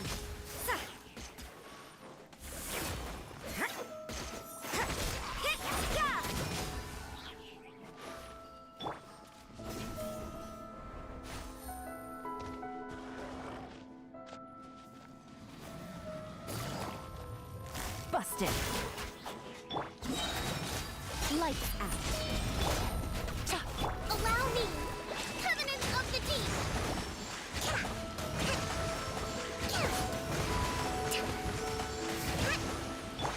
Quietly now.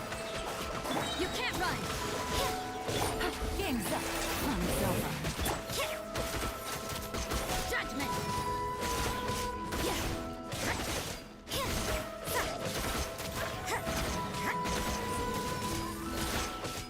Rest and rebuild!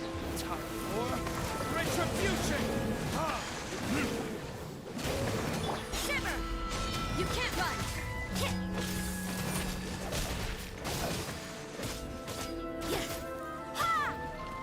Look! A four-leaf sigil has appeared in the sky!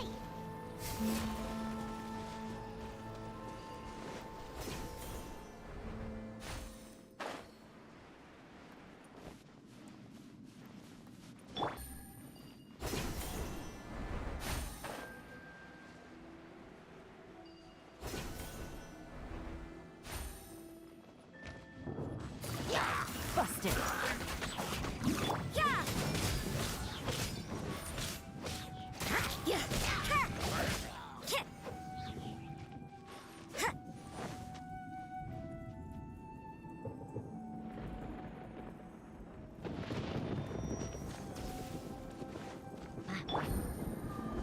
Things are about to get dicey. No! Really? You can't run!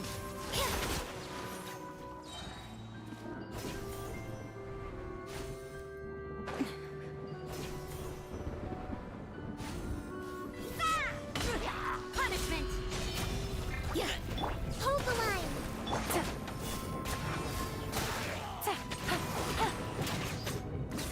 Burn!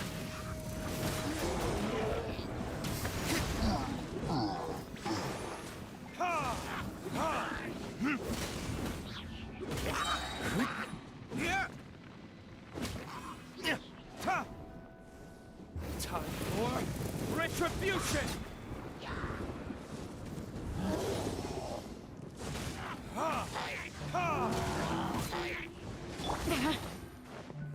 Here comes the catch.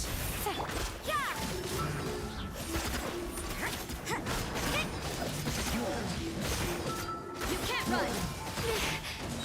At least no more work.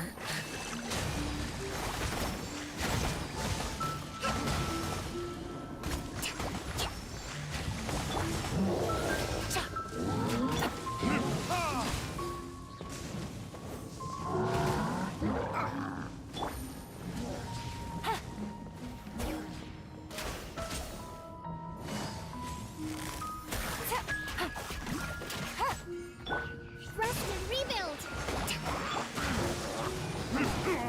Where did I go wrong? It's over.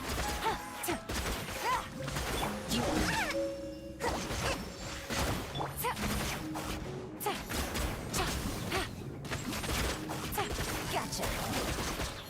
To control the boat of consciousness, we need to find the helm first.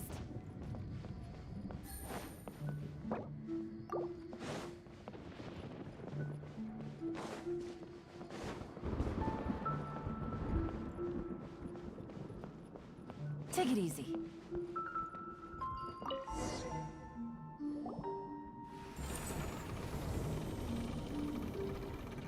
they changed direction. Are we still going the right way, Nahida? Mm-hmm.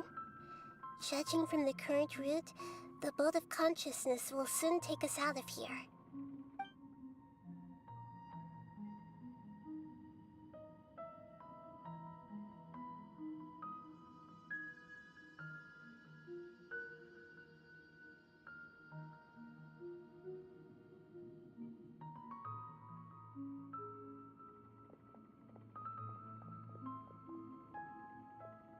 We'll be arriving at our destination soon.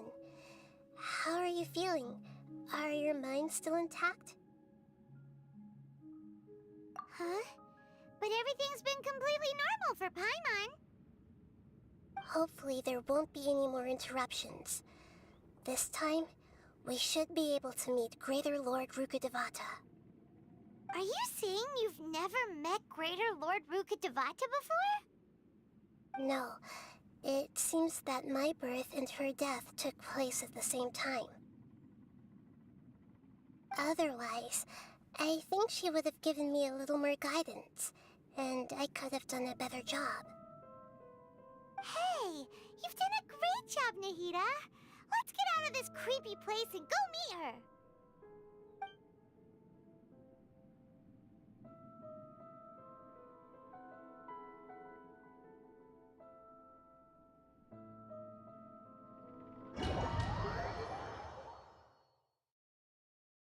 So, is this the place you were talking about? The base of Irminsul?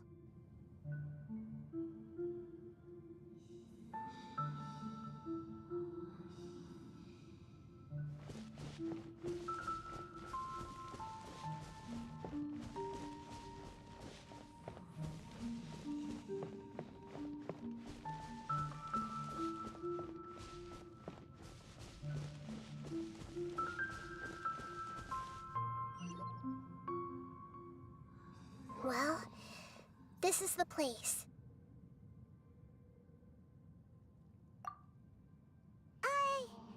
We're here to find Greater Lord Rukkhadevata, right? But the one standing over there is... Is that me?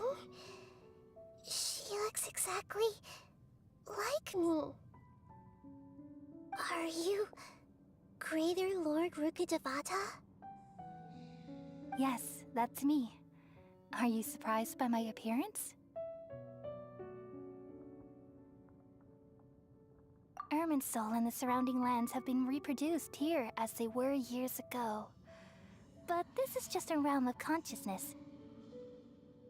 We are manifestations of the same nature, hence why we would appear exactly the same. We're of the same nature. Why? Because you are me, and I am you. You are me in the new samsara. The new samsara? As Greater Lord Rukkhadevata, I'm the avatar of Irminsul, and you are the purest branch snapped from Irminsul.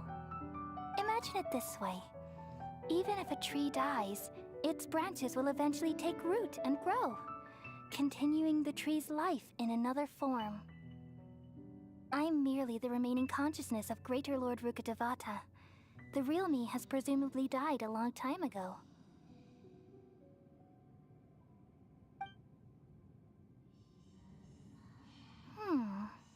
Judging from your appearance, I've probably been dead for 500 years. But you're finally here. My new self in the samsara. If this is true, then am I going to be a great Archon like you someday? Though we share the same nature, our fates are bound to be different. All things have their own fate. When a branch grows into a mature tree, it won't be the same as the original tree. That's why fate is the ultimate knowledge, isn't it?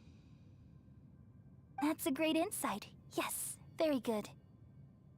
It's also precisely why you won't become like me. Really? But perhaps you may become an even greater Archon than I. I already see a determination in you that I didn't possess in my time, and the future that it leads you to will be yours alone. Along with the blessings from your past experiences. Don't worry. The growth of wisdom is like that of a plant. You only need to wait quietly for the flower to bloom. Come to think of it, the sages never had the faintest inkling of the meaning of wisdom. Thank you. Nothing makes me happier than discovering that the Archon I always admired was in fact myself in another fate. It's so nice to speak with you, Greater Lord Rukkhadevata. I've always wanted to meet you. The feeling is mutual. From the moment I snapped the branch off Irminsul and created you, I've also looked forward to talking with you. Could you tell me why you wanted to create me? And what exactly happened when you died? Ah, I see. You're here seeking answers, right? Everything that day, even the sky itself, changed into a color like this. At that time, the seven were all summoned to the nation of Conria. Except for me. I had a more important task to attend to. I had to protect Irminsul. The disaster occurred together with the pollution of forbidden knowledge. At that very moment, with my consciousness connected to Irminsul, I sensed something was wrong. The pain started to torment my mind. By the time I reached Irminsul, it was already displaying signs of corruption.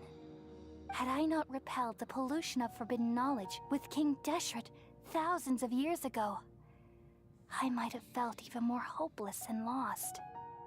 So what exactly is forbidden knowledge? It's a kind of knowledge that doesn't belong to this world, and a form of truth that can't be understood. It came from the very bottom of the abyss. Even I could never understand it. The world is constantly rejecting it, leading to all kinds of bad phenomena. If we allow forbidden knowledge to pollute Irminsul, I'm afraid the entirety of Teyvat could fall apart. So, there's knowledge that even the God of Wisdom can't understand? At that time, I knew I couldn't repel the forbidden knowledge with my strength alone. Which is why I created a device that compiled human wisdom and named it the Akasha. It's truly the world's most amazing invention. Thank you. For a long time, I thought dreams were the fruit of human wisdom. Though it was selfish to do so, I borrowed people's dreams using the Akasha. Then I compiled their wisdom and all of my own power. Well, did it work? Thanks to the wisdom of the people of Sumeru, almost all the forbidden knowledge was cleared from Irminsul. But things didn't go as smoothly as I thought. I had a terrible headache, which gave me an uneasy feeling. And then I remembered that my consciousness was also connected with Irminsul. It brought me knowledge and wisdom, but vile corruption as well. From the very beginning, my existence had been polluted by the forbidden knowledge. Oh no! How could that happen? I've experienced that pain in your consciousness. It must have been a horrible experience. Yes, but my feelings weren't important. The important thing was that even if I died, my existence and everything related to me would continue to exist in Irminsul as memories and knowledge, meaning that the forbidden knowledge couldn't ever be permanently eradicated. And there's no way for me to eliminate myself. It would be a sort of paradox. So, I took the purest branch of Irminsul as my incarnation in the next samsara, and left a trail of clues. All in hopes that you would come here and remove me and my pollution from Irminsul forever. Wait, no, I can't.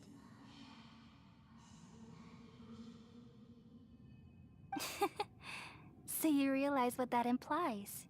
You are very smart indeed. Irminsul has all the knowledge and memories of this world. And as you've realized just now, removing me from Irminsul means I essentially will never have existed in this world. But this is the only way to save Irminsul. People love you so much, and they've missed you so much over the past 500 years. I am exactly the same. So how can we just forget you like this? Is there really no other way? There must be something else I can do. You're the god of wisdom, Booer. You should know that there is no other way. But this is so cruel. I don't want to forget you.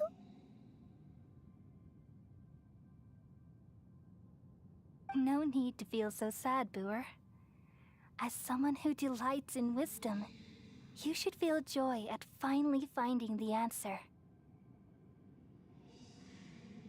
These are the words in their entirety. The answer you've been seeking all along.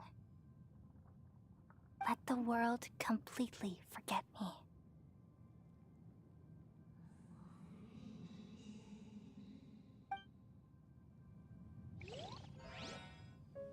We all nestle under the great tree of wisdom, peering out to perceive the world. From the earth and from the rain, we perceive its wonders, until we become a white bird to perch atop a branch, and finally snap off the most important leaf.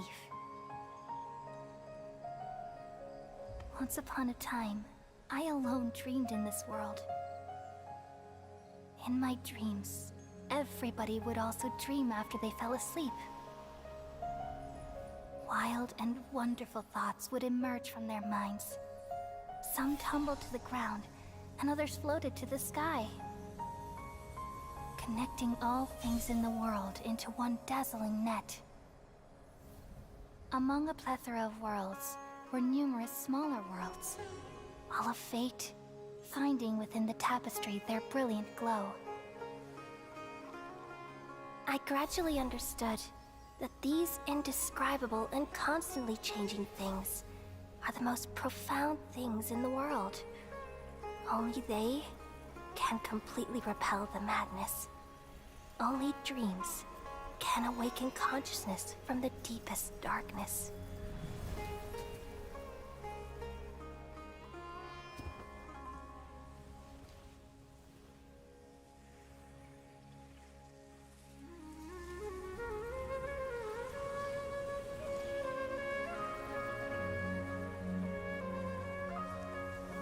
I'm the one who posed this question, yet also the one who sought a solution. Saving the world with the dreams of the people used to be my answer. And now, you've also found your own answer, and I shall return all the dreams to the people.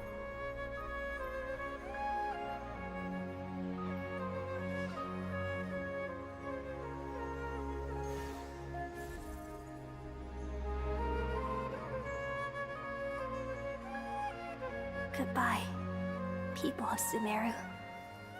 May you be blessed tonight with the sweetest of dreams.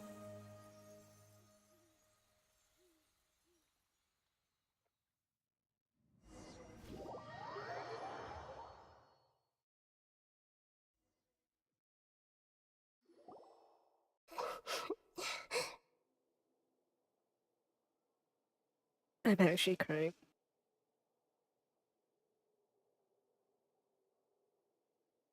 I'm alright.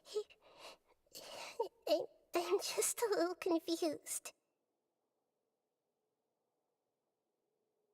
We've just saved the world, right? So why am I crying? I don't know where this feeling inside of me is coming from, but I feel very sad. Just now, we used the power of two gnosis to successfully connect with the Irminsul consciousness from 500 years ago. Then, we removed the remaining pollution from Irminsul.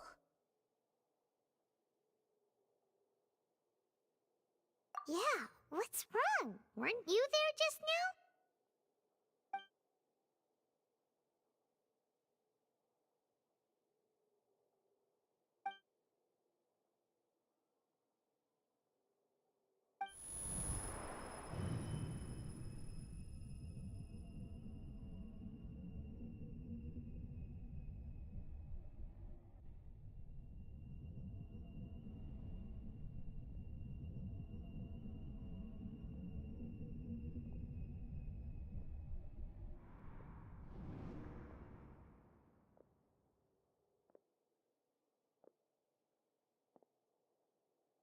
Huh? That sound. Traveler! Paimon! I've been waiting here far too long. But finally I have the chance to be alone with you. All the precious time I wasted has finally paid off. The doctor! What have you done? Just a type of sound wave that can quickly put defenseless people into a dream. As I expected, it doesn't have any effect on gods. This is the only thing of interest I found among the sage's research. I thought I'd take it for a little spin. Don't worry. I know you would never forgive me if I actually killed them. I'm here to negotiate with you. Naturally, I won't do anything dangerous that could potentially damage our relationship. Negotiate with me? I heard you had already left Sumeru. Why are you here again now? I left Sumeru, but I also stayed in Sumeru. Even the God of Wisdom is restricted by the habits of cognition. How disappointing. You mean there are many different versions of you in this world? An astute guess.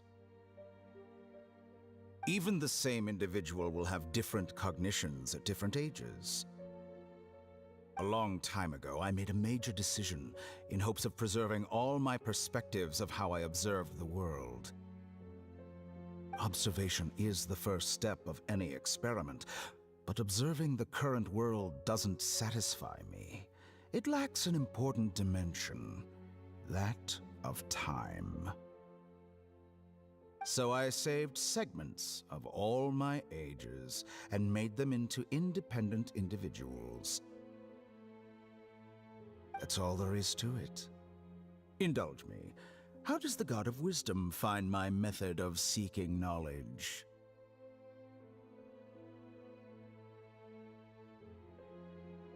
It's an insult to the very concept of life.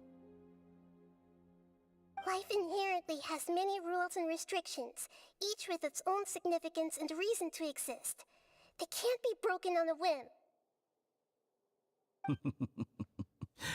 Good. Amazing, even. Indeed, it's difficult for humans to make peace with themselves, not to mention oneself from a different period. Since you were in the academia, why wait until now to show up? You could very well have stopped us and helped that fake god. Simple. Let me ask you this. Would any staff member ever help the subject in the middle of an experiment? It was my experiment, so why should I interfere with the results? The Academia saw the plan to create a god as their ultimate goal, yet you only saw it as an ordinary experiment. You really are crazy. If the experiment succeeded, you would have had a new god on your hands. How would you have faced your own god then? Would you still take the same stance? Would you still hold the same view of yourself? I'm first and foremost a scholar. These results should be left to the judgment of the hypothetical me confronted with that outcome. But you're right. And that's exactly why I'm disappointed with the conclusion of this experiment. As an individual, you don't have any sense of belonging. You seem to have even fewer convictions than a typical scholar. Oh no, I certainly have my own convictions. They just don't fit your standards, that's all. All right, that's enough conversation for today. The experiment is over, and it's time to tidy up the equipment and reclaim any useful materials. For example, the Gnosis.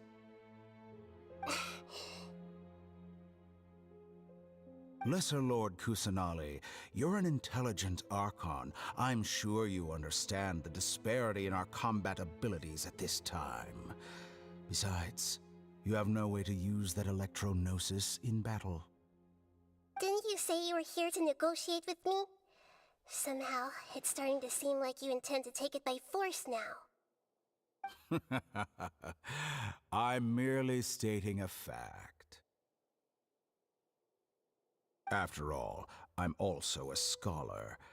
Naturally, I hope to show proper respect and dignity to the God of Wisdom.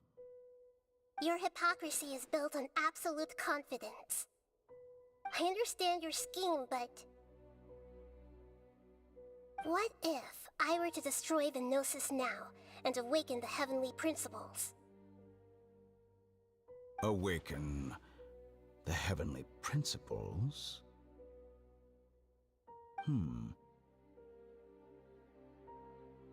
Do you think that's really possible?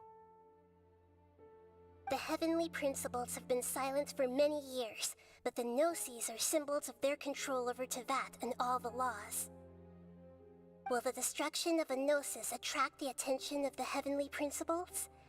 And if so, how do the Fatui plan to deal with the consequences? Do you dare to gamble such a possibility with me? Gamble? How surprising. I thought you would show evidence or use rigorous reasoning to prove your point. The word gamble is the last thing I expected to hear from the God of Wisdom.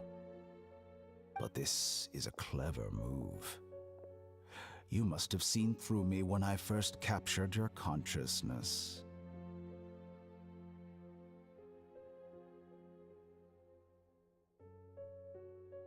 As a scholar, I respect all possibilities. This has always been my principle and is an essential trait as an experimenter.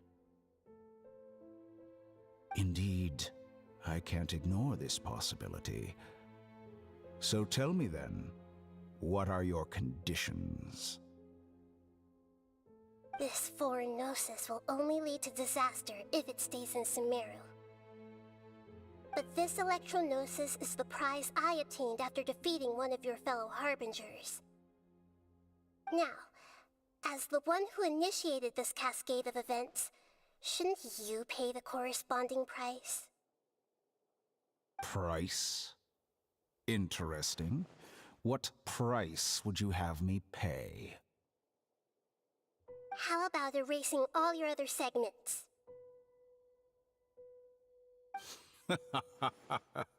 So this is how you wish to restrict me, the most threatening opponent of the Nation of Wisdom. What you request of me is like plucking out the eyes I have placed in the dimension of time. Segments are extraordinarily difficult to make. They require extremely rare resources and enormous amounts of time and effort, requiring me to destroy them all here and now. Bravo. A suitably wise decision on your part. Yes, how very interesting. Can I assume that you have long been wary of me? Among all the versions of me, this segment you see now is the most selfish. If it weren't me, your idea wouldn't have worked. What did you see when you were imprisoned? You were observing me, and that's how you know I've long grown tired of their doubts and endless arguments. Like you said, it's difficult to make peace with yourself. Being as smart as you are, have you managed to do that? I see. If you think all those versions of me are worth a gnosis, then deal. You sure didn't hesitate much. Is the relationship between all the versions of you really that bad? I don't think there's any need to dwell on that. The surplus versions of me can be exchanged for a gnosis. Do you think anyone can offer themselves at a higher price? Besides, with my abilities, it's only a matter of time until I find better perspectives. Perhaps it's best to say, you're just temporarily ahead. But what I'd like to know is, how can you be sure that I've really erased them? I can see your remaining honesty.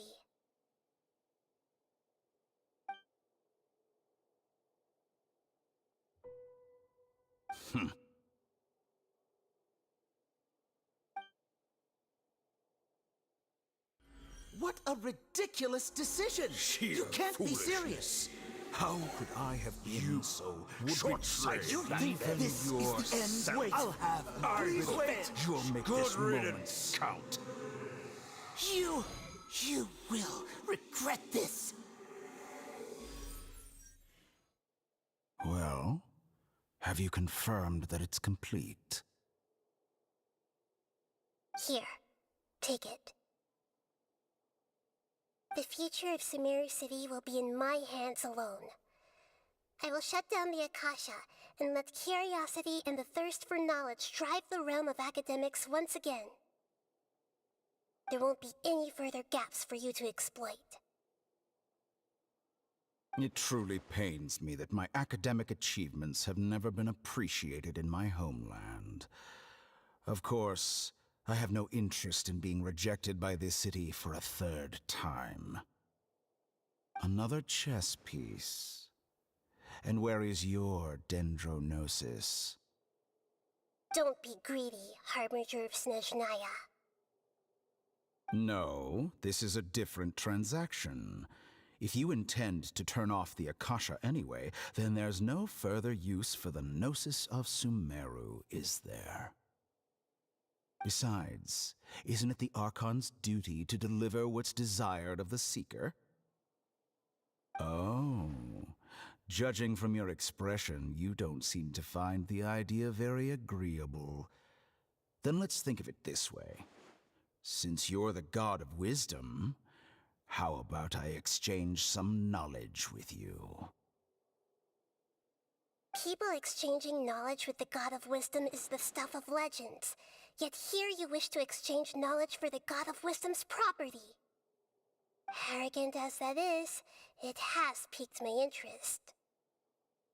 Let me ask you, have you in all your mighty knowledge ever heard the rumor that the skies of Tevat are fake?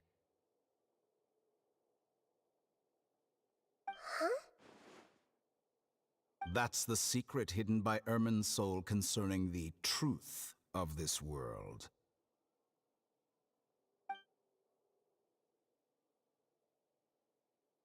Once I finish telling you about this, it will be time for me to say goodbye. With negotiations, we've all gotten what we wanted. I'm very glad I got to meet you like this. Your arrogance may know no bounds, and convictions may mean nothing to you. But I'll still listen to what you have to say.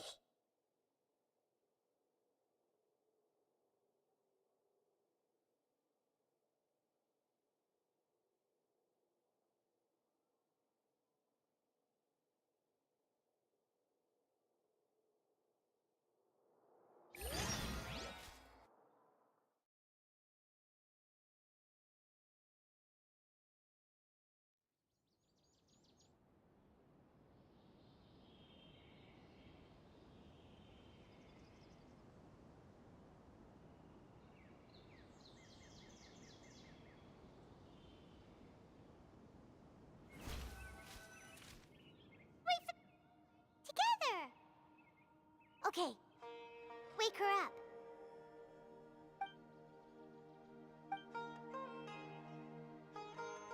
Are you awake? Kali says it's time for breakfast. Come on, get up!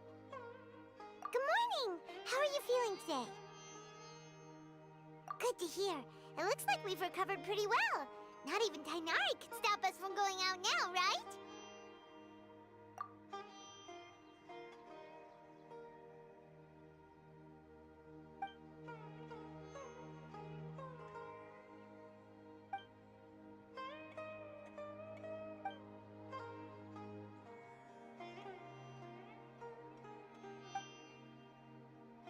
Come on, Traveler, let's go!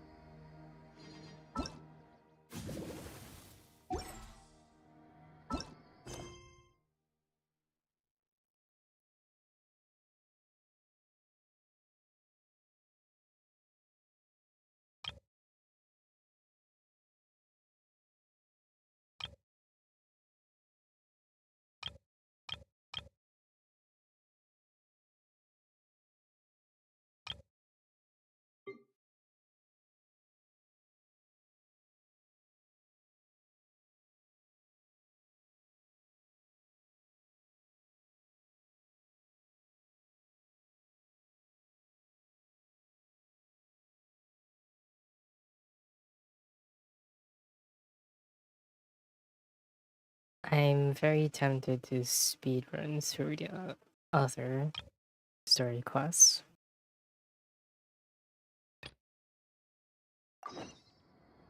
Yep, I'll do it.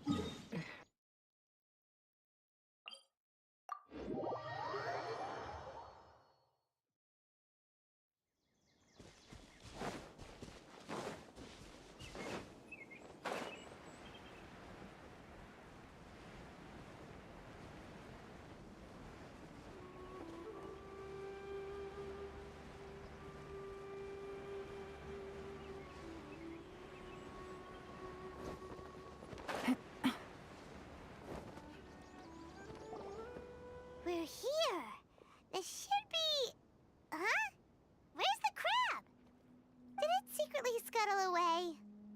Huh.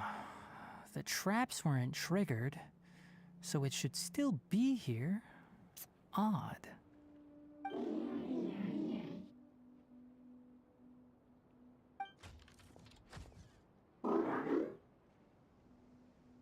You honored our agreement and waited here until we returned. As such, I'll hold up my end and give you another mechanical part. Keep it safe.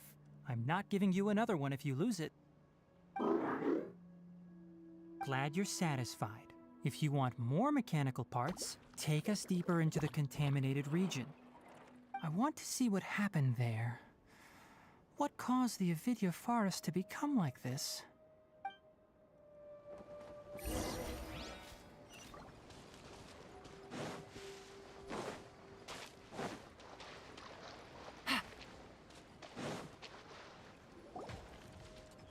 So this is the contaminated region that everyone's been talking about.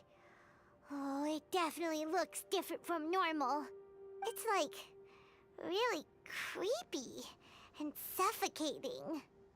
Do you feel unwell at all? Good. It's as I predicted. Elemental power confers a degree of resistance against the contaminated region's influence. How do you know that? I haven't entered the contaminated region for a proper investigation, but I've conducted quite a few controlled experiments. My observations during our time here have all but confirmed my hypothesis. Look at these flowers. How are they different from normal?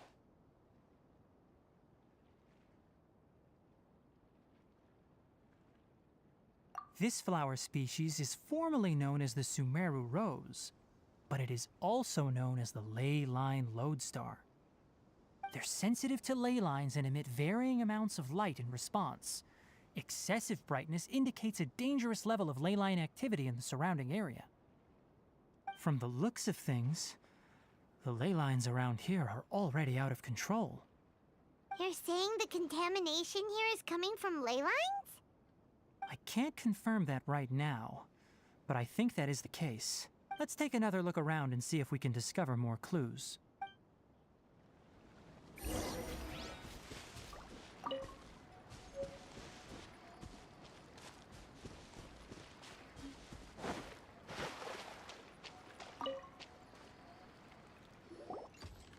You know, we haven't seen any animals this entire time.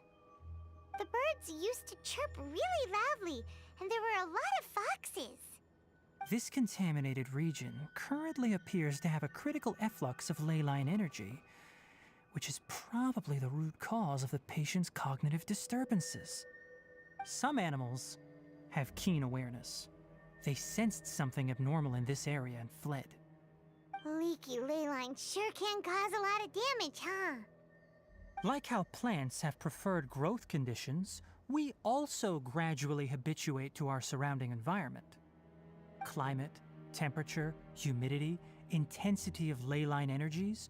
When people live under fixed conditions, they reach a sort of homeostasis with their environment.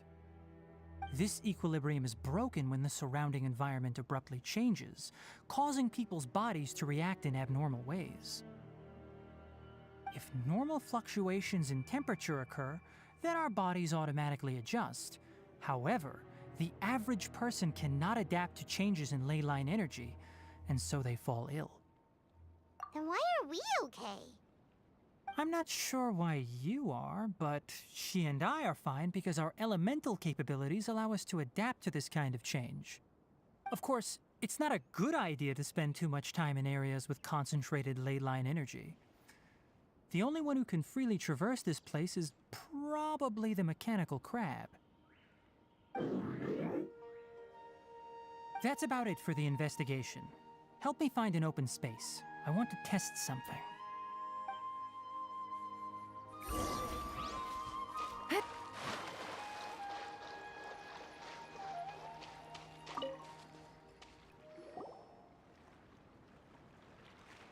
Environment, no wind. Target parameters, normal. Setup complete. Excellent. Looks like it's working. What's this? A purification device that I made. It can absorb excess ley line energy and temporarily stabilize an area. What a neat thing! Let's set up more and cover the entire region! I wouldn't mind if that would actually work. Unfortunately, once this contamination is present, it isn't something that a few purification devices can fix.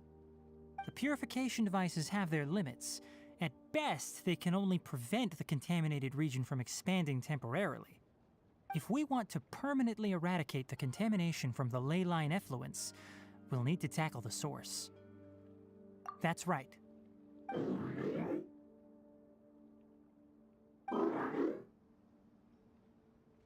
Huh? The mechanical crab is acting a little strange. Something's approaching. So that's it. Now that the ley line energy has stabilized, the monsters that had left are starting to return. Get rid of them quickly. Don't let them get close to the purification device.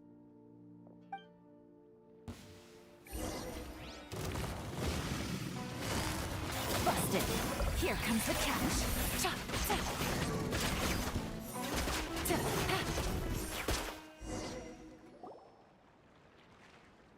Whew. That's all of them.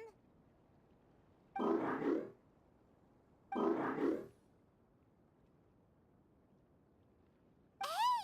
Where are you? Wait for us! Let's hurry and keep up.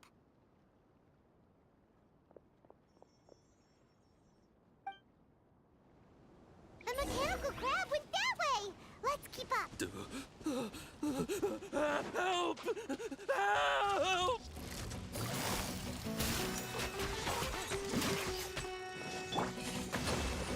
Torrent, bring refuge!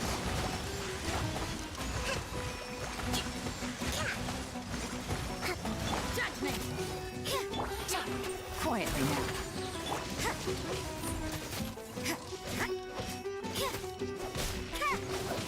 Game's up. Fun's over.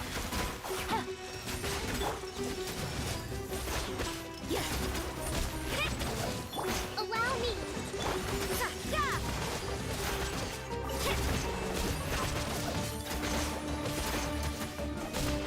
Judgment!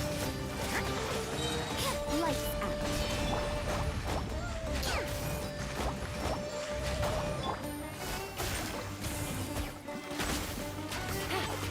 You can't run! Thrust and rebuild! Billowing surge!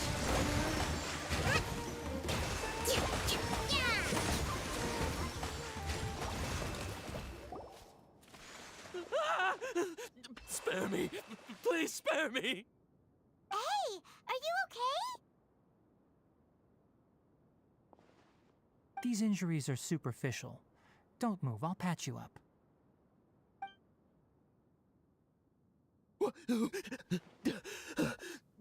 Who are you all? What happened to those mechanical monsters? Don't worry, we took care of them. Oh, good. That's good. It's a monster! Hurry, attack it! How do we explain this? Krabby here isn't a bad guy. It heard you shouting for help and brought us here to rescue you. It's faking it. It has to be. Maybe it's gonna partner up with the other mechanical monsters and kill me. Do you know what's inside the forest? It's all crawling with mechanical freaks. I just came here to pick herbs, but I accidentally went into the contaminated region and almost died. I gotta get out of here. Ah, yes. Yes. I have to escape. Be careful. These mechanical life forms are up to no good. It'd be best if you stayed far, far away from them. No wonder the Academia wanted to completely ban the existence of mechanical life forms. Those things should be annihilated. Are you okay? His inarticulate speech and bodily tremors indicate psyche disruption. He's been inside the contaminated region for too long. We've purified the ley line energy over there. Follow this path out and you'll soon see the village. At that point, someone will bring him to Kale for help. I already prepared medication that will return him to normal.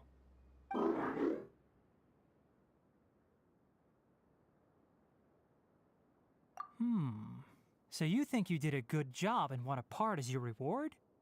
It's so hard to understand. Alright, regardless of what you're thinking, you did some real good this time. That's why I'll give you another mechanical part. Need any help with it? Guess not. Well, make sure to hang on to it. What was going through your owner's mind when he made you, I wonder?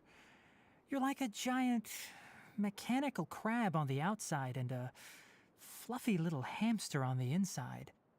And also, how do you feel about that person saying that you're as evil as the other mechanical life forms? Okay, it definitely doesn't understand you. It seems like it possesses limited understanding only towards matters related to mechanical components. Help others to get parts. That's probably its thought process. As for why it, or rather its owner, is collecting so many components, I'm not sure.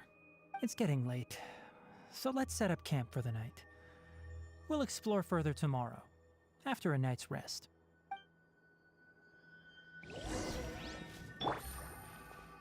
Hey, over here! Come on, you big lummox, raise your head and look up!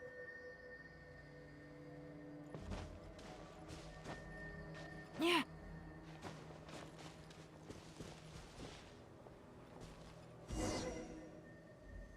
Let's set up camp here. Alright, Paimon also thinks it's a good spot. Oh. Any particular reason? This place is perfect to put up a big tent. We can also set up a cooking pot and cook tons of delicious food. You're not wrong, but the primary reason for choosing this place is because its higher elevation keeps us away from the water vapor below. Rainforests are very wet. You should always be careful when spending the night in damp places. For the next tasks at hand, let's divide and conquer. I'll set up the tent, you'll be in charge of making the fire, and Paimon will forage for edibles nearby.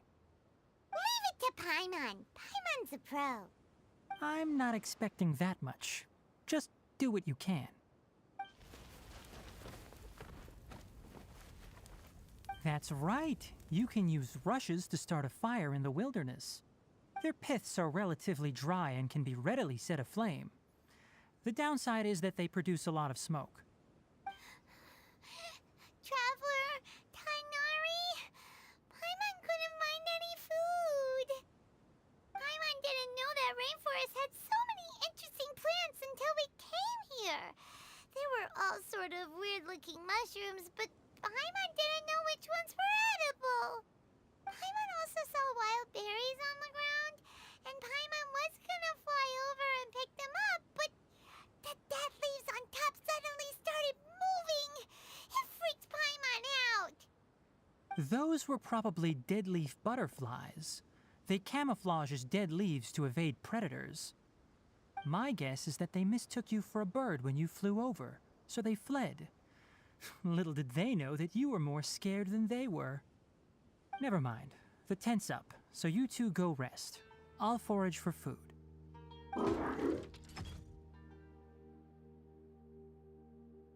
Oh, you found some already. Hey! Paimon understands it this time. It wants mechanical parts again. Sorry, no part this time. That task wasn't important enough. If every little thing resulted in a reward, then it might start to take advantage of the system. I'll note little things like this and give a cumulative reward at a later time. That is one reason. It looks really sad. After some further thought, it might come up with some weird misunderstanding if I don't give it something. All right, here's another for you. I'm off to prepare dinner. We'll take shifts on lookout duty tonight. You two can sleep first. I'll wake you up later. We need lookouts? Yes. Even though most animals fled because of the ley lines, we can't completely let down our guard. It's settled then. I'll set up some pest-repelling devices so poisonous insects don't come crawling into the tent. Have a good night. Not too good, though.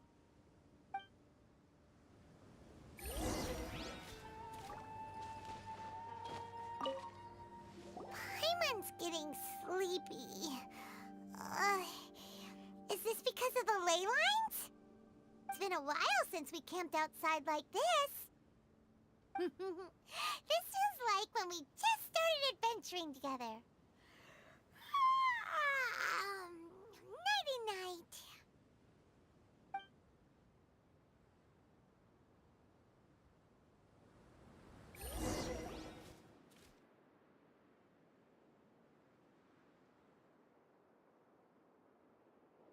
Hmm? You're awake earlier than I expected. Did you sleep well? That's good. I was worried that you two wouldn't be able to sleep, so I specially used 2 of my homemade incenses. Don't worry. They're made from all natural ingredients. They have a light fragrance and aren't harmful to the body. Speaking of which, have you seen the crab? It was scampering around over there just now, but I don't know where it went. So you can tell.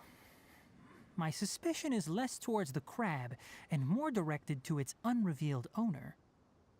A ley line effluence of this magnitude occurred without any warning. Someone probably disrupted the natural flow of the ley lines. Until we fully understand the situation, take extra caution.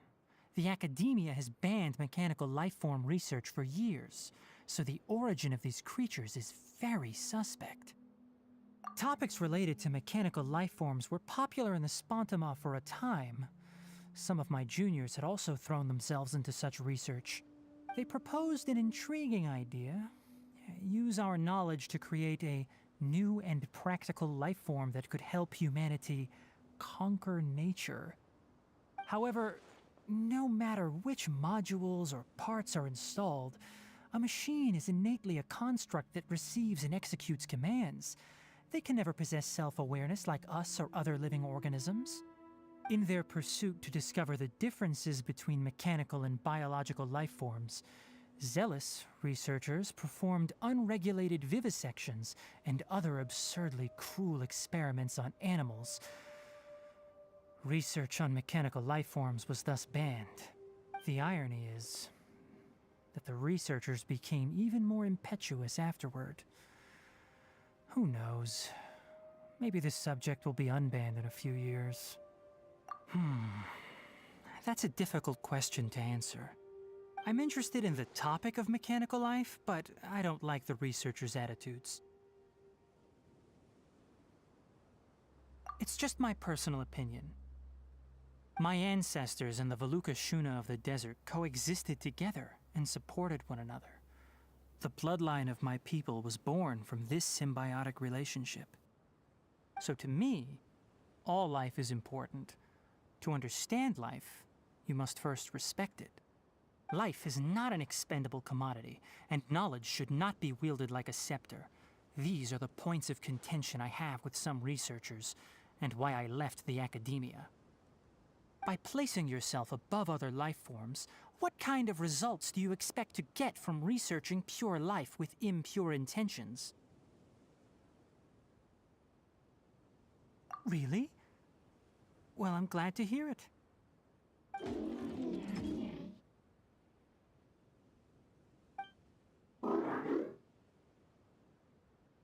Coffee?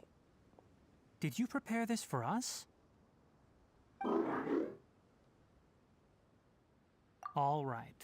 Seeing that you're working so hard to help out, I'll give you another part. You're not planning on using it. Many of your own parts are critically degraded, and you're running low on power. All right. Suit yourself. Oh, and thanks for the coffee, but I'm about to go to sleep. Leave it with her. The night watch is yours. Stay safe.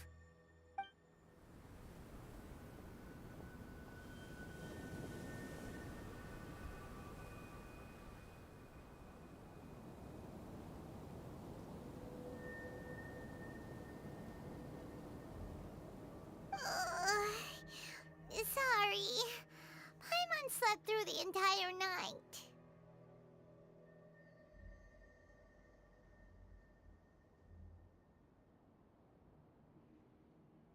Really? You're not mad? Don't worry. Paimon will be sure to stay awake next time. Good morning, Traveler and Paimon. Quick question. Do you feel off at all? Me too.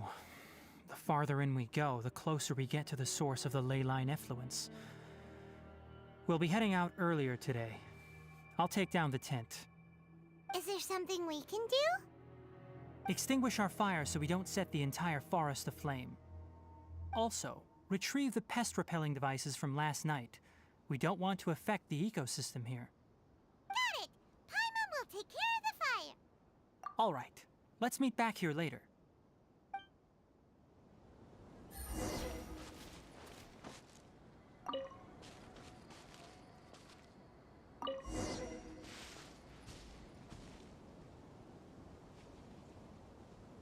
All right, it's about time to head out. As we go further in, we may encounter more berserk machines.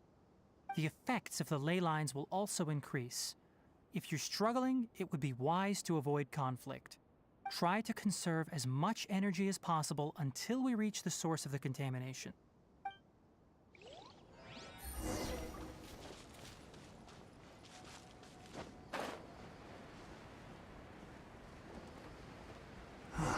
As I thought, the closer we get to the contamination source, the more mechanical monsters that appear.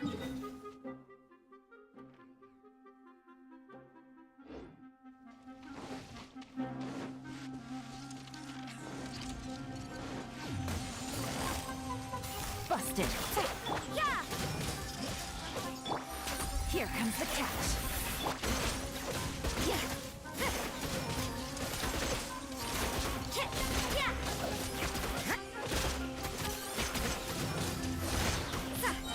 Yeah, punishment! Judgment! Quietly now. Allow me.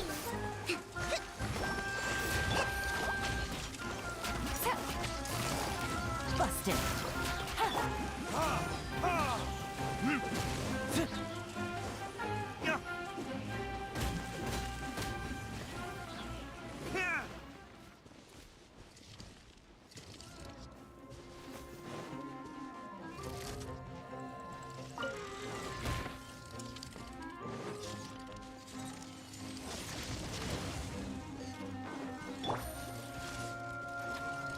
Game's up. Fun's over.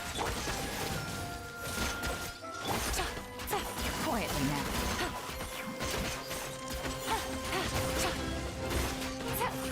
Yeah!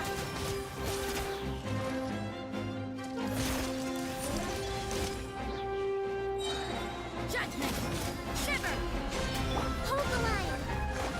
Covenant of the Deep.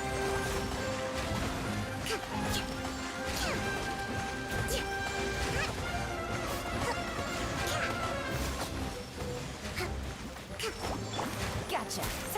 You can't run! Things are about to get dicey.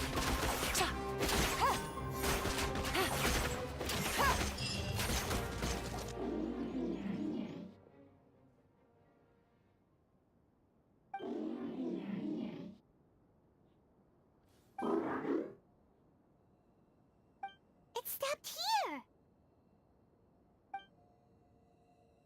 Upon closer inspection, the plants here are really different. Leyline energies are also stronger here. This may be the place we've been looking for. Ready yourselves. We're going in.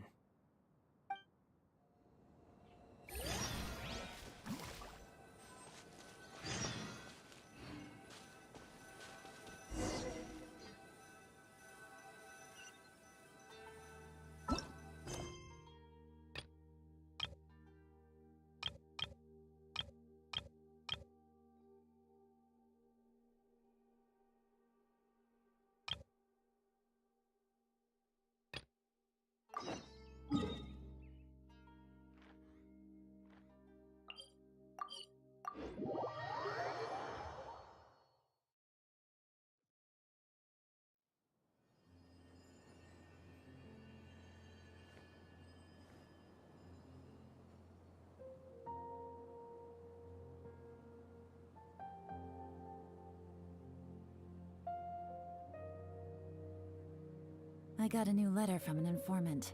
Looks like the situation has changed again.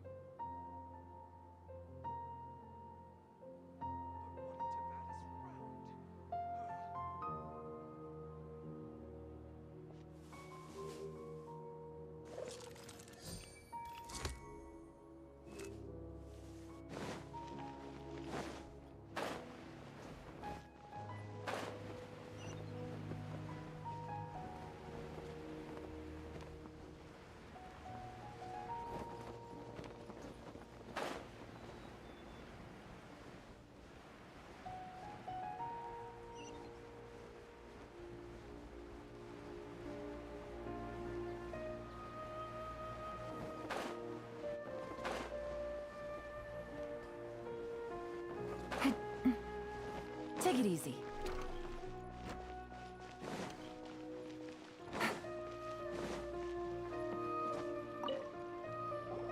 Sorry for the wait. Preparations for the celebration are finally done. I'll call everyone over, and then we can start. Let us give you a hand.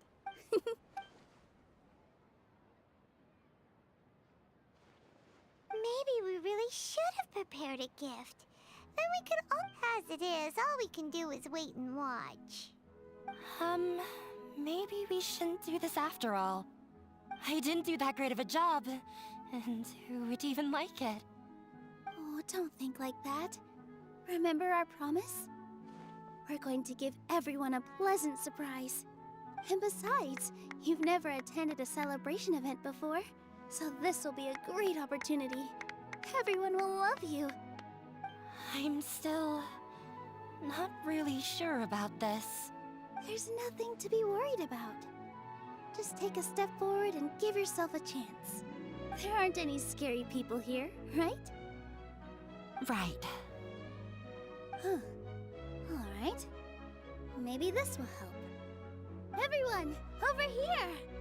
Inaya has something great to tell you all. Wait!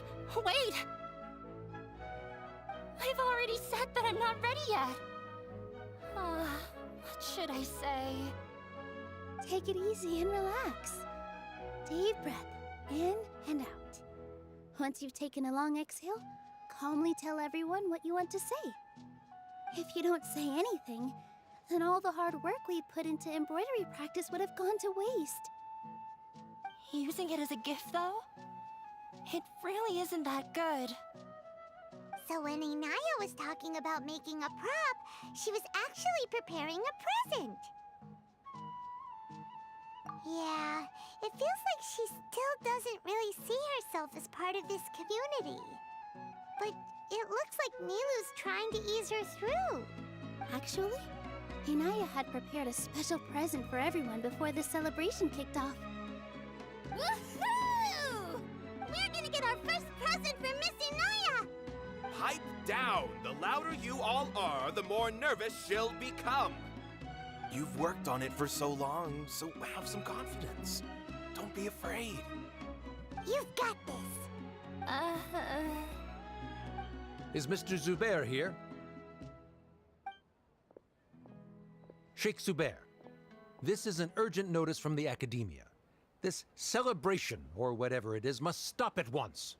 What a condescending guy. What's his deal?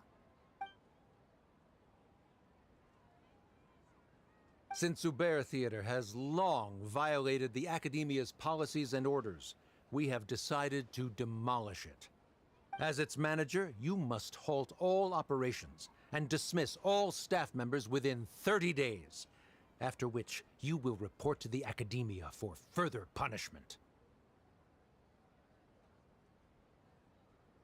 Why? Why force us to do this all of a sudden? Little girl, this is not the first time you've been issued a warning. I didn't hear anything about demolition the last time I asked, and now I suddenly only have 30 days? We have more shows planned, but it's impossible to do anything in just 30 days. How am I supposed to explain this to my customers and staff? That issue is of no concern to me, Mr. Zubair. You seem to understand the situation quite clearly. Perhaps you can reflect on the reasons why you have failed to prepare for the scenario in advance. Demolition? Why do they want to demolish this place? The Academia has never liked us, and they've never respected our work. To them, what we do is all a waste of time. This isn't the first time they've come by. They had asked us several times in the past to improve the quality of our performances by only putting on shows they consider to be sufficiently intellectual. But our audience isn't the Academia. It's the people of the Grand Bazaar. If our shows are too difficult to understand or too removed from everyday life, nobody would watch them anymore. Changing our content would not only mean turning our backs on our vision, it would also directly lead to the loss of our livelihoods. Yeah, the theater is very important to each and every one of us. The way they're doing things is so... But I also don't know how we can stop them. I do not wish to explain everything again from the beginning. Time is of the essence, so you should act with... But none of us plan to accept this. Such an abrupt notice is contrary to established policy. Ask whoever you will. The answer will remain the same. We have already given you sufficient notice. Enough! Does your audacity know no limits, Father? Huh? Father? Their family? What academia? This is all because you don't like Zubair Theater. You're just using the academia's name to threaten us. Let me tell you, even if you manage to tear down this place, nothing is going to change. You've always been awful. But even I never thought my father would sink this low. This is strictly business. It has nothing to do with where you are, what you do, or what you think. I hope you all have not been irrevocably blinded by folly. I will not waste more time on pointless arguments. Wrap everything up, and make preparations to shut down at once.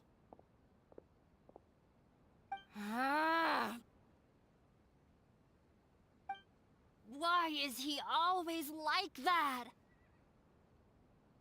This is quite the misfortune, but there's nothing we can do. That's it for today, everyone. Let's clean up. I'll go talk to them again tomorrow. The storms that come out of the blue are always the hardest to deal with.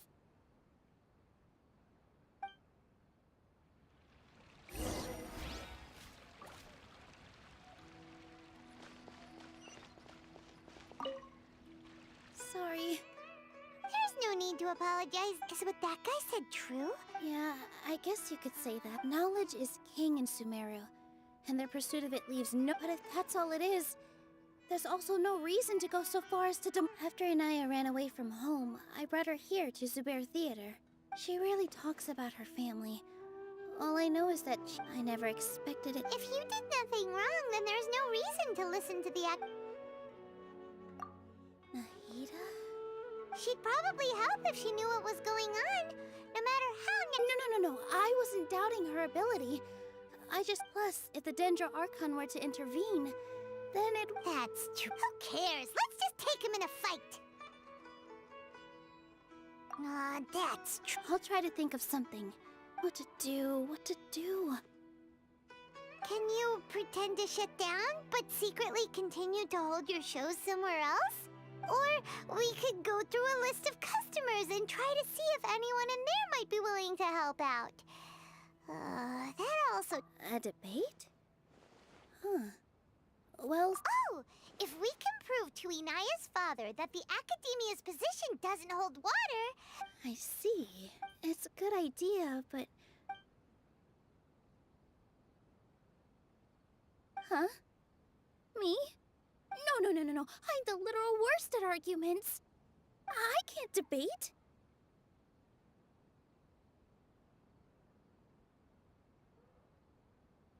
Nilu, you are only so stressed out right now. This theater holds a special meaning in all of our hearts. It's but I just don't know. Can I really take on such a huge responsibility? Paimon'll help too. Thanks, you two. All right. I've decided. Even though I may fail, I'll do my... That's our Nilu! Okay, let's head back and...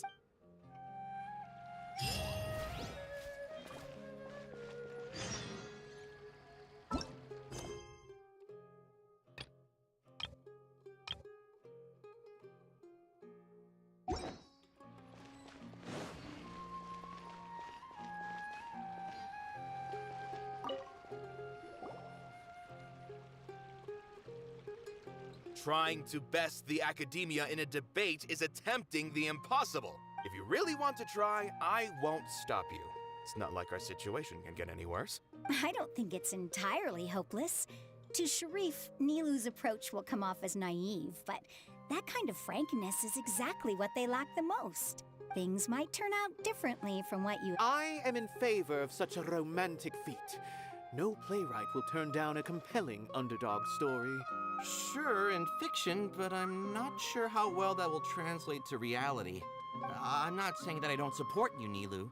If you need my help, just say the word. Anything is better than just standing aside and watching the theater get demolished. I'm also pitching in. Let's show the Academia that we have some fight in us. Thank you, everyone. I feel a lot less nervous with your support. Not to rain on your parade, but my father is a real hard guy to deal with. He's erudite, meticulous, demanding, and exceedingly familiar with rigorous logic. It'll be extremely difficult to beat him in a debate. You all already knew that. But you just didn't want to hurt Nilu's feelings. But when all's said and done, aren't you hurting her just the same? That's enough, Inaya!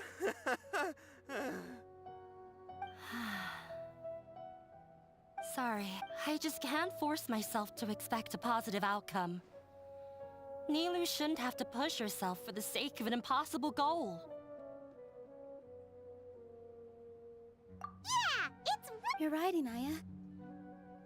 We're up against the Academia. Everyone knows that they're very powerful. Being skeptical might actually be the more normal response. But I still want to try. I'm reluctant to just let Zubair Theater go. And it's not just me. I think everyone else here feels the same way. Say what's on your mind, and do what you think should be done. If we fail after that, I mean, after all... I understand what you're trying to say. Then, could I trouble you to tell your father about our plan for a debate? You can still get in touch with your family, right? Yes, I can. Then, please help us pass on my request. I've never but since we've decided on, I by myself definitely... Right. That's right, Miss... Beat the back! Make him eat! You too. We aren't getting into a fight, but thank you for your... Well said back there, Nilu. I felt that I might have said a bit too much.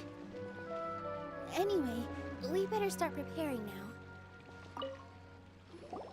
Mr. Zubair! It won't be difficult to explain our position. I have meticulously managed this theater's affairs. I did all of that to protect ourselves. Yes, I know. But anyone who's staying, if I can't even protect the members of the theater, in summary, you need sufficient confidence and strict adherence to the rules. At least for now, as long as you double down on that point and... All right. I've seen many situations like that. While you prepare for the... Once you're done chatting... Do we really Right now, no one's in the right... Nilu, with your talent... I've never thought... I also want to... You're becoming... Do your best. Her? My teacher.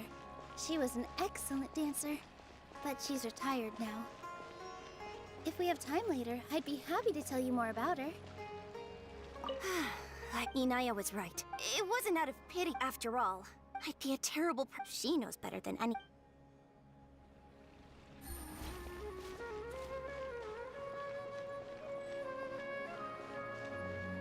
When the day comes, I'll get... If anything goes... I can't... I didn't expect you all to challenge the Academia. That reminded me of my younger... I can't do things like that. Sorry. It's all right. There's no... Have faith in the But won't you have regret? So relax. I've had... Look at us now. So he was thrilled because we wouldn't be here. Are you trying to... Yes, but I truly do mean what I say. The most important thing about it, I can choose to believe that similarly, even if this good and bad are... You have a point. Nilu, you don't have to be so nervous. Thank you, Miss Reiko. No need to thank me. If anything, you inspired me with your bravery. You might have what it takes to become an excellent... You're... All right. I got it. Good.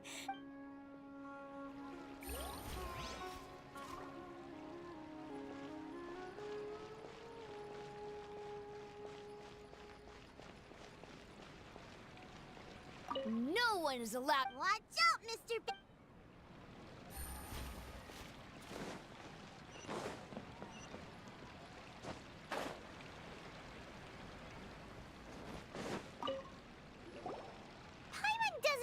So, you've already developed some prejudices against me.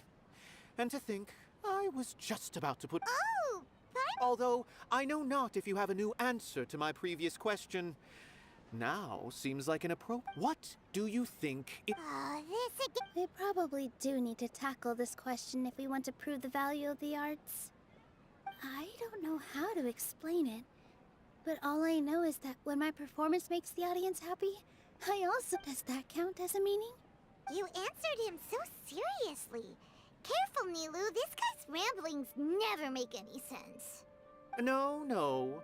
Nilu's answer far surpasses yours, and it is close to my own. The meaning of art comes not from its creators, but from its audience. In other words, only art that can be appreciated by others will impart its essence and value upon the mind. This is something that the academia can never understand. I once pursued the mastery of art. However, I found that I could I remained even perplexed about this conundrum until I visited this theater. It was that black. Everyone here had a joyous in all honesty. Hey, don't... But what bewildered me was how despite the I realized then I left the so-called front. Art will no longer be a... If art cannot When you put it that way, Mr. Zubair and I to put it simply... I once stood in the... I care not for where my feet may take me next. But Neil, you already stand upon the finest. You cannot give it up. Not even... I understand. Dust the cobwebs away. He really seemed to care a lot about the theater. Once you get to know him, you'll realize that he's actually a big softie at heart. He'll even help out with furniture repair and painting the stage.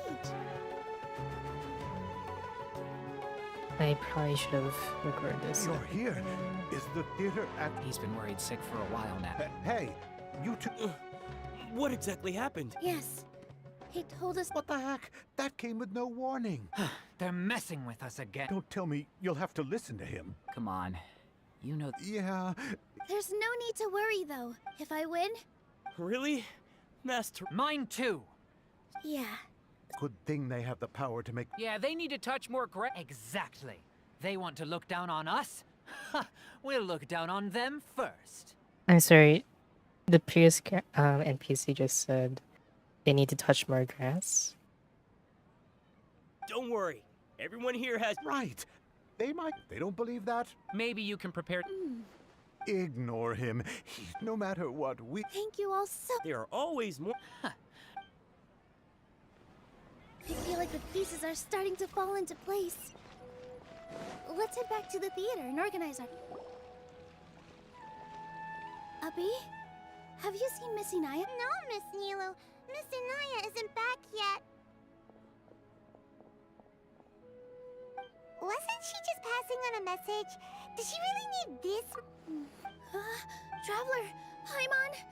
I think what if Inaya never planned to... What? It's just a gut feeling, but knowing her, she probably thinks that all of this happened. Oh, right. As soon as her father showed up, she said that her father was targeting her. She has a long-standing conflict with her father. She doesn't think that we can win the debate, and she doesn't want to implicate us, so she thought leaving was the best thing to do. Mm-hmm. And then she just quietly left afterward. Exactly. Anyway, first things first. But where should we start? I think I might know. Before I brought her to Zubair Theater, she was staying at a remote campsite. She got a fever from drinking unclean water, so I carried her back. If she has nowhere else to go after leaving the theater... Then let's go take a look! Yes, let's...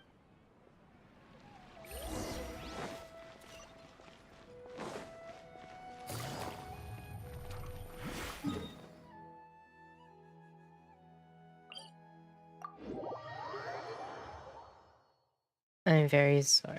I just want to finalize the Archon quest.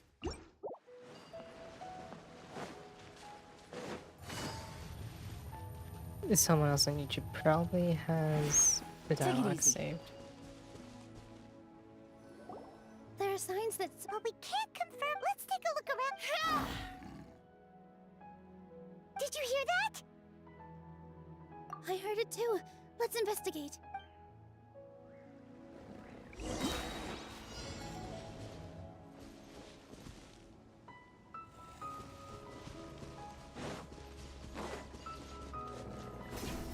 It sounds like we're getting closer. The voice is coming from over there.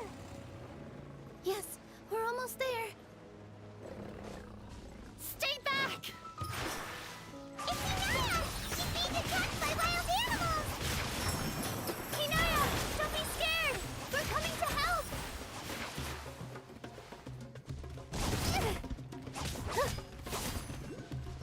Quietly now.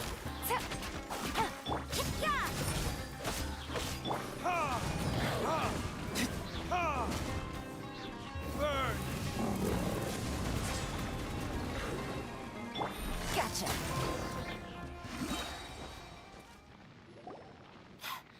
There weren't so many big animals in this. Sorry. Why did you leave by yourself? You really don't think we have a... No. Everything happened because... Yeah! Everyone's working together! It's all right if it's me. You guys are the kindest people I've ever met. Listen to me. Even if you were the reason that all of this happened, no one would... Mr. Zubair said that you're one of us. So that means we will protect you. No matter what happens, we'll stand as one. Nilu, you can't win a debate against the academia. Especially... My father he's always wanted me to become an... I tried but he still wasn't I'm no genius. But, yeah. So that's why you ran away? At first, I thought the father would slowly come to terms with reality. For one exam, I earned the 3rd highest score. I thought that all my hard work had I even used the embroidery skills I learned at school to make a commemorative gift for him. I thought, even this daughter can make her father happy sometimes. Right? I see. When we were embroidering your gift before... Yeah. Sorry for not bringing it up. I was tired of him yelling at me every day, but...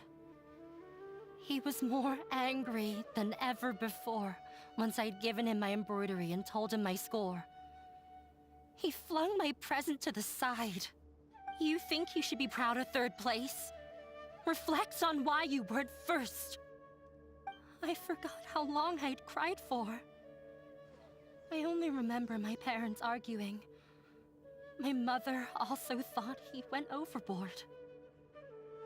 They argued for such a long time. I've completely given up.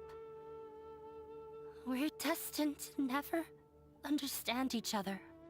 How horrible! I don't think you can beat him in a debate.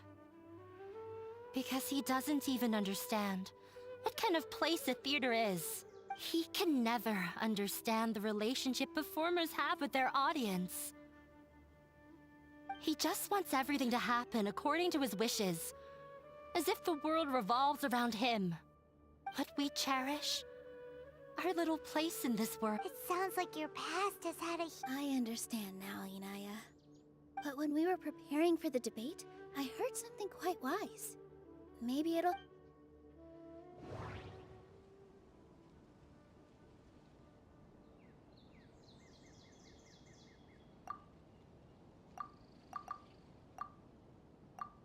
The most important thing about an experience is how you choose to interpret it. Art must first be appreciated by others to confer value. Mr. Zubair has been meticulously managing the theater. Everything checks out. Everyone is free to appreciate art. No form of art is inherently superior. Art must first be appreciated by others to confer value. The most important thing about an experience is how you choose to interpret it.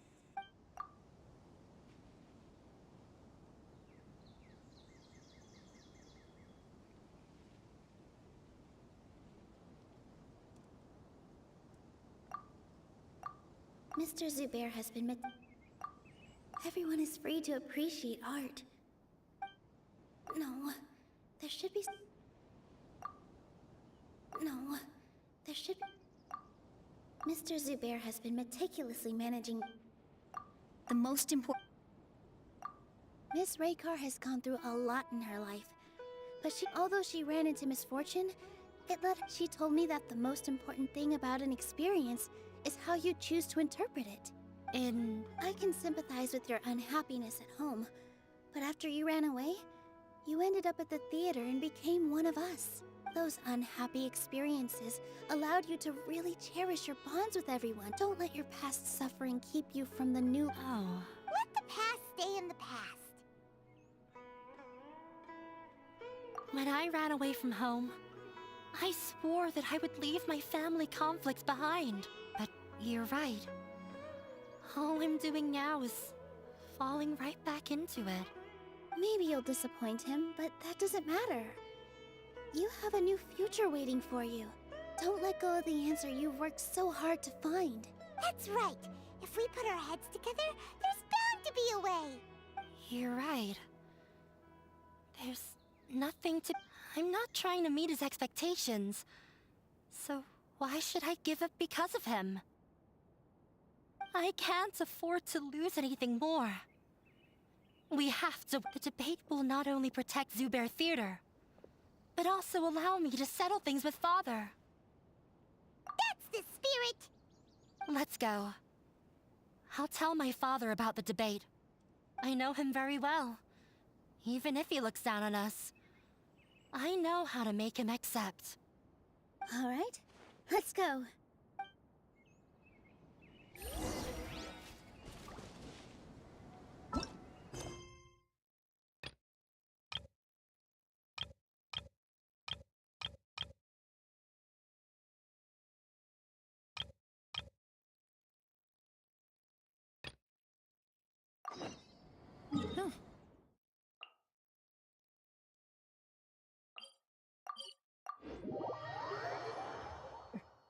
I was starting to think maybe I should not have claimed the story quest previously.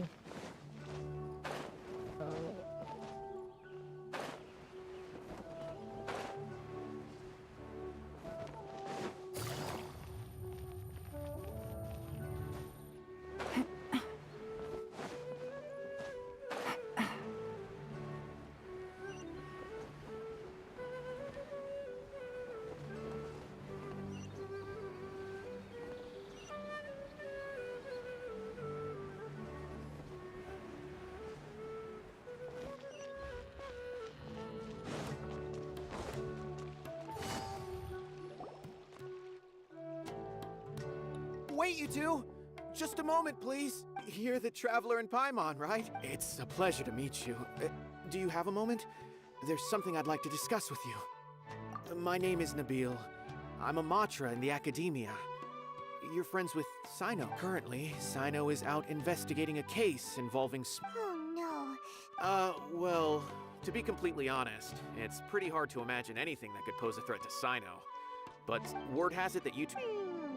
Alright, since... Large amounts of... According to some research, using rumors also... Last we heard from Sino... Sounds like we bet...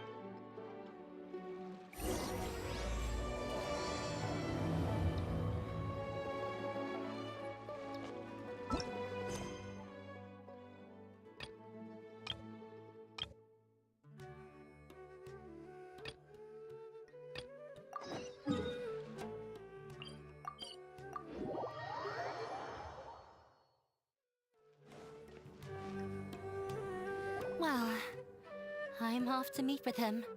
Please wait here for me. Okay. Looking forward to your good news.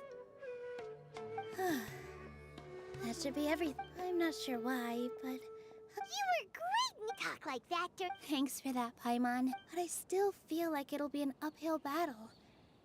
I need to be calmer, cooler, and more collected. Yeah. I'm acting as everyone's representative. Huh? What's left? Huh? What a strange question. Isn't a theater just a theater? Why would it need to be anything else? Wait. You're not asking what the theater does, but what it is. Let me think. How can I put this? The most important thing about an experience is how you choose. Art must first be... Mr. Zubair has... Everyone is free to... Hinaya really wants to win. Ah! Got it! When we were trying to find a way to save the theater, we heard many stories not of the theater, but of the people whose lives have been touched by it. Zubair Theater is our reason for coming together. It connects us all in unique ways. In other words, it's like a bond. A bond? The theater provides money for Miss Raykar and her children, inspiration for Mr. Kasani, and enjoyment for the people of the Great Bazaar. It also gives Hinaya shelter from her family. It has brought us together after taking care of every single one, and its story won't end here. And we'll all be there. Aside from the delivery of performances, isn't this another reason for Yeah, that makes sense, but Paimon doesn't see how this will help in the debate.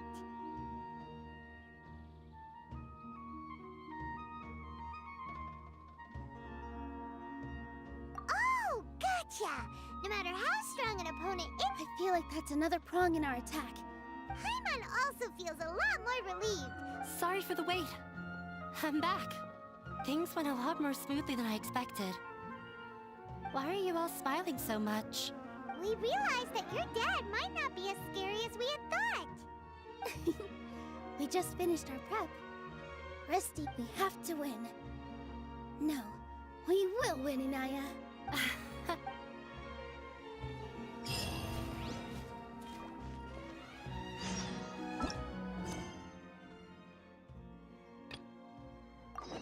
Oh my god, finally.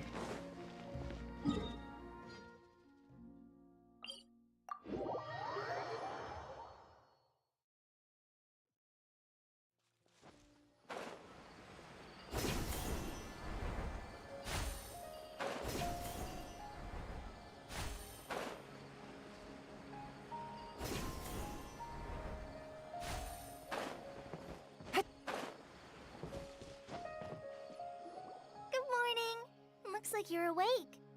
Yep, yep. I prepared some breakfast today. Please have a taste. I hope you like it.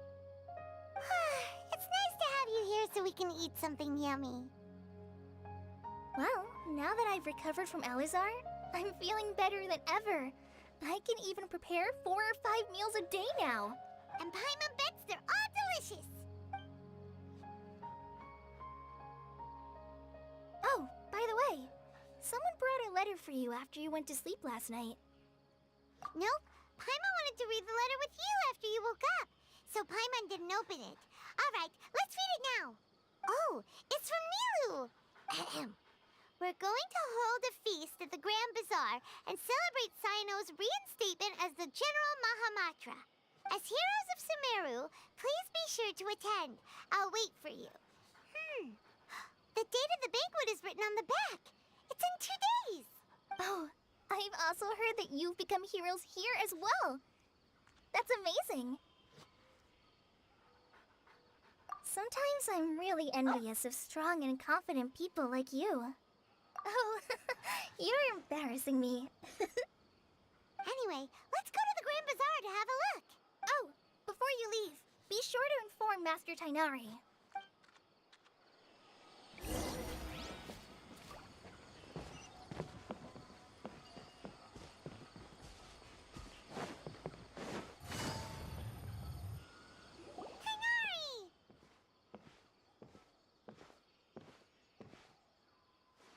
Good morning. How do you... We feel much better. How about you? I'm recovering well. Thanks for asking. But from the looks of it, you seem to be already busy with work again. It's fine. I'm not that busy, really. The Elazar patients have recovered, as well as Hypatia. For now, I only need to tend to my Forest Watcher duties. It seems once Irminsul started getting better, everything else started to recover too. Yes, but there are still some residual effects. The withering is one example. Though it won't spread anymore, the existing zones won't just disappear. We forest rangers will still need to do the work. By the way, we have some good news. Sino got his position back. This news is hardly new. He had already mentioned it to me before. Huh? You mean he was already here? Why didn't he come to say hi to us? He visited once, but he was afraid of disturbing you while you were resting. He just asked me a few questions and left. Then you probably already know all about the celebration feast. Celebration feast? No, I haven't heard anything about that. Huh? But didn't Nilu say in her letter that they would celebrate Sino? He didn't tell you? Perhaps, or alternatively, he doesn't know about it either. Come to think of it, Sino doesn't seem like the type who'd enjoy a celebration feast. You and Kale are both Sino's close friends. Why don't you come to the feast with us? Kala has taken over some of my tasks these days. I don't think she'll have time for it. Not to mention me. You see, some VIPs have come to the forest recently. Huh? VIPs? Very important Paimons? Well, technically speaking, they are former VIPs. The sages involved in recent incidents have begun their training in the Avidya forest, and the people they had previously imprisoned have all been released. Huh? Yes, he's a little weak, but he isn't injured and his condition is stable. Lesser Lord Kusanali, in her boundless mercy, has decided to spare Azar and the other wrongdoers. Supposedly, they were ashamed of their shallow ideologies and have decided to dedicate the rest of their lives to cultivating wisdom in the Avidya forest. When they learned that Lesser Lord Kusanali had defeated the Balladeer and saved Irminsul, they were shocked at first, but also became happy, feeling that the sacred light guiding them on the path of discovering wisdom had begun to shine once again. As a result, work has increased for the forest rangers. That sounds really exhausting. There's nothing we can do, really. But that's another topic. Back to the matter at hand. Are you two planning to head out? Ah, right! We're here to request permission to head out. Would that be okay? You've recovered well. You may go, but be careful. Yay! Will do!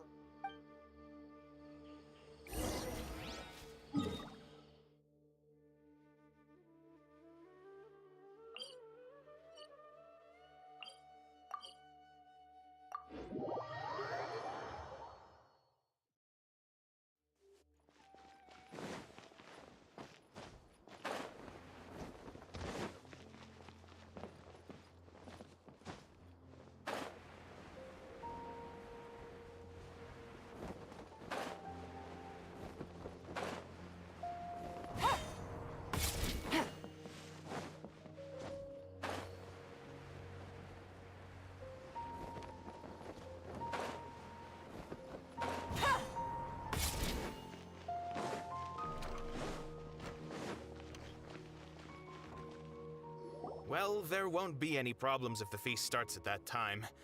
Everything has already been prepared. Mr. Zubair, I finished tallying things up here.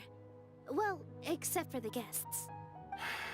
Is a simple reply really that much to ask of our guests? It's affecting our arrangements.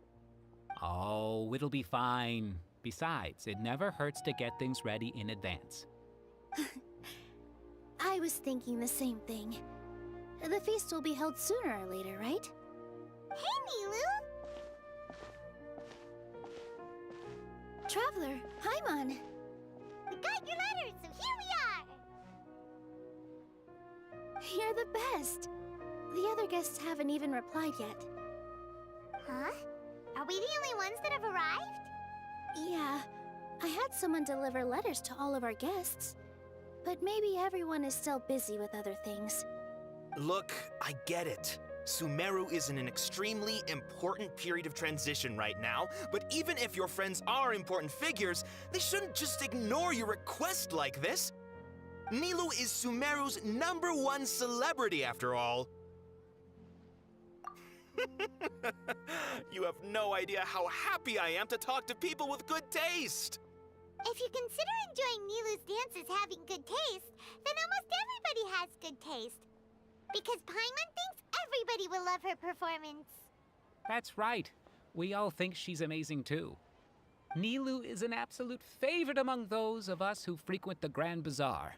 For Outlanders, you have a great eye. Master Zubair, let's have a vote for the most outstanding audience members next time. I think these two may win. Nonsense! It is not for us to determine the value of an audience. But indeed, we could try giving gifts to people with particularly good taste. I heard there's a device in Fontaine called a camera that can record people's appearances as pictures. Such pictures would make superb gifts. Ooh, good idea.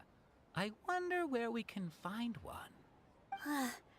I don't want you giving pictures of me to everyone. I'm satisfied just being able to perform here. There's always a lot going on at the Grand Bazaar. Yeah, and that's why I love it here. Traveler and Paimon, could you help confirm if the letters were actually delivered? If for some reason they didn't receive the letters, then please tell everyone that there will be a feast here. Yeah, we can also check out how everything in Sumeru is going now. When I wrote the letters, I heard that Dia was in Port Ormos, and Alhaitham was at the Academia. As for Sino, we've only heard that he appears at the Academia from time to time. I'm not too sure about Ramon's whereabouts. My guess is that he's with Dia. As for Dunyarzad, I just hope she's feeling better. I said... Okay, got it. Let's go, Traveler.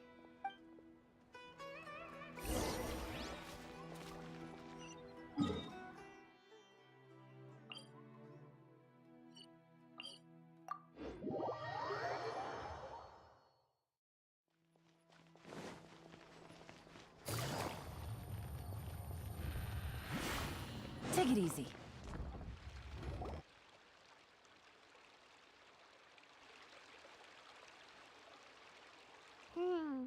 We haven't seen Alhaitham anywhere. Let's ask that person over there.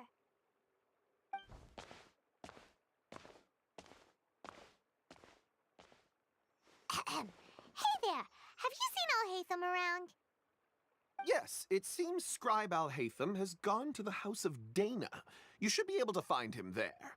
But you're already the second group of people I've seen looking for him today. He must be quite the busy man. Oh? Who else was looking for him? Mr. Cavey was just here asking about him. You wouldn't believe how terrible their relationship is. And now you two are here. Don't tell me everyone's here looking for gossip about the sages. No way! We're strictly here on business. Ah, I see. Sorry, I thought maybe everyone's as interested in rumors about the sages as I am.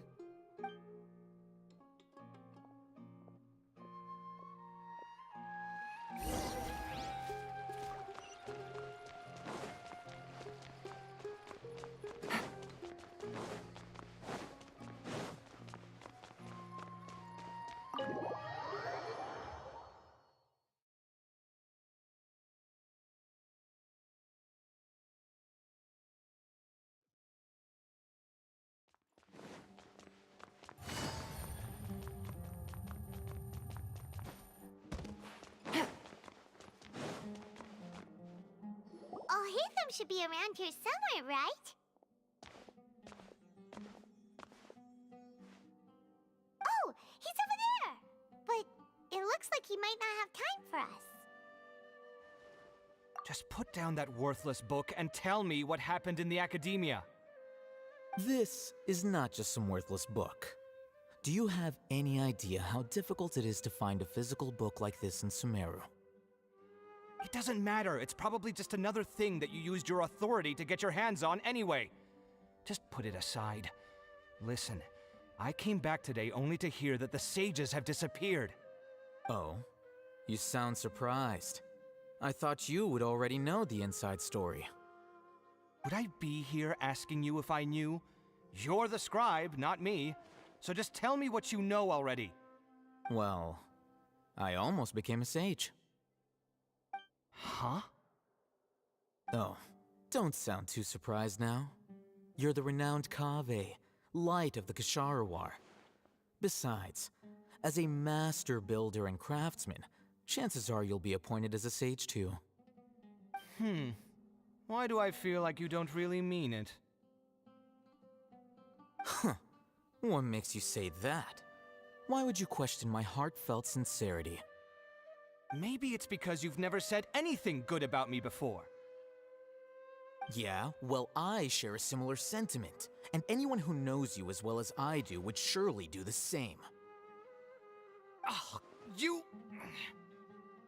See? This is why I hate discussing anything with you. Your ridiculous and arrogant attitude always gets in the way. It seems that you really can't stand my personality. Ha! What was your first clue? Well, then you might as well move out of my house. Are you threatening me? Stooping to a new low, I see. Ugh, and don't change the subject. You, a sage? What a joke. The academia might as well just close tomorrow. Are they having a fight? Forget what's going on with the academia. Haven't you been busy with your construction project? Tell me, when are you going to build yourself a mansion? Don't get me started. I get angry just thinking about it. So, what great building did our master architect work on this time? Like I need to tell you. Keep your nose out of my business. No, I think we deserve to know. Where were you when Sumeru needed you most? I was in the desert for a large project, but considering Haravatat's utter ignorance of architectural and aesthetic matters, you probably wouldn't understand. Which is truly unfortunate. I can only pity the man who doesn't understand the first thing about beauty and romance. Unlike a true... hold on, wait a second. What do you mean by when Sumeru needed me most? Well, while you were out fiddling around in the desert, many people came together to save Sumeru from a crisis. Ha!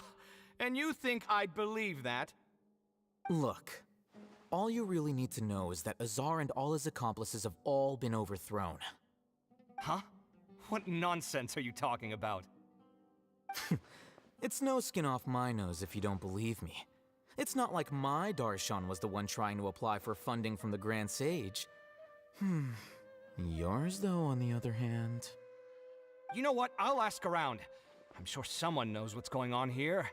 You're dead if I find out you're lying to me.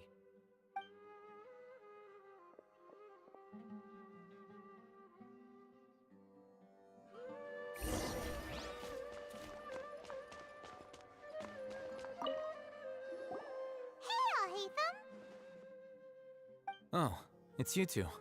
What's the matter? We're running some errands for Nilu. Have you received her letter? Letter? Nilu said she sent out a letter inviting everyone to a celebration feast in 2 days at the Grand Bazaar. We'll also be celebrating Zaino's reinstatement as General Mahamatra. If she addressed the letter to all Hatham of the Academia, then the letter should have gone to my office. I've been busy these days, so I haven't had time to check for any new mail at my office. I only now have some free time to attend to personal matters. Have you always been so busy with your work? Of course not. I'm only busy these days because several sages have been dismissed recently and the whole academia was practically turned upside down. Kainari told us they all went to train in the Avidia Forest. Apparently they will spend the rest of their lives there. That is already the best possible ending for the likes of them. 4 of the 6 great sages were possessed by their desire for power and attempted to create a new god. In order to pull it off, they even imprisoned the other 2 rational sages. To imagine such things could take place in the academia. I don't know where to begin. Yeah, you're right. Huh. Feels kinda strange to hear them called that after all this time. But then again, the 6 great schools sounded pretty impressive too. Yes, at least that's how they're supposed to sound. It's said that when the Academia was first founded, the Dendro Archon herself established the 6 great schools, each representing one of the 6 different types of wisdom. Numerous Darshans have sprung up and faded. Only the 6 Darshans attaching themselves to the 6 great schools have stood the test of time and obtained permanent seats in the Academia. Now, the 6 Darshans are nearly synonymous with the 6 great schools, and the leaders selected for the schools are the 6 great sages. Among the 6 great sages, there is one central leader, the Grand Sage. Unfortunately, only the sages from Vahumana and Amorta remain now. They were imprisoned for opposing Azar and were only rescued after Azar's downfall. So who's managing things in the other 4 schools now? Do they need to find someone new? Yes. Normally, new sages are selected based on a strict set of criteria. Oh, didn't you just say something about becoming a sage? If they pick you, then we'd have a huge connection in Sumeru. Yes, about that. You didn't let me finish my sentence. The person in charge of personnel affairs nominated me to be the Grand Sage in place of Azar and help Lesser Lord Kusanali manage the academia. But I refused. Huh? But why? Can't you be a little more ambitious? I'm not even interested in being one of the 6 great sages. Like I said before, I don't like being a leader. Oh, all right. So are you busy these days trying to find others to take the job? That's not my job either. I'm only responsible for handling important affairs within the academia before the new sages take office. And the first thing I'll do is reject Kasharawar's application for funding. By the way, who was that other person just now? Is he your friend? Do we look like friends? Paimon doesn't know. That's why Paimon's asking. His name is Kaveh, my roommate. You could say he's the representative for Ksharawar scholars. Which is exactly why he always has so many problems. So everything that's happened recently must be a huge change for the people of Sumeru. Such is the work of the Academia Scribe. Well, anyway, no matter how busy you are, since you are our planner, remember to attend the celebration feast in 2 days. Alright, I'll see you there.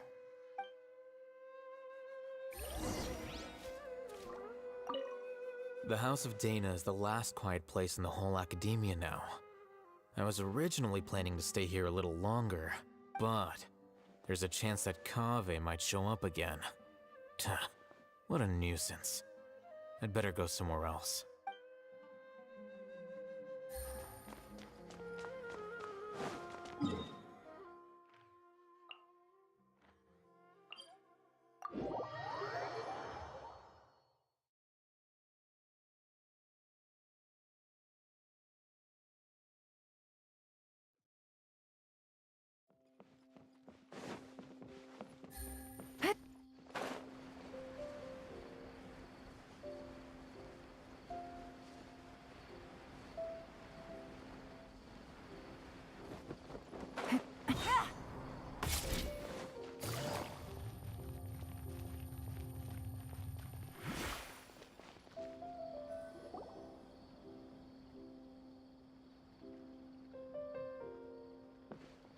This is Port Ormos. Now where could Is that Paimon I hear? Huh? Oh, it's been a while. How are you doing? Dunyarzad! It's been so long since we've seen you!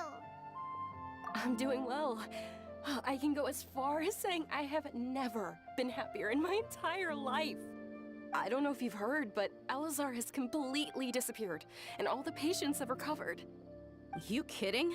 Knowing them and the connections they've got, I'm sure they've heard about it. Yeah! That's right. My lady is feeling better now, so I'm accompanying her for a walk. Why do you still call me that, Dia? You've already informed my father of your resignation. I guess I'm just used to calling you my lady. Old habits die hard. Resignation? You mean you're quitting? Yeah, I might start losing my edge if I keep being a bodyguard for the Homayanis. You know that my parents and I are fond of you, and that we appreciate you very much. It wouldn't be a problem if you wish to continue to be our bodyguard. I'm not a woman that's easily persuaded. You should know that by now, my lady. When I took this job, I'd already decided that I'd quit as soon as you'd recovered. It's time for me to get back out there and chase that horizon. So what are you gonna do now if you're not gonna be a bodyguard anymore? I want to take a risky job and put my body to the test again. Huh? But we literally just finished one of the most dangerous jobs ever! Are you getting bored already? I know. If I hadn't joined in that plan with you, I wouldn't have come up with this idea. I guess I still get fired up by that feeling of going all out in a fight. It made me realize that I'm still a mercenary through and through. Life is short, and I'm happy that I got to be a part of that operation. But the whole thing also made me realize that there are still many problems in Sumeru. And as a desert dweller, I'm still not completely ready to settle down on this side of the wall. Well, I remember a friend had someone bring you a message. You mean I'll hate them?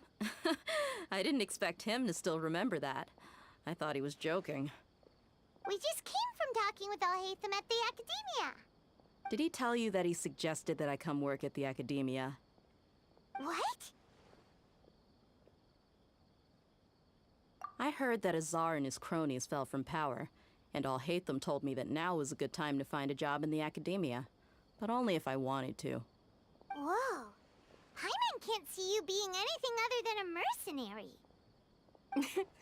Me neither. But I think Dia would look great dressed up as a scholar. Ugh, forget about it. I wouldn't last 10 seconds in there. Alhaitham probably just liked the way I worked and knew I'm good in a fight, so he suggested I find some work in the Academia. But you know, if you take him up on the offer, Sino might actually agree and let you become a Matra. Because you're super amazing! The Matra have all the talent they need as long as they have Sino. I prefer to be free to live however I choose. In fact, I chose this job from the very start because I knew it'd be right up my alley. Even if being a mercenary means facing all kinds of danger. A lion has to return to the wild sooner or later. If anything, being your bodyguard has been unfamiliar territory for me. I don't want to see you go, but I'll respect your decision. I'm glad to hear you say that. Come on, no need for the sad face. It's not like we'll never meet again. Once the whole Dendro Archon thing is settled, everything in Sumeru will take a turn for the better. That makes me happy too. But a peaceful society will probably mean less demand for mercenaries like me. Before long, we'll be a dying breed. So I'd better get to work while I still can. Huh? But wait a second! You make it sound like you're leaving now! Well, no, not yet at least.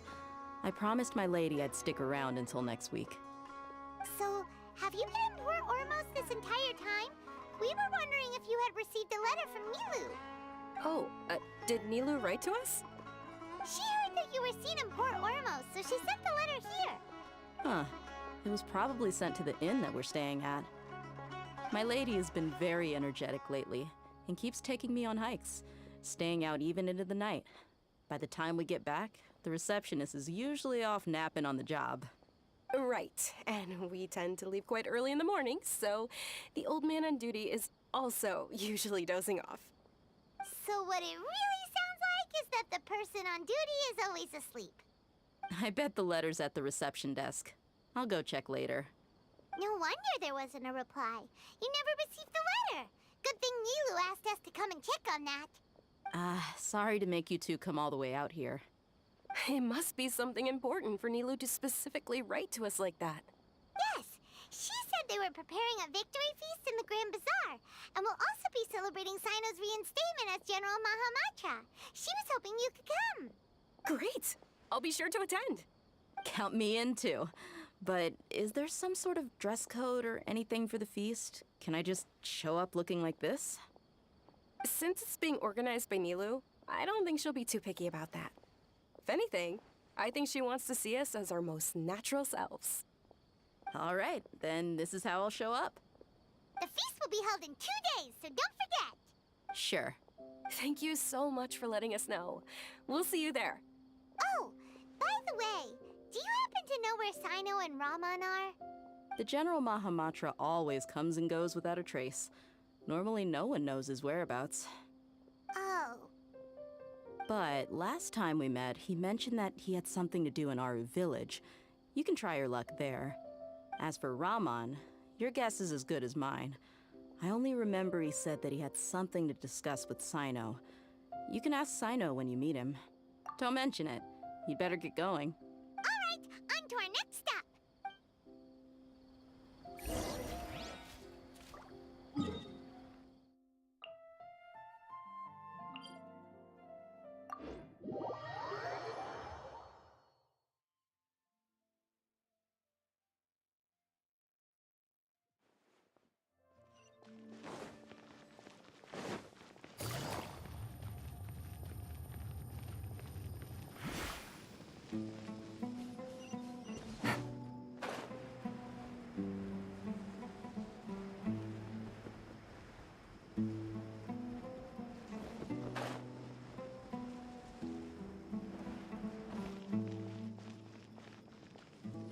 It's been a while since we last visited Aru village.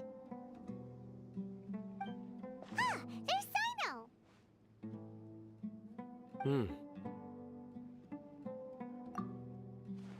What brings you here? We recovered well, and Tanari agreed to let us leave, so now we're out and about again. It seems Gandharvaville's medical treatment is still as good as ever. And Tanari is recovering well, too. That's good to hear. Yeah, you're the one who brought us to him when we lost consciousness, right? Thanks for that. You're welcome. Tainari has excellent medical skills, and Kale is quite attentive. It was the best place for you. But why are you just standing here like a dead tree? I'm meeting some people. Oh, you mean Candace? I've already talked with Candace and the village chief. They're still at the usual place. You can go there if you'd like to see them. But you know one of the people I'm meeting as well. Oh, by King Deshret's blessing, my friend suddenly appears in the desert. Don't tell me you've run into trouble and need us to help now. Roman! And, huh? Sataria? Oh, you know me? Oh, well, you're pretty famous in the academia. Don't worry, these are our friends. No need to be so guarded. I see. I'm doing well. Many good things have happened recently. Same here. Really, I feel that my whole life has started to shine after suddenly finding a new direction. Oh, tell us everything. Yeah, you go ahead. Alright, well, I suppose I should start by saying I've decided to leave the academia. What? It's not that I've given up on being a scholar. Instead, you could say I've found a new identity. I will no longer pursue research like a typical scholar, but I have not completely given up on my relationship to knowledge either. I can see what you're saying now. What do you mean? I plan to leave the academia and return to teach here in the desert. Wow, so you want to become a teacher? Sataria will return to support education here and teach people from the desert. She can't teach everyone on her own, but there are many of us Eremites all over Sumeru. She came to discuss a collaboration with me and hoped that I could bring her ideas to the Eremites. Yes, it's my hope that the Eremites can help me select a group of smart people with the best aptitude for teaching. I'll teach them, and after they've finished learning from me, they can go educate more people. That is the true meaning of education and the spreading of knowledge. The people of King Deshret suffer from sandstorms, exile, and ignorance. Miss Ataria is more than welcome to come teach here. Her arrival is like a star shining in the desert night. The stars have always guided caravans, thieves, soldiers, and travelers who get lost in the night. They lead those in the dark out of trouble and back to safety. Oh, please. Where's all of this coming from? I'm starting to feel a little embarrassed. You deserve these compliments. Mercenaries are accustomed to danger and don't fear death, which is why we recognize extraordinary actions that common people would easily overlook. Sataria's idea will bring much good to many people.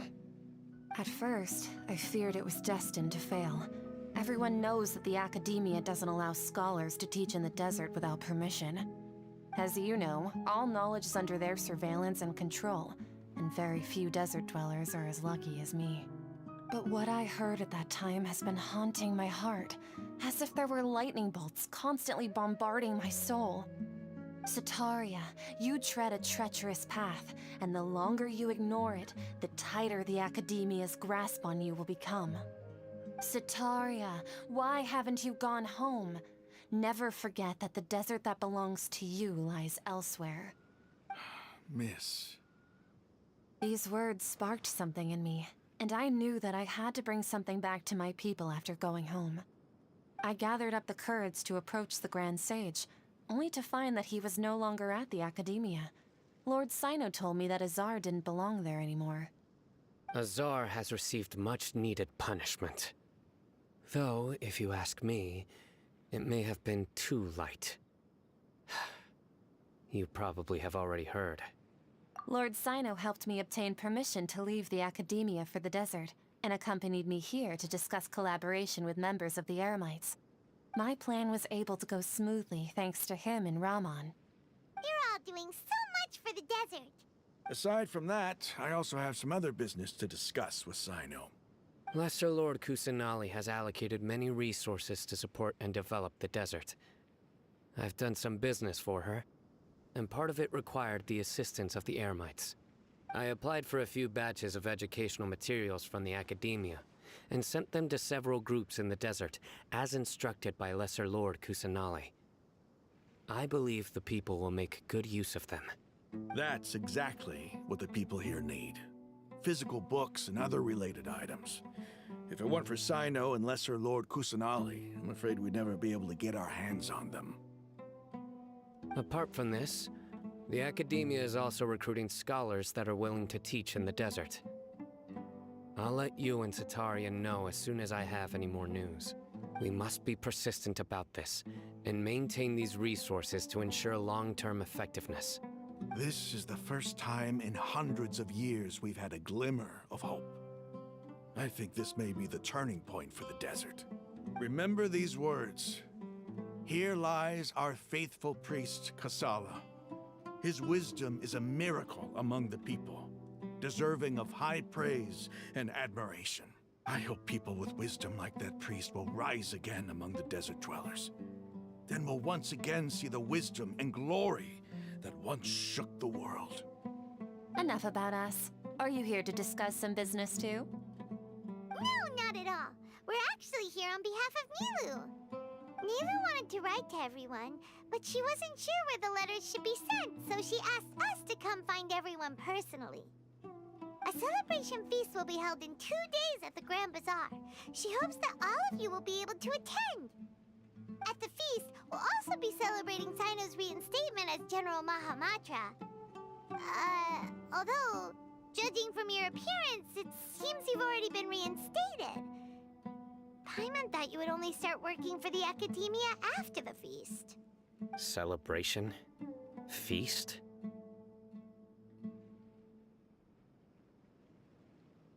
It's the first I've heard of it. Tighnari was right. He really didn't know. This feast is for you, Sino. Sounds to me like you'll have to be there. It's rare to see that kind of expression from Lord Sino. You must not like feasts very much. No, not really. But I'll go. Well, I still have a lot to handle here. Besides, I need to look after Miss Sataria in the desert, so I'll have to pass. I'm afraid I won't be able to join you. Although, if you'd be so kind, please give a message to Miss Nilu for me. The message is, I'm sorry for how I treated you before, but now I understand the beauty of your dance. It's like a light shining in the sky. You and the art you symbolize are not only beautiful, but also lively and powerful, so much so that it was prohibited. Please keep dancing, and someday, I'll be able to appreciate your art in person. Okay, we've got all that down. Our job here is complete as well. Oh, Sino, remember, party's in 2 days. Make sure you're there. Got it.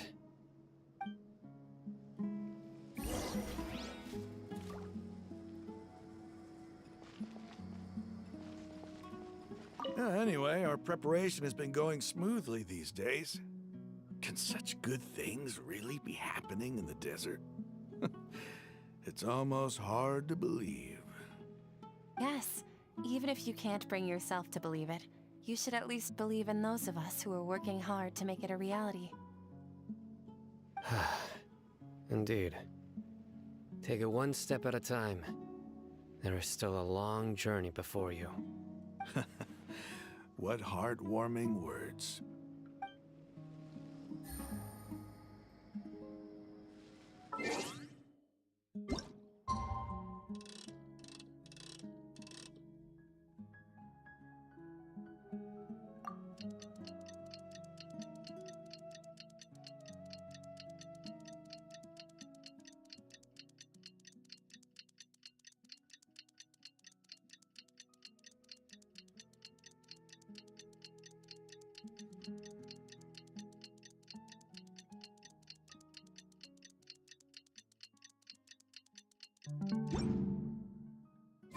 Today's the big day!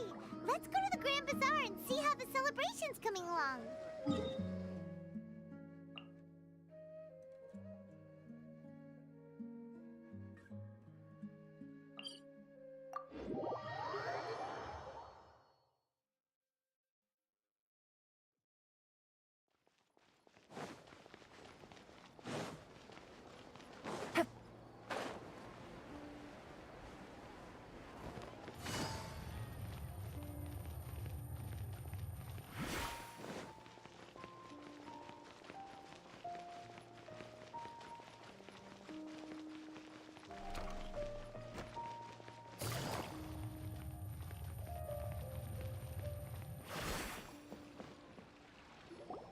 Everybody's already here.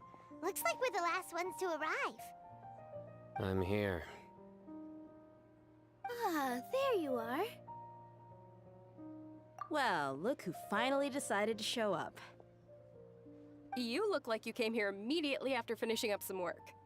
I'm very happy to see you here. But we're not late, are we? It's just that everyone else arrived ahead of time. I propose that the last one who arrived be put in charge of today's speeches. Nah, there won't be any speeches today. Oh, really? Well, even better. Come join us over here.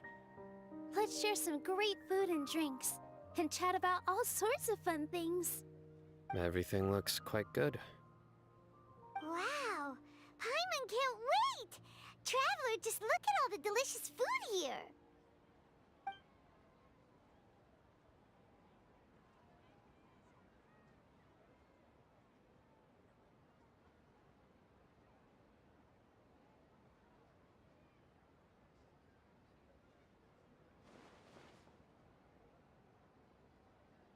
Whoa!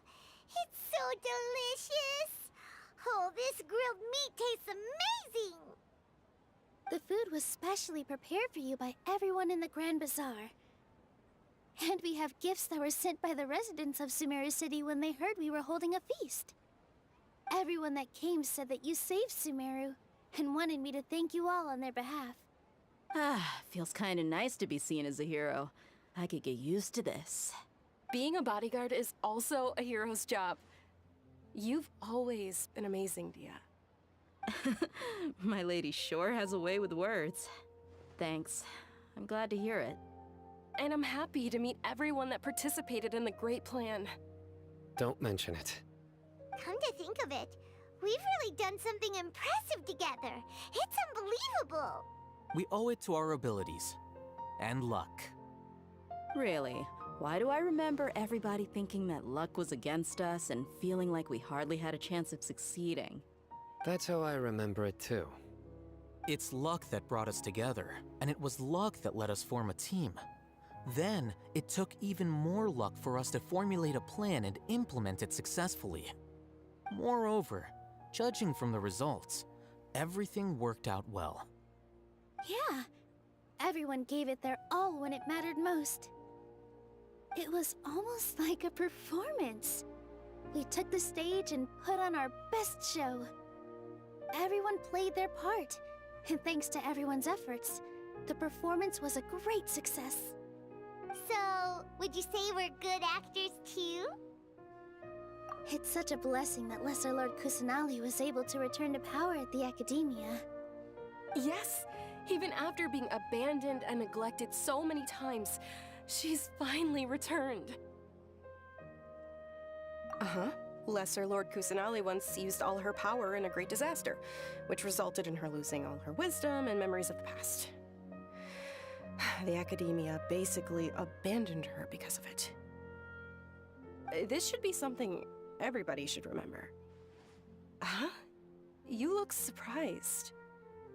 I didn't say anything wrong, did I? No, everything you said is correct. That's good. Something wrong? Yeah, what's with that face? You knew all of this already. Even if those two giants of the Academia are here, I still have to say it. Those sages really have some nerve. 500 years ago, Lesser Lord Kusanali used all her power for the people of Sumeru, and what did they do in return?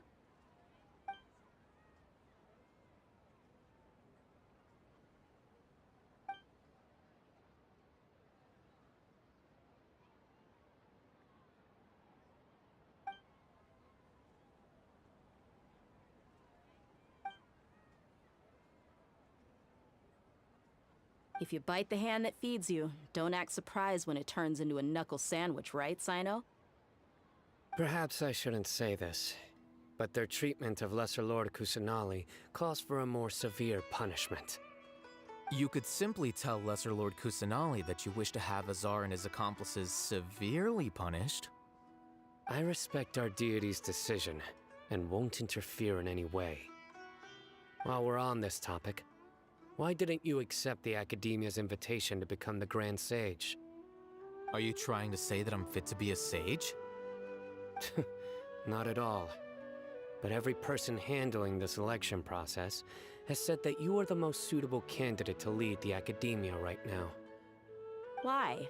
Because he dethroned Azar from power? Could you try to put it another way? This is a good thing, yet you're making it sound like I overthrew Azar for my own personal gain. But seriously though, I always wondered if you had some personal motives behind it. I did have my own motive, but it had nothing to do with being a sage. If the rules of our nation were suddenly cast by the wayside, then it wouldn't be long until chaos ensued. I had no intention of letting their dreams disrupt my life. By that, you mean your life working as the Academia's scribe. Precisely. Wait, is that all? So, that's the only reason why you joined us and came up with all those plans? It's reason enough. You've certainly got quite the personality. You flatter me. All right then. How about you? You've already resumed work as the General Mahamatra, right? That's right. Will you be happy with that life? It's not about being happy. There are merely a lot of things that I must do. Even so, keep your spirits up and try to be happy, okay?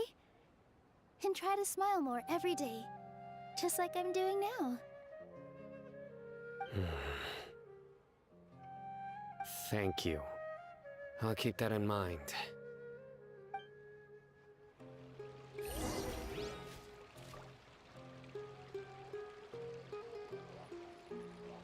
Ah, there you are, traveler. Well, how is it? Are you enjoying the feast today? If there's anything you're unhappy with, just let me know. I'll be sure to take note of it. That's good. It's the first time I've ever invited so many exceptional people to one place. I was a little nervous myself. You see, every guest here is quite extraordinary. It's unbelievable that we've got everyone together here. Almost like a fairy tale. Make sure you live it up tonight. I'll be happy as long as you're enjoying yourselves. I'm honored to have her think of me this way. If I have a chance in the future, I would really like to invite her to one of my performances. I can't explain why, but I just feel elated right now. Thank you.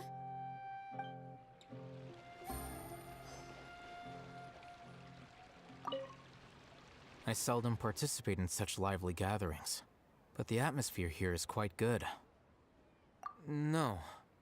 This gathering today has a unique meaning. The Grand Bazaar is lively because the people here feel happiness from the bottom of their hearts, unlike the farces at the Academia. That happiness is an emotion that'll be forever alien to those bookworms who have driven themselves insane by studying.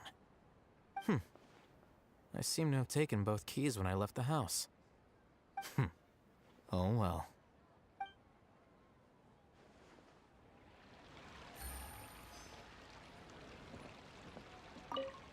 My lady, the grilled meat over there is delicious. Have you tried it? Yes, I also tried some fruit just now. Oh, they're very sweet. What an amazing place to relax. No wonder everybody likes to rest at the Grand Bazaar. You said it. Oh, look who else is here. Hello! Oh, I'm so happy Nilu invited everybody. Oh, now I have the chance to meet all the heroes. Hey, less of that polite chit-chat and more eating and drinking. The feast is about having fun, not stuffy formalities.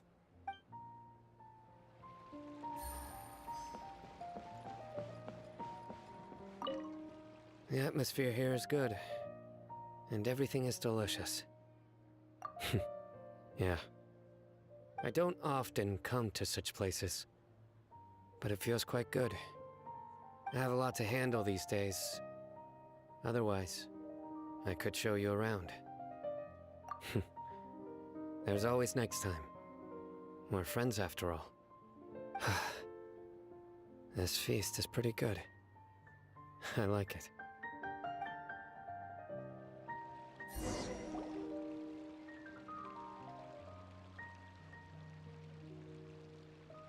Hey, what's wrong? Your head is starting to droop.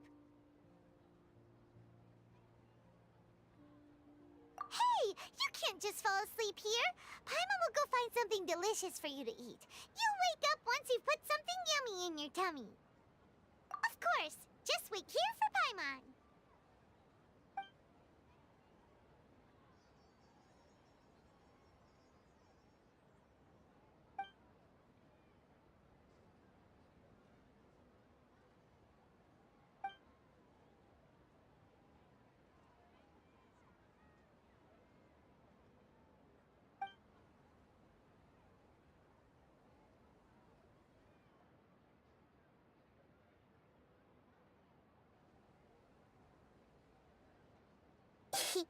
It's me.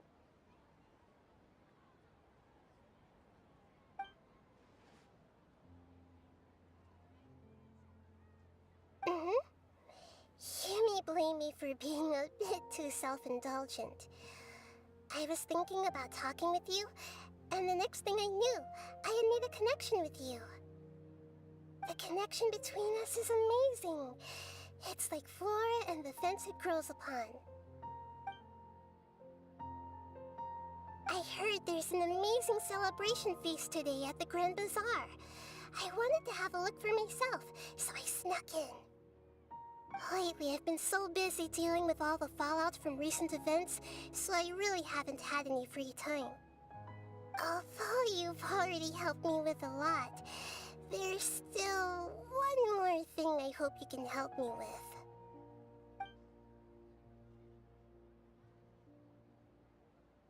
Please say thank you to everyone for me.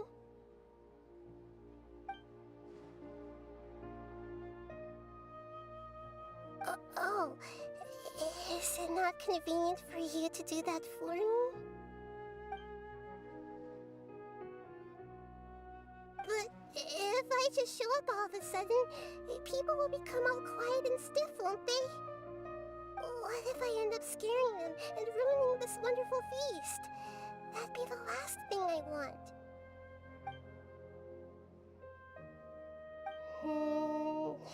Let me think about it. Okay. Yes, I have.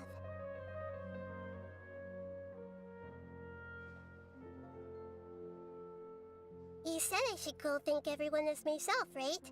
So... I've decided to borrow your body for the time being.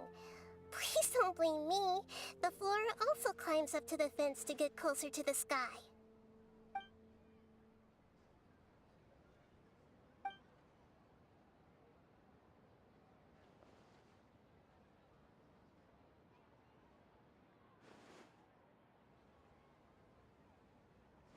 Everyone!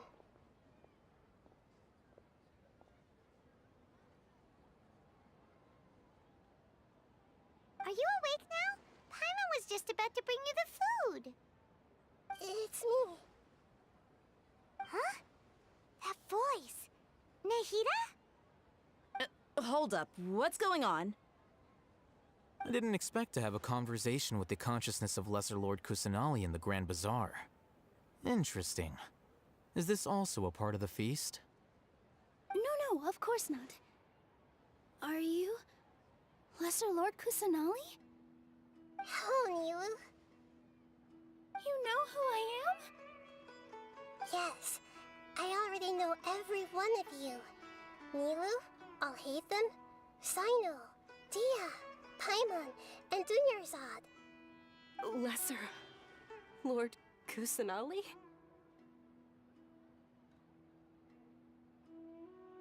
I took the liberty of occupying the traveler's body so that I could thank all of you in person. Thank you so much for rescuing me, even if that meant placing your own safety in peril and taking the risk of becoming enemies with the Academia, the sages, the doctor, the balladeer, and even the entirety of Sumeru. Without you, without any of you, I would have been in a much more difficult situation. Had you not helped me to resolve the crisis, not only I, but Sumeru and even the entirety of Tevat would have suffered great misfortune. People refer to you as the heroes who managed to rescue a god. I'm quite fond of this name. It not only explains your identities, but also bears witness to your relationship with me. Please, allow me to present to you my most sincere gratitude. Lesser Lord Kusanali, you have done so much for Sumeru, and I didn't even have a chance to do anything for you. You don't have to do this. Dunyarzad, the suffering you endured during your illness is also proof of you being with me and praying for me. Thank you. You don't need to be so ceremonious. It's always been my duty to protect you. This is how the relationship between the Academia and Dendro Archon should be. We just did what was necessary and set things back on the right path. You're an Archon, but you act so humble. You really don't need to be so polite with us. I'm honored to have been able to take part in this plan. I hoped you liked the dance I dedicated to you. Thank you, all of you. Thank you so much.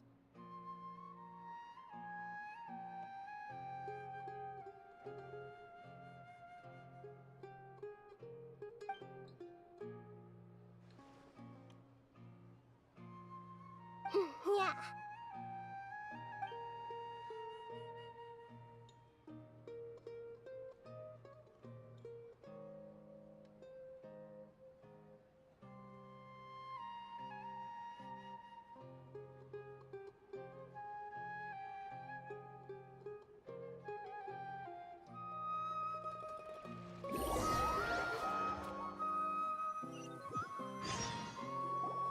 Are you awake?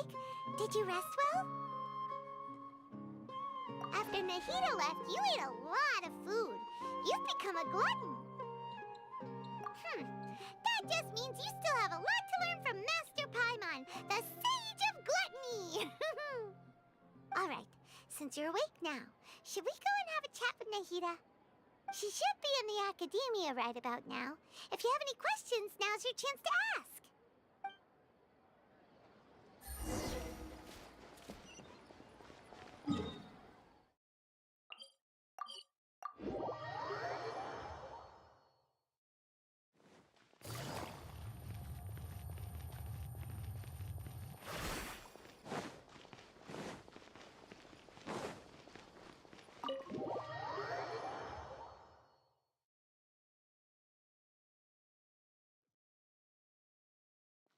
Take it easy.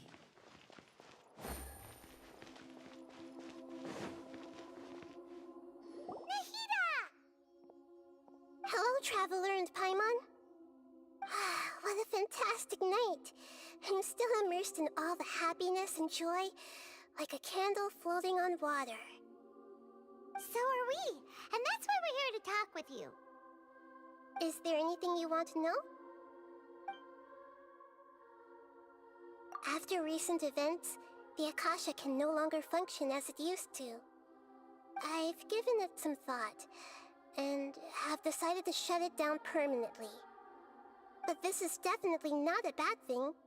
Even from the beginning, I've been planning to shut it down. The Akasha's centralized administration of knowledge has always restrained people's curiosity and curtailed the number of paths available to them. I don't think this is good for Sumeru.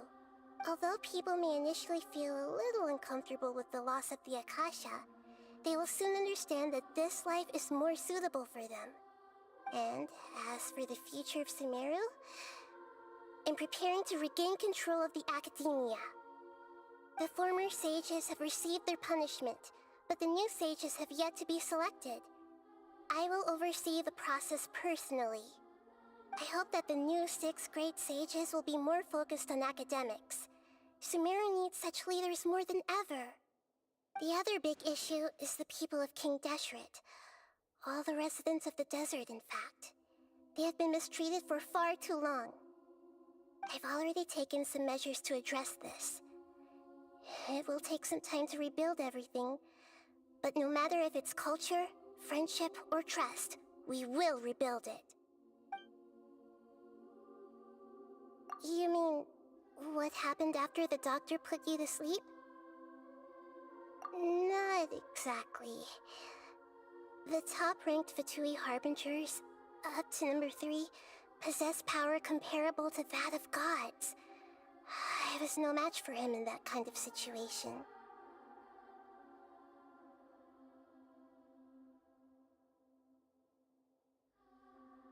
However, in spite of the bad situation, I still managed to make a fair deal with the doctor. I'm sure you remember the entity that changed your fate, the Heavenly Principles. In fact, the Heavenly Principles has been quiet since the Conria disaster 500 years ago. I used this point as leverage against the doctor. I told him that the Heavenly Principles may be awakened if I destroy the Gnosis.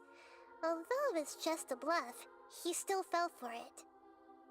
I assumed that the Heavenly Principles wouldn't just stand by and let such extensive damage to its laws take place. And as for what I exchanged for the Gnosis, the exchange served as both punishment for the doctor, as well as a boon of new knowledge that I couldn't refuse as the God of Wisdom.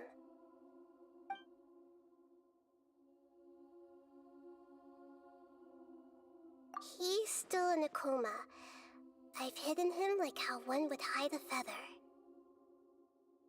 I know you have many misgivings about him, but as someone who had become a god, he has retained a number of very useful features. Don't worry, I'll keep an eye on him and make sure he doesn't do any evil. In addition, there are still some mysteries left in him. Some things may be very clear from my perspective, but he is still yet to understand them himself. His future will be determined by fate. Is that where you're headed next? Fontaine, the Nation of Justice? As far as I know, that nation operates in a judicial system. Does their Archon personally judge people? No, there's a Chief Justice in Fontaine. Generally speaking, the Hydra Archon, Focalor, won't preside over individual trials. However, even then, Focalor will still make herself present at just about every trial. It seems that she just likes to immerse herself in that sort of atmosphere. As Archon, she still reserves the right to influence the final verdict. Anyway, let's just say she's got, a very unique personality.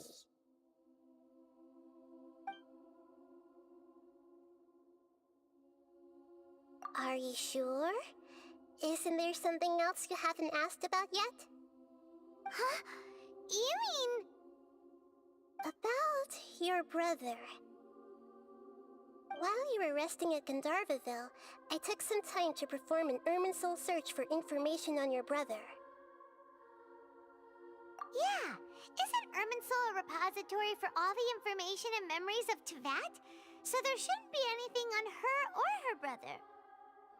This is true in your case. Irminsul indeed does not have any information on you. However, there must be something different about your brother.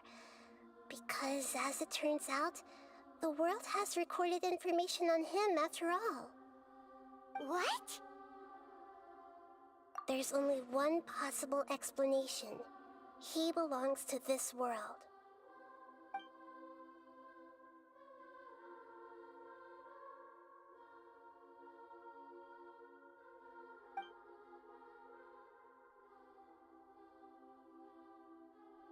But nothing about this makes any sense! Wasn't this your first trip to Teyvat? According to the records I was able to access, your sibling suddenly appeared in Conria. After the Conria disaster, he began his journey through the 7 nations of Teyvat. But just as his journey was about to reach its conclusion, the Irminsul records on him suddenly become fuzzy. What do you mean, fuzzy? Did something happen to him? All I know for sure is that somebody, for reasons only they can know, is deliberately obfuscating his fate. And whoever it is, if they can do that, who knows what else they're capable of. But even that wouldn't explain how he somehow comes from this world. Something else I noticed was that according to these records, the Fatui have not classified your sibling as one of the Descenders. What's a Descender? Paimon's never heard of it. Look, I'm sure you must be curious about the information I received from the Fatui in return for my gnosis, right? A very important part of the intel was about this world's Descenders. External beings, ones that don't belong to this world. Traveler, you are Teyvat's 4th Descender. Huh? So the Fatui count 3 other Descenders before the Traveler, and her brother isn't even one of them? That's right. My current hypothesis is that the first Descender was likely what we now call the Heavenly Principles. As for the other Descenders, I still need to verify their existence. It could take me some time. Paimon's head's about to burst from all this crazy new information. And yet, even knowing all this, I'm sure you must still have a lot of unanswered questions. I must say, I truly regret that I can't help you more as the God of Wisdom. There are many questions in my heart as well. I will need some time to go through each one of them. And soon, you'll also begin your journey anew and depart from Sumeru. I'm very interested in your future. It's a journey that can't be observed or recorded by this world. If fate is the ultimate knowledge, then your future will be the ultimate fate. Paimon's sure glad we got to meet you, Nahida. The pleasure is all mine. I can't thank you enough. Alright, that's enough talk for today. If you ever miss me, just close your eyes, and maybe I'll appear in your dreams.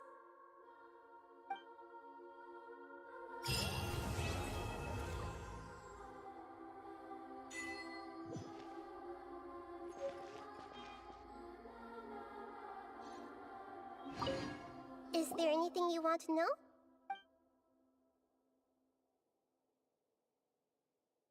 And soon, you'll also... I'm very interested if fate is the I'm unsure the pleasure is all... Alright, that's enough talk.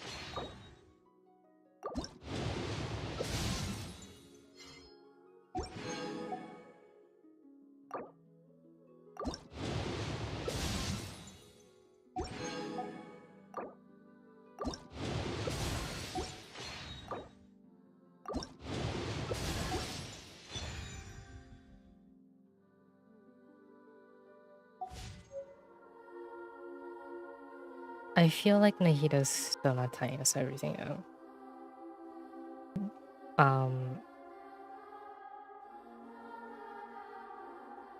The doctor said the sky is worth 8. So there's something else going on. Akasha was shut down because the dendromyces has been taken. So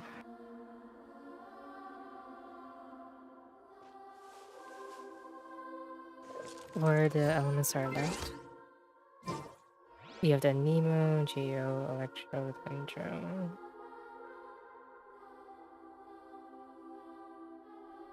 We just need Hydropyro. Huh, good roll. What other elements All were right, there? maybe I'll... take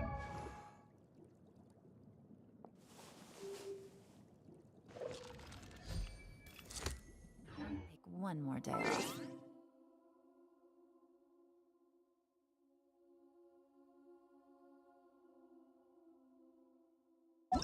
No.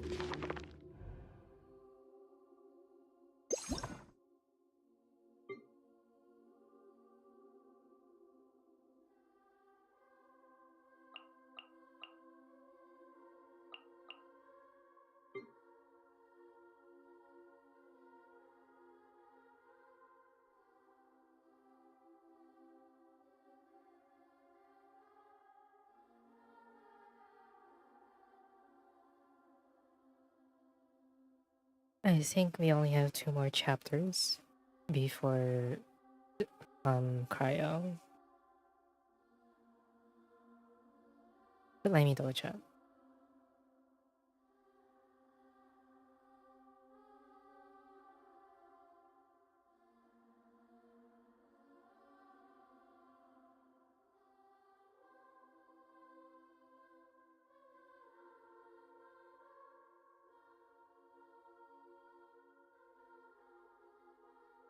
Yeah, I'm right. We only have Hydropyro and Cryo left.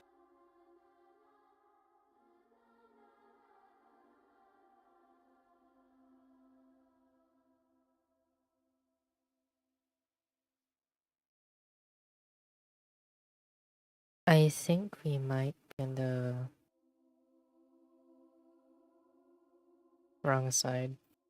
Because Ritsa knows something we don't. But I guess I'll end it here. The rest of the...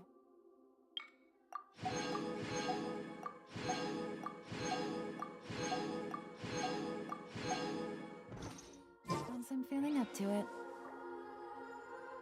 Meeting stream.